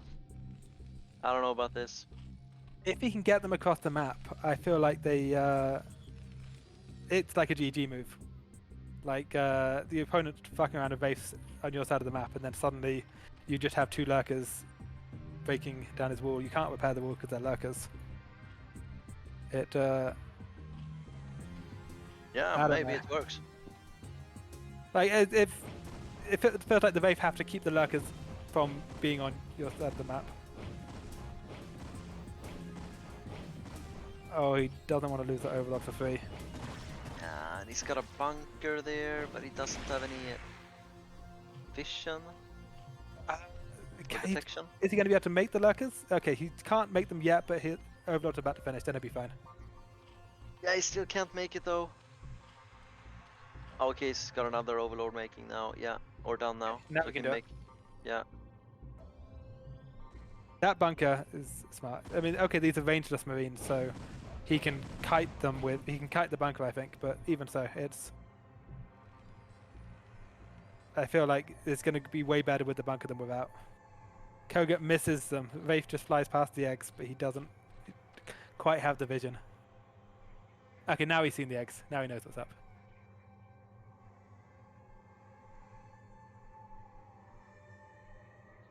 Turret won't be up in time though. No, and even then, he can kite the bunker if there was a turret. Oh, second Vax for walling. Marines escape. So far, so good.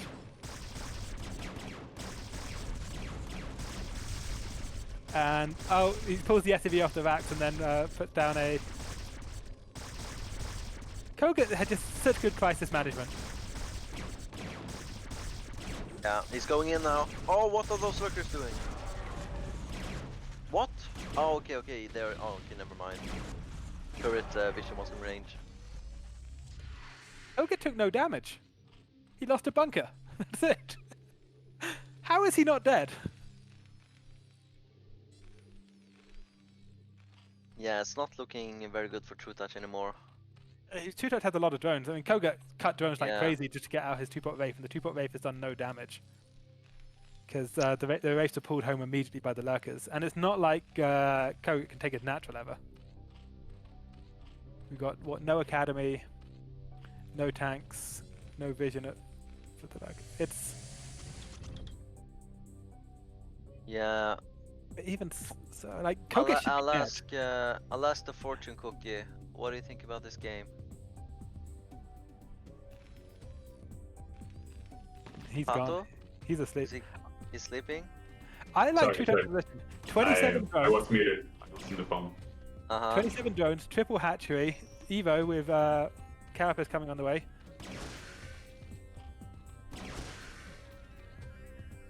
That spore doesn't cover shit, apparently. Yep. Yeah, I should take him one shot. Oh, okay, now he's taking some damage. Yeah. Even so, like, Trutacz had a lot of stuff just, Oh, no Hydra range. Okay, that's why the Hydras are just pretending to be useful. They're just standing nearby and going, you better not come near us. Yeah, bluffing. Yeah. Koget knows. Koget's like, no. Koget on a good day can kite range Hydras with Wraith because they've got one more range, but he's like, okay, no, these are rangeless Hydras. I can just kill these all day.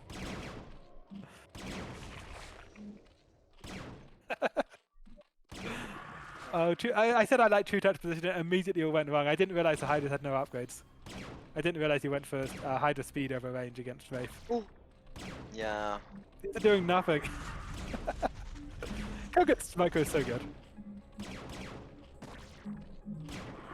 Is the spore gonna go up though? Yeah, it looks like it. Does it matter? Yeah, it kills one Wraith. That's, yeah. Okay, Hydra range is almost done. At that point, maybe the Hydra can try. But even then, the Hydra have one less range than Wraith. That did so much damage. He's killed, what, 3 spores and like 10 Hydra and 5 drones. Killed another yeah. And this is the result of investing so much into those lurkers, not having enough defense against the Wraiths. He had double spore, he just didn't have them in the right... I don't think this was inevitable. He needed one more spore, and he needed it to cover the right spot. I think that this is something that... Because Trutacz had like 30 drones. He could have afforded a spore. This wasn't... Yeah, I guess. This is just that Trutacz didn't believe that Koget had the micro to do that. And Koget definitely had the micro to do that.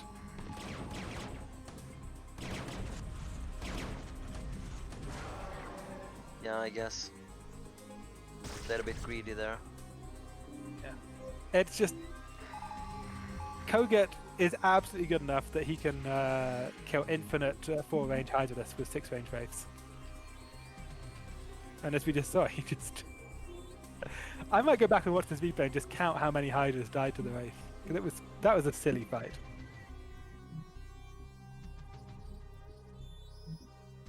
Yeah, it's probably the most useless Hydras and Spore I've ever seen.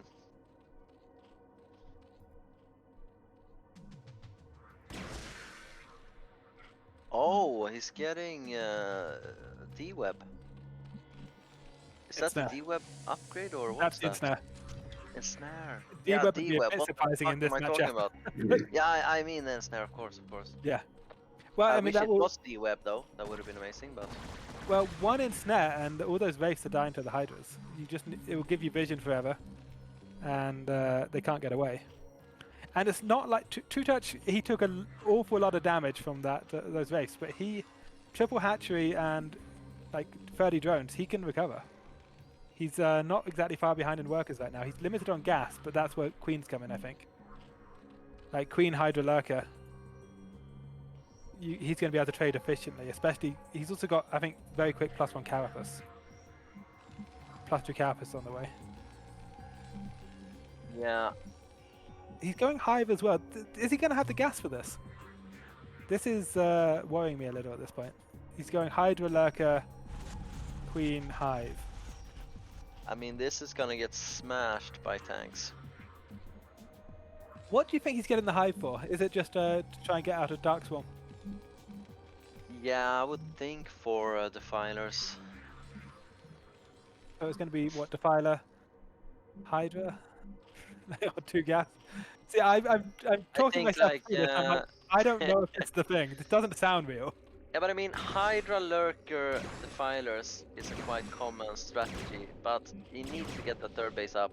And usually, he misses with the ensnare. Now he can't get wasn't even close. That was not even close to the rates. But I don't think it's easy to ensnare rates, eh? No, I don't think so. You got Koget race to keep moving. You need an opponent who just forgets about them for a bit. Yeah, would have worked on me absolutely perfect. I think Plague is very good with this unit composition. Hydra Lurker. Maybe that's what he's going for. Worried about the gas. Okay, he's going to have another ensnare in like 30 seconds. He's got Hydra, he's got speed. Okay, he's got Crackling coming and he's got +2 Carapace, so this is just going to be a like Carapace rush, I'm assuming. He's going Defiler Mound. He needs that 3rd base so badly. Yeah, and this push here is what's going to be so scary because Defilers are not close to having consume yet. And for 4 tanks, he's got no counter for this. +2 Carapace about to finish. Let's see what the Marines are at. The Marines are at +1. I mean, +2 Carapace Marines against +1. Or +2 Carapace Lings against +1 Marines. And he's got Ensnare done. Okay, Crackling is about to finish, and the +1 isn't finished. So the +2 armor isn't finished. This is an anti-timing. This is a huge anti-timing. Yeah, but if he waits any longer, Consume is gonna be done. No, I mean, it's anti-timing for Zerg. Zerg should not be attacking right now. Oh yeah, I see. Yeah, +2 Carapace and Crackling finished after the fight. Oh right, yeah, that's not good. He used his ensnare, but then the upgrades were both 99% done. 99% done isn't the same thing as done. Yeah. Maybe he had to, but that feels so bad to look at that and see. Because he has Crackling and +2 Carapace now against +1 Lynx. So +1 Marine. It's going again. Maybe it'll go better this time. I have my doubts.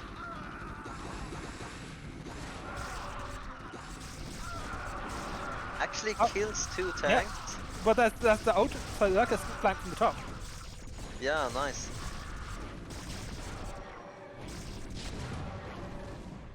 Yeah, I think that Carapace was doing a lot of work against the Marines. The Marines were doing reduced damage because the Carapace, it has a big impact.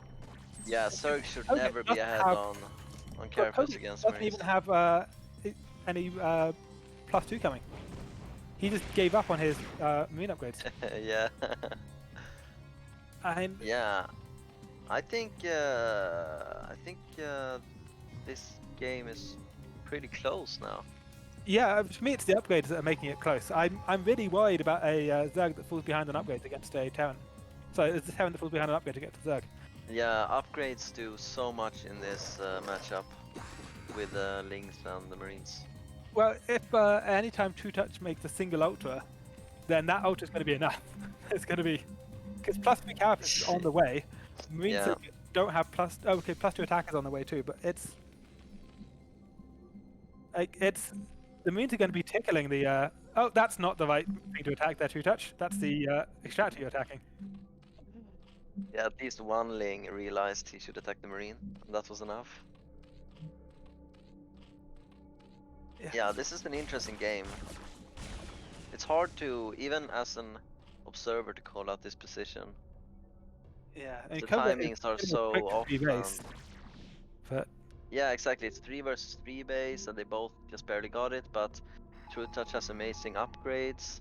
also, Koget's main is running low because Koget was on 1 base for a long time. Yeah.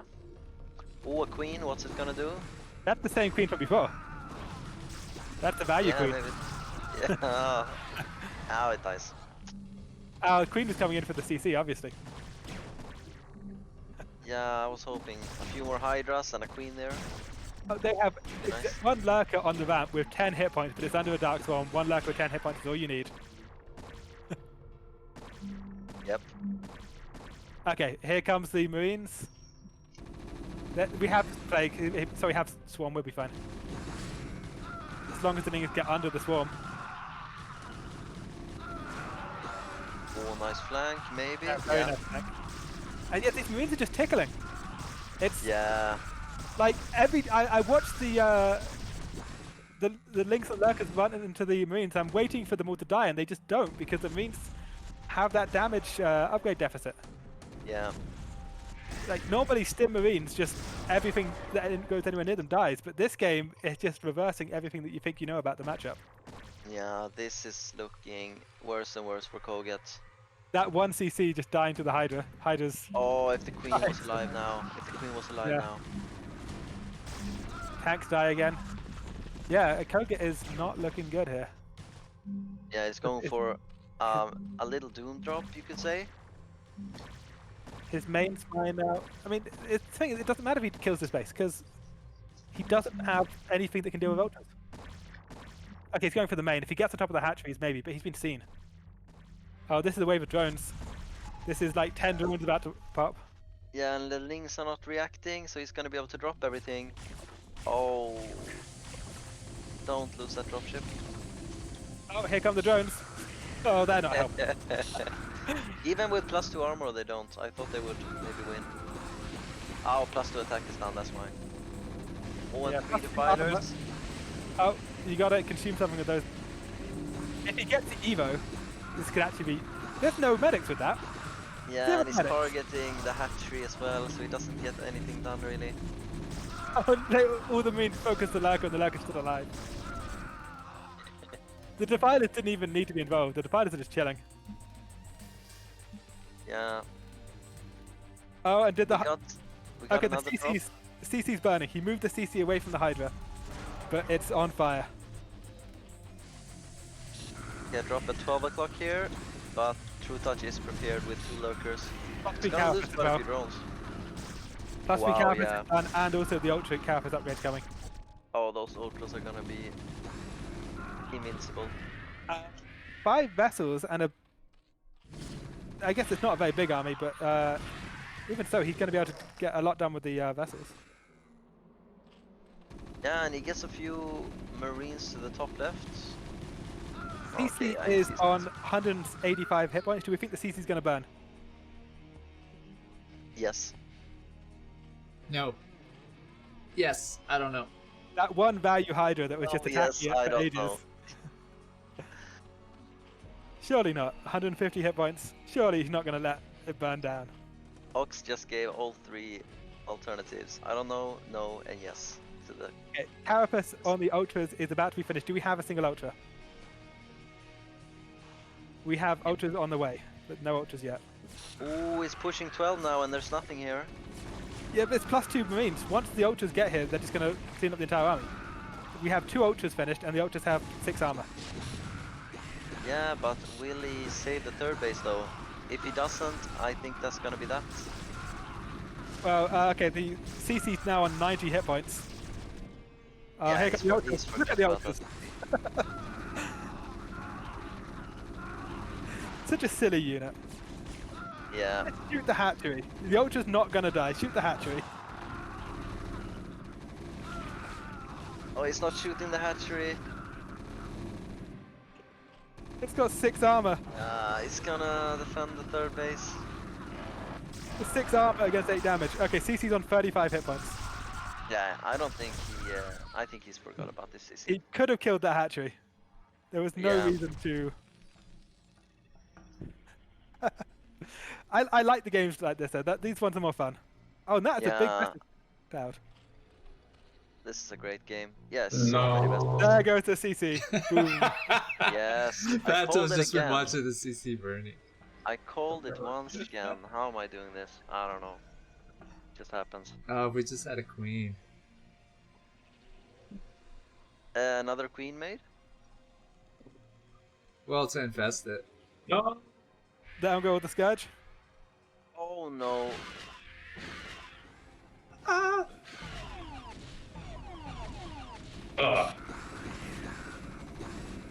So +3 is on the way for the Marines, but I mean, it's a bit late at this point. It's going to be 3-1 before +3 Marines. He's lifting his main CC now. Didn't even finish He mining his main. needs a 3rd base ASAP. He had a 3rd base. It burned down. Yeah, yes. But he needs it at the 3rd base location. He needs to hold There's that. just one Hydra as well. There's one Hydra on the Dark Swarm that did all that damage. That Hydra's the MVP in this game. Yeah. Took out an entire Koget base by himself. Oh, what are those science vessels doing? Well, for most of the game, the science vessels were just doing whatever they liked. He was up to like 15 science vessels, just killing everything. Yeah. It just suddenly Trutacz realized that he was losing a lot of units to vessels, and he made quite a lot of Scourge. Yeah, and Koget realized that the Ultras are super strong, and he got vultures with mines. That's smart. And that's a nice move. Yeah, because he couldn't just wait for +3. I think you can't give these like a 5-minute window where you're behind on upgrades. Yeah. So with some good mine hits here, those 2 mines need to do some work. Yeah, I think they're gonna do great work. Look at this. No, they don't do anything. Oh, down go the vessels. Yeah. Oh, that of AJ isn't really helping. That makes Ultras even angry. Actually, you know what? It probably is helping because normally you don't want to irradiate the Ultras because your Marines can just deal with them. This game, the Marines cannot deal with them, so irradiate really is the only thing you can do. Yeah. Oh, that mine. Oh! Because the Lings just won't die. They've got so much armor. Yeah.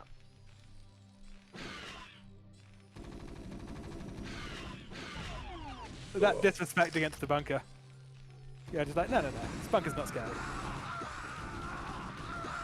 Oh, those Lings. 3rd as well. Yeah, the Marines It's did just nothing. such a difference between like when the Terran has +1 advantage over the Zerg and the other way around. You just watch the Lings go in, and normally the Lings just all die. And this game, the Marines will die. Yeah, it's crazy. I was sure that Trutacz was going to lose this game. Those raids were kicking ass early on. That one Hydra did manage to destroy an entire base by himself. Yeah, if the Marine has 1 more upgrade than the Zerglings, instead of the other way around, they do 40% more damage. Which is crazy. Yeah. So Trutacz is about to mine out his natural, and he's going to be going down to one base. But I mean, Koget has mined out everything. Koget this just is GG. yeah. These Marines are trying hard, but they're not getting any points for trying hard. Yeah, at least +3 is finished.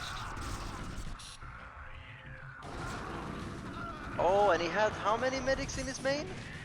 6 medics? Or did he just make 6 medics?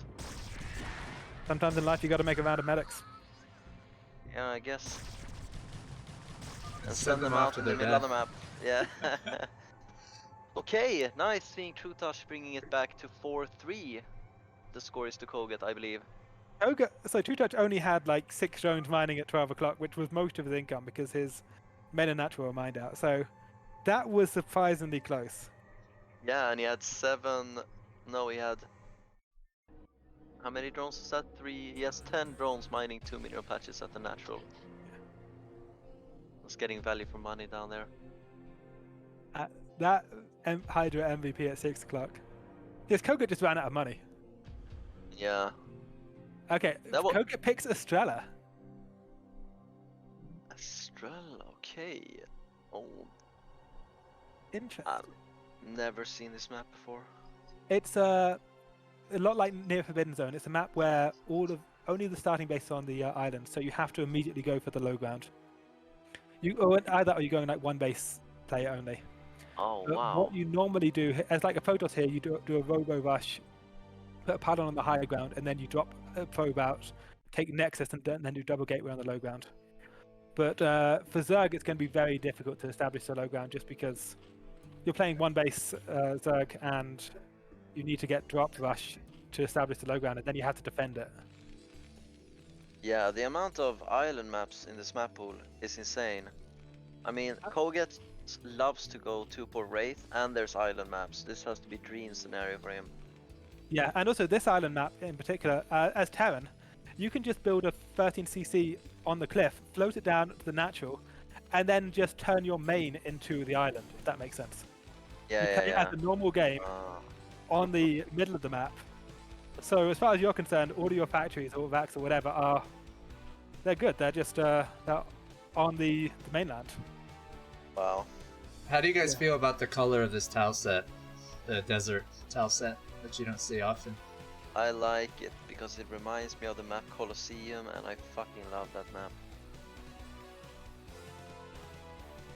I mean, as far as I know, there's no visibility issues with desert maps. Like some people complain about the Ash tile set, the volcanic one. I don't like that one. You can't like see lurkers. Yeah. Even Zerg players say they can't see their lurkers and stuff. Yeah, and like a complete snow or ice tile set, if it's really white, some people complain about.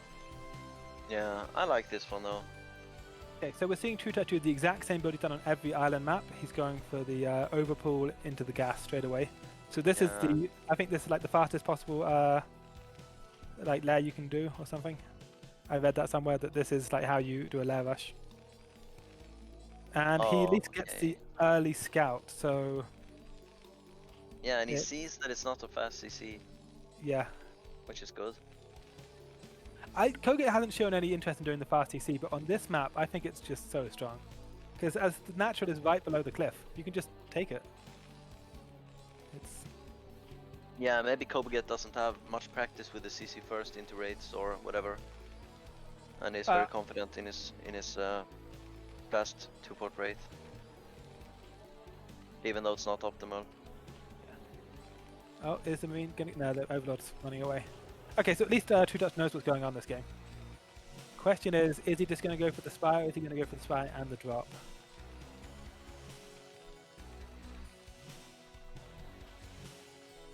Because near Forbidden Zone, he went for the Spire and drop. Gorky Island, he went just for the Spire. Yeah, and he lost both games. I feel like he did better on near Forbidden Zone. Like, he did control the mainland for a while there, but he didn't manage to secure himself a third. On the first or the second island map? Game 1. Yeah.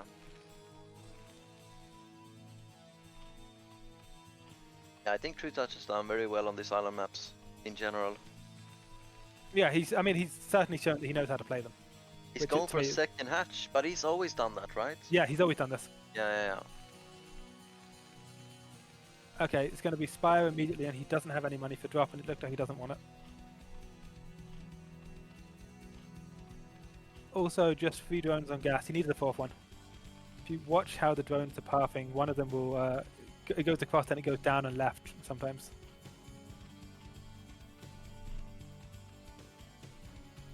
And Koget is doing the 2-port as expected. Yeah. I mean, I said the exact same thing on Gorky Island, where he went to Trutacz did this exact build. He's got less than 1 gas, and he's going for Mutaplay. This doesn't sound like a good idea to me. Yeah, but to be honest, none of the options sound very good for Zerg on these island maps. I don't know. But it did work out pretty well in the second game. He managed to kill both starports, but that was mainly due to turret placement. And the starports being on the edge of Koget's base. Yeah, that, and he got overlords into position. Koget, had he been able to pick off those overlords early, I think would have had a much better chance, because the overlords didn't have speed. Because he doesn't have the gas for overlord speed when he does this opener. He just pre-positions his overlords and hopes for the best. Yeah, okay, yeah. But if the overlords get picked off, then there's really nothing you can do about it because you've got the 1 gas, you're not going to get a quick overlord speed.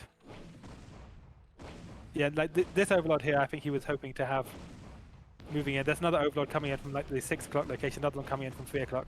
So Trutacz is actively trying to pre-position his overlord, and that is really smart because he knows that he will need them, and he also knows he cannot get overlord speed. Yeah, but this feels like a very risky play. Yeah, if Koget finds them, he's going to be in real trouble. Because we saw an outsider, he had the double gas on outsider, so he just went straight for the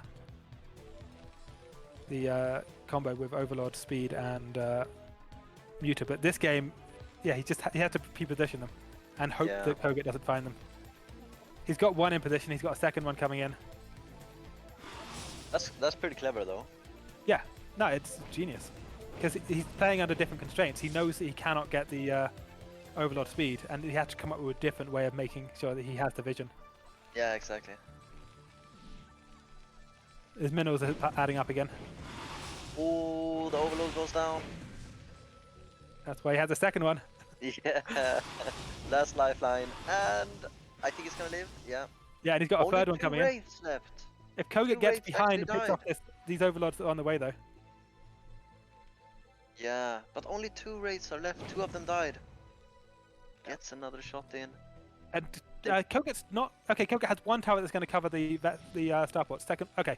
Yeah, he's not making the same mistake as Gorky Island. He is building the towers. Is the turret going up? Yeah, barely. Yeah, this to me feels like it's going to be Koget's game, just because look at Trutacz's money. He doesn't have an exit to the strategy.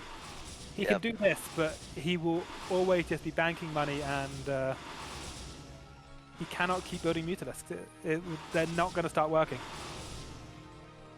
I want Koget to just keep building towers too. Just build like 5 towers next to starports.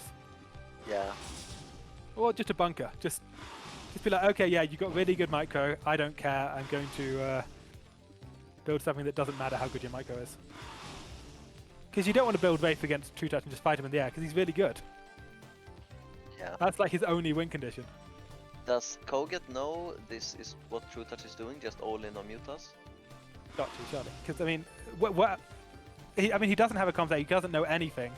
But at the same time, you look at this map and you think, well, there's no way that Trutacz did this and drop. Yeah.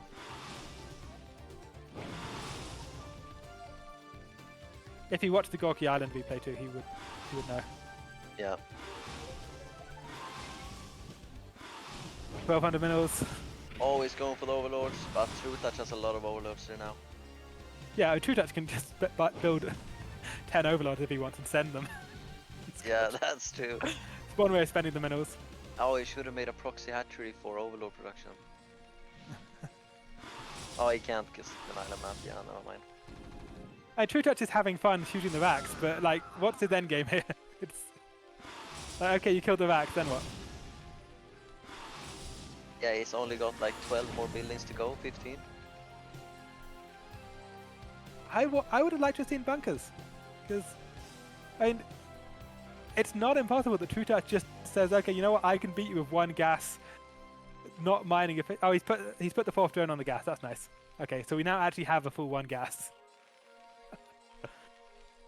Like, Koget's Wraith micro is really good, but this is Trutacz he's up against. I would not be surprised if Trutacz just out micros him. Yeah, man, Mutas become exponentially stronger against Wraiths in bigger number. And there's only... Okay, no, there's 6 more. He's There's got a lot 10... of Wraiths too. Yeah, 10 Wraiths. Oh, look at the Overlord combo coming. Doesn't even matter. Trutacz just has so much money. Also, Trutacz has started drop, and he started his Hydra Den. Okay. He does actually have an endgame here. I would love to see a bunch of spores at this point too. Just like making a bunch of drones, make a bunch of spores. Yeah, why not? He has forced his opponent to make so many Wraiths that if all these Wraiths do this game is defend, that's not going to be value for Koget. He does need to eventually get some aggression out of the Wraiths. Do they have the same range, Mutas and Wraiths? I can look into that for you. I'm guessing so.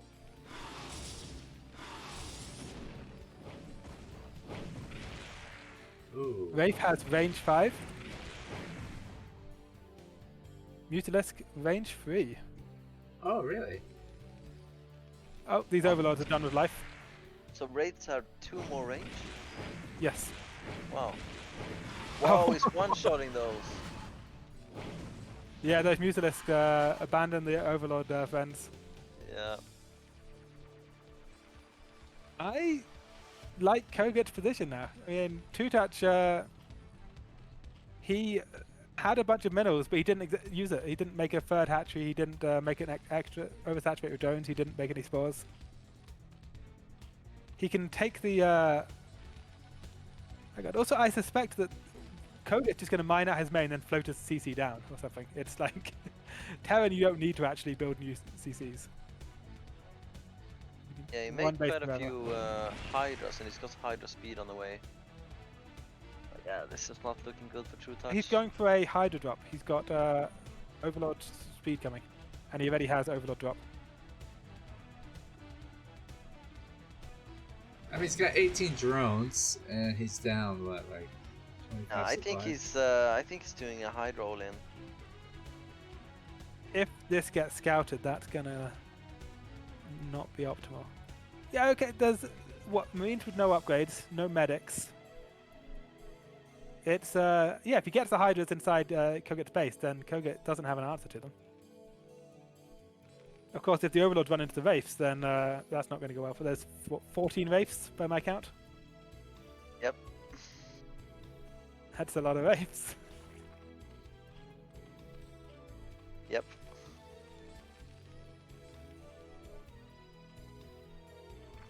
Okay, he's finally got Overlord speed. Oh, the Wraiths are so close though. Oh. I wonder if it's safer to drop them on the ground and then pick them up when you're like right at his base. I don't think any part of this is safe. This is stressful to me. Also, I think like Koget's read this. Look at Koget's base movement. Koget's like, okay, wait a second. You've got Speed Overlord now. You've got a Hatcher on the low ground. This to me smells like drop. And he's moved. No, never mind. Koget's at this. But he's gonna get scouted by the factory. It's been there the entire game. Yeah. Ouch.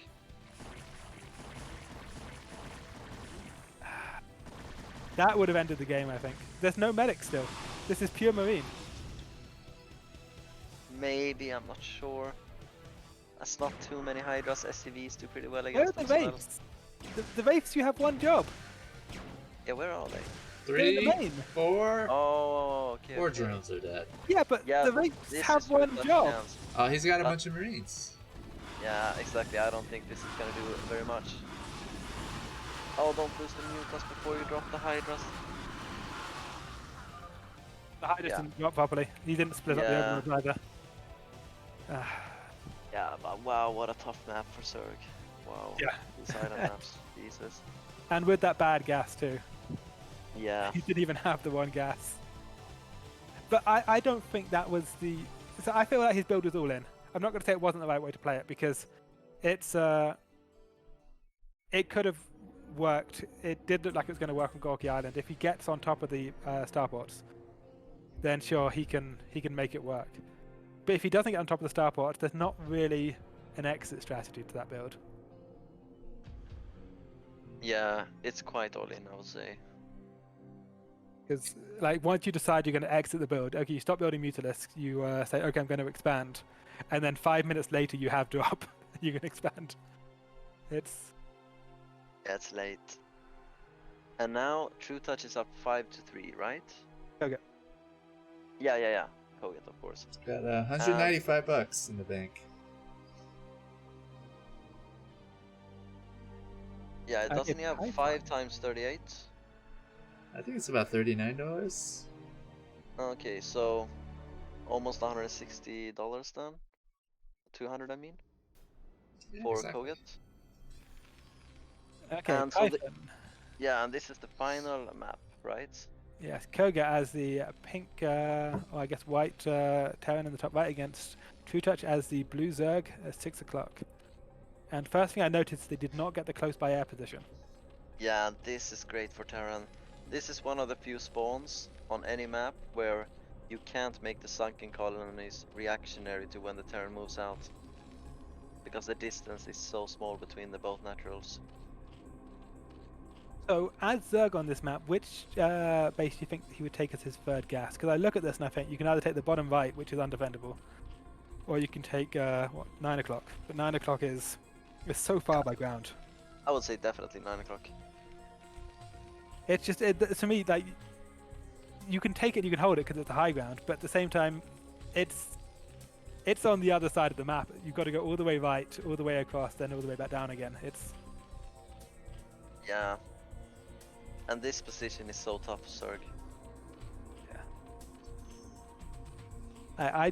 I wouldn't want to have to take a third gas on this map as Zerg, but I mean, it's the matchup that you have to. Yeah, and even if you hold the ramp, that main is so droppable. I hadn't even thought of that, but yeah, it's. And Trutacz main as well. There's just so many locations to drop. The mains are huge.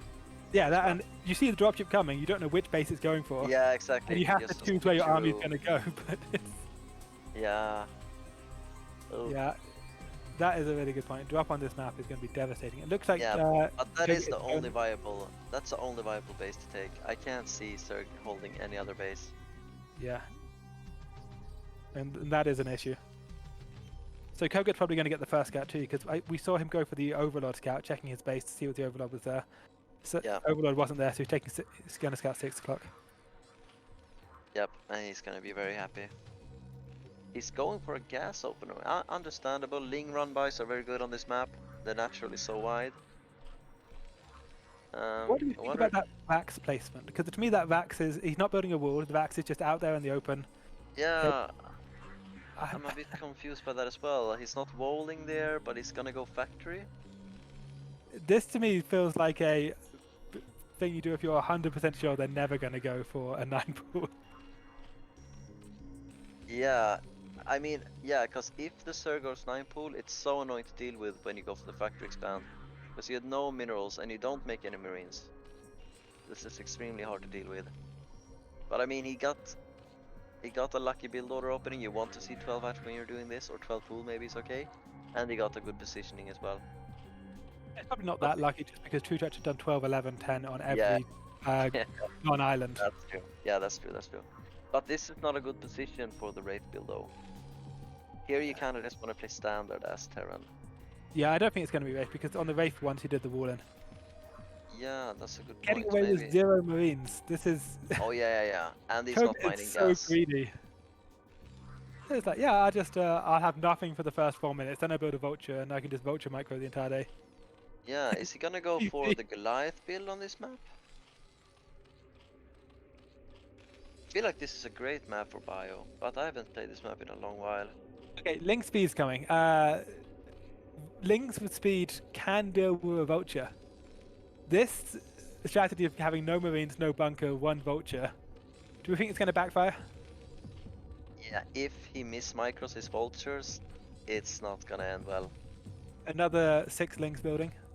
And he's going 3 vultures before the upgrade as well. I mean the add-on. We've got a hydrogen coming behind this. What is this build? I think this is going Zergus is going to do a link hydro all in, actually. It's just going to be trying to bust the front. Oh, is Yeah, he? No, hydrogen. maybe he's going lurker? Hydro speed. I mean, against mech, hydro speed. Yeah, sure. I like this. Oh, look at this overlord too. This is the I bet you never didn't build a single marine overlord. It's just strolling into the Zerg space, the town space at 5 minutes. Okay, is he going to surround one? So far, hasn't got it, but it looks like he might. Okay, 1 down. Add-on cancelled. Oh, Koget wasn't even building a vulture during all of that time. 2 down. Oh, and the hydras are behind this. Yeah, and this is a great position to do this all in, because the hydras are so close to Koget. He gets the last vulture any second now. It's trapped. Yeah, yep, there it goes. Done. There's 1 vulture, 1 Goliath building, but... And 1 marine and no bunker. Yeah. And he doesn't even know this is an all-in because he's making an eBay, he doesn't need that. Yeah, he did actually send out a second SCV to scout the natural, but the Lings picked it off.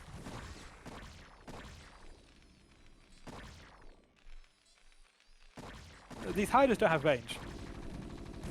These are speed hiders with no range, so the vultures can actually kite them. Yeah. But, I mean, you wouldn't want to have to do this vulture kiting hydras micro for your... to do the difference between winning and losing. This is not the easiest micro to do. No, definitely not. Two bunkers with 1 marine. He's not even built... Okay, he's just started the 2nd marine. He wasn't building a marine that entire time. Yeah, and there are no marines in that bunker. Hydra range is on the way. I mean, he defended the low ground. I didn't think he would be able to do that. The marine gets picked off. Oh, Yes. the marine gets picked. I think the SCV standing in the way actually made that worse for marine. Yeah. The marine probably could have made it in through the top, but he had to go down the right-hand side and then try and get in that way. Marine dies. Yeah. Koget deserves this. His build was so I guess well optimized, but he deserved somebody just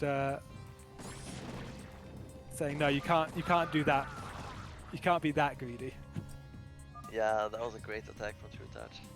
Also, I think the 5-minute Overlord Scout is just that's a nice touch. Just saying, I bet Koget didn't build a single marine. I bet Koget went straight factory into vulture, and he was right. He goes, yeah, Koget doesn't build marines. Yeah, that Overlord Scout was crazy to me. It's just that level of confidence in your opponent cutting corners. Yeah. Well, that's not bad. $156 for Trutacz. $195 for Koget. 5-4 series. Very nice. Yeah, nice equal distribution of money. Thank you, guys. It was a long one today, so I appreciate you hanging around for so many hours. Not a Yeah, problem. no worries. Yeah, thanks for inviting me. Thank you, Alm, Kwark, and Pato. Always a pleasure. We got another one, I think, in 2 weeks. Part of the Thelio Showmatch series. Oya vs. Siki. That should be it. Another $350 prize for that on these fun maps.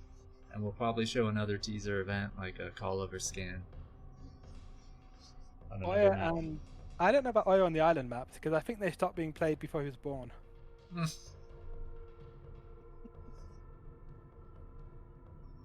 Yeah, that's a good point. Luckily he's Protoss though, so he's got an edge there. Should be a pretty good series, I think, Oya and Siki.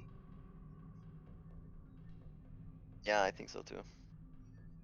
And some of these guys, I think they deserve these opportunities because they're active and they're good-mannered and not to mention really good players. So it's cool that they're getting an opportunity to play like a $350 show match. Yeah, that's amazing. Alright guys, I've taken up enough of your time, so thanks very much for casting. Yeah, no worries. Yeah, thanks for having us. Yeah.